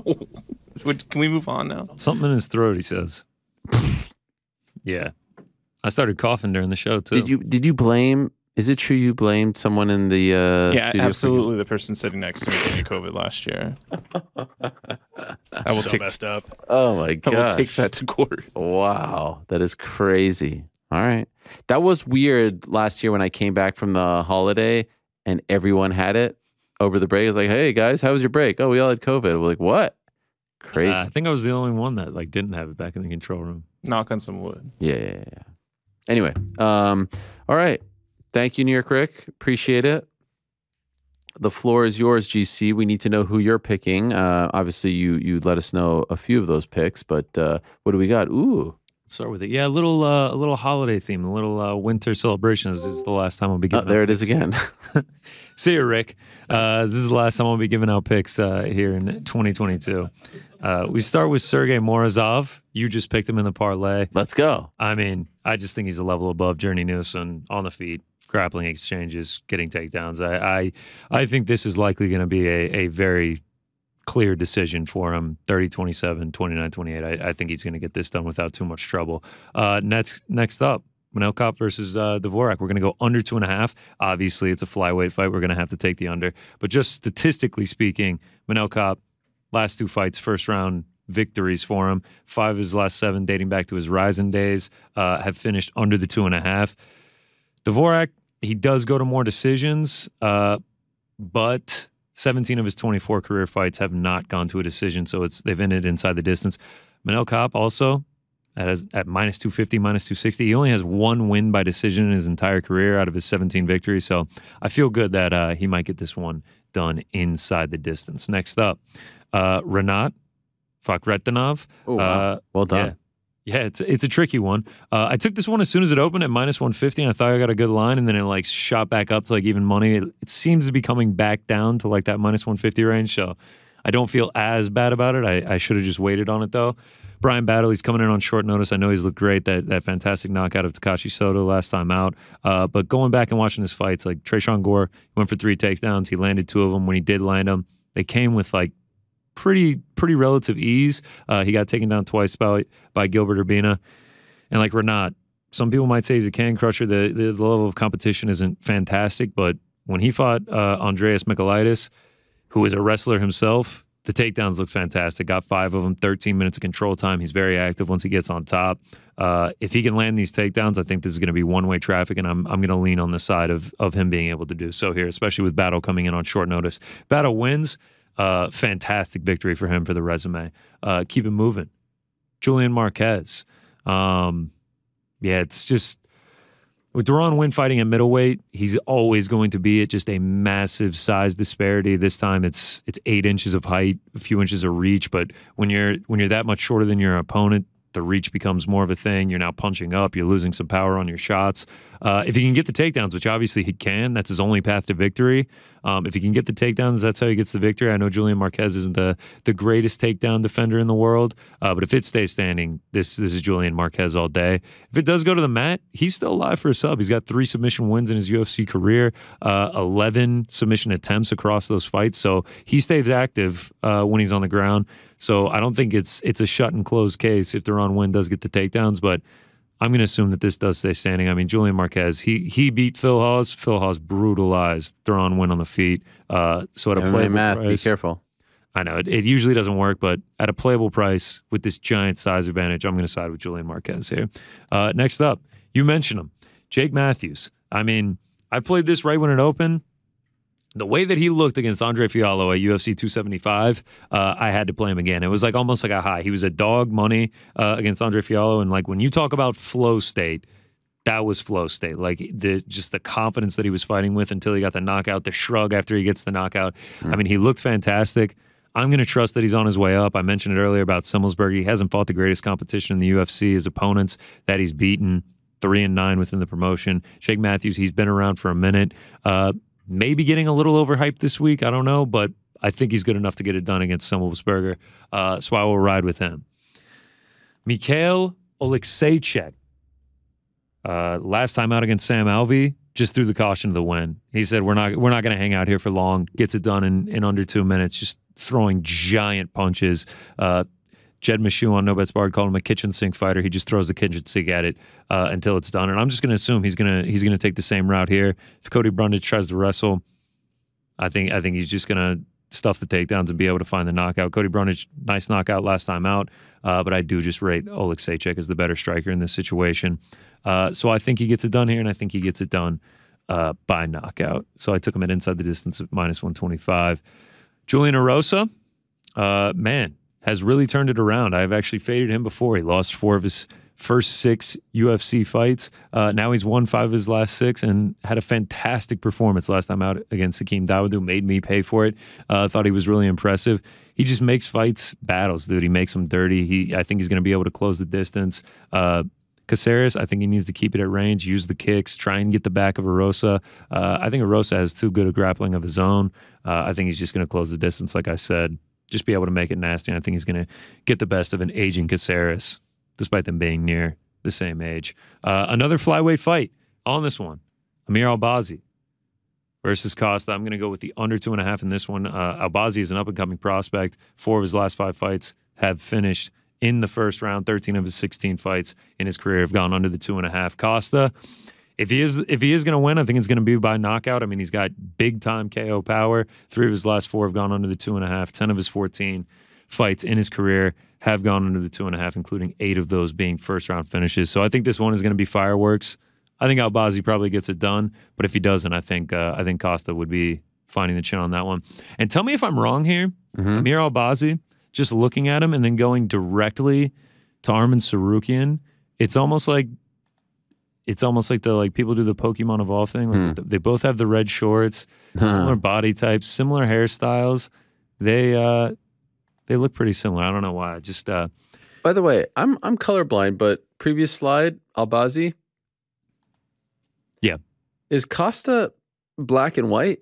He's not black and white. He's just like faded because this isn't an official UFC picture. The UFC website didn't have a picture of him, so I had to go to Google.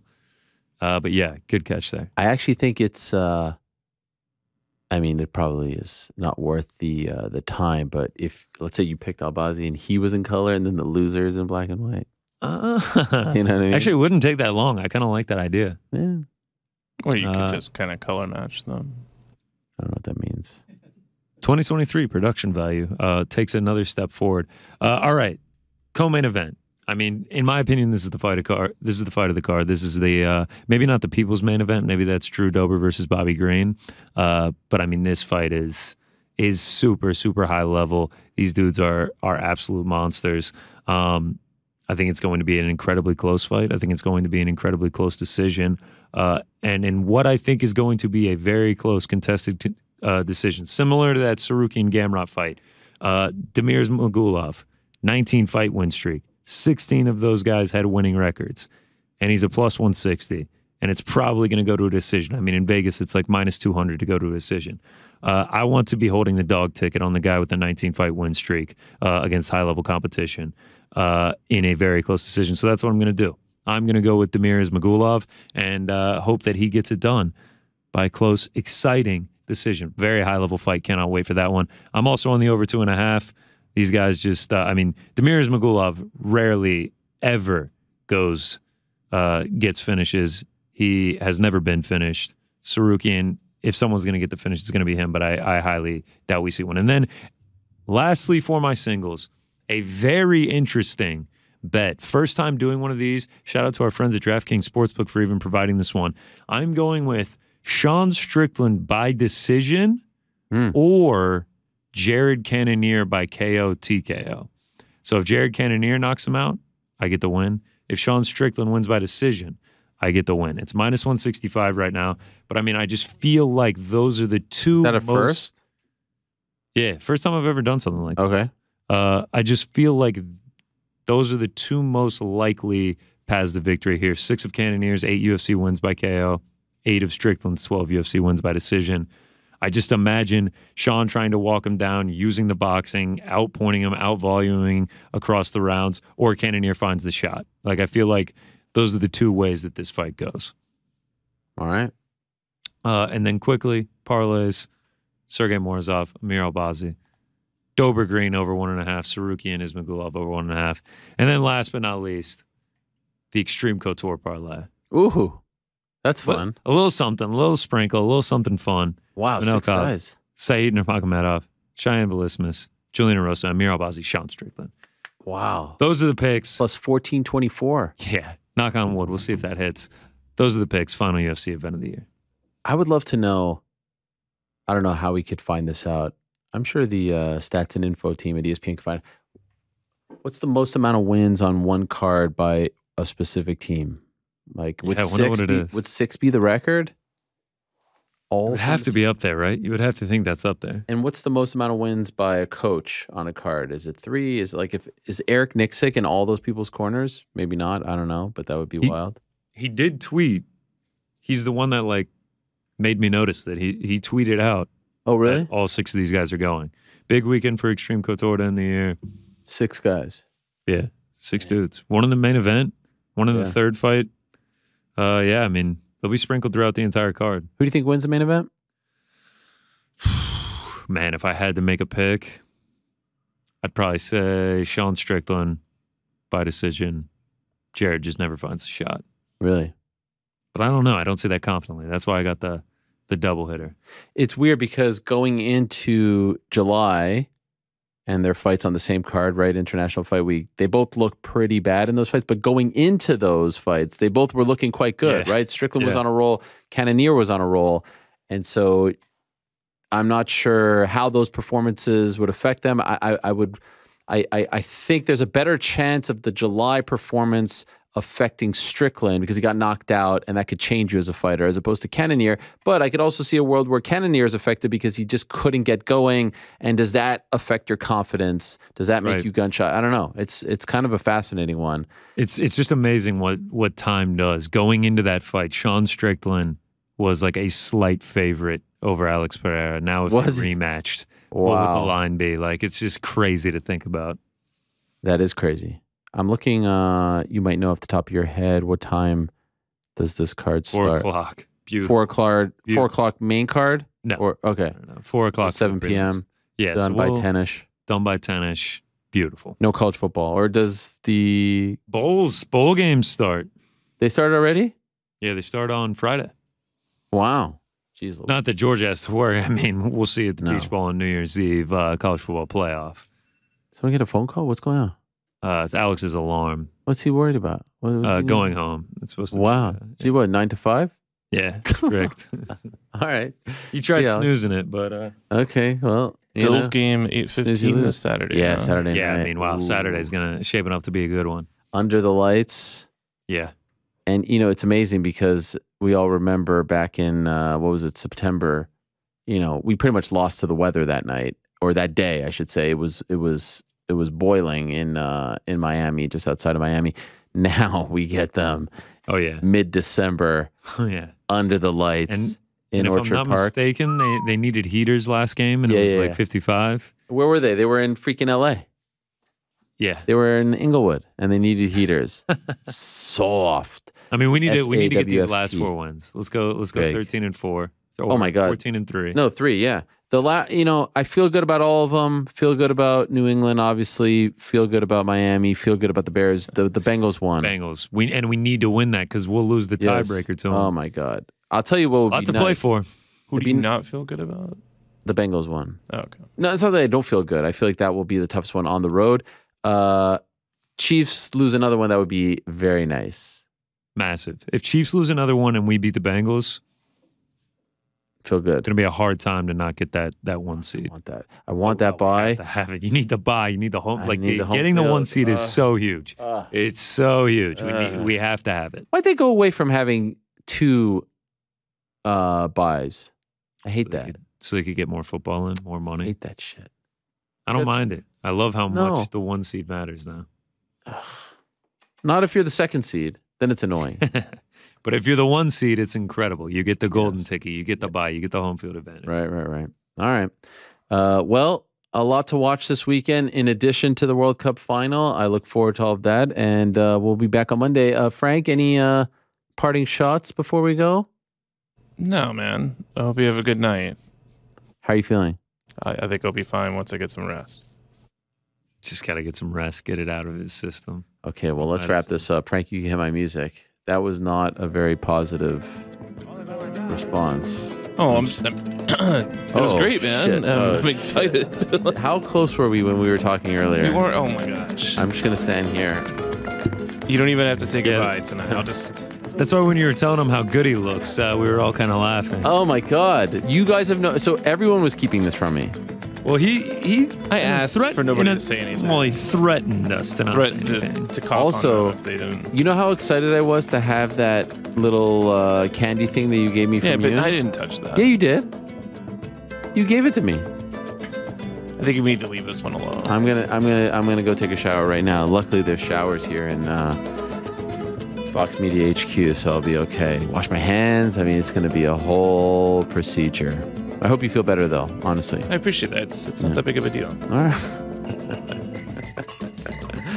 Frank, we all love you. You know that, right? Yeah. All right. Just want to make sure. Great show. Great day. Appreciate all of you. Thank you very much to all our great guests. I'm going to get the guests out of the way off the top because I feel like I've been saving them for the end and forgetting from time to time. Great stuff from Raufeon Stots. They really need to put him on that February 4th card. Do whatever it takes. What else are they going to put on that card? No Pitbull, no AJ. That's the fight. Stots, Patchy, great stuff from Anthony Smith. Good on him. Good on Jared Gordon. Great stuff from him as well. And of course, great to have Billy Quarantillo, Billy Q, on the program. Thanks to all of you for the question. Thanks to all of them. Love you all. Back on Monday, same time and place until they say peace. I'm out here.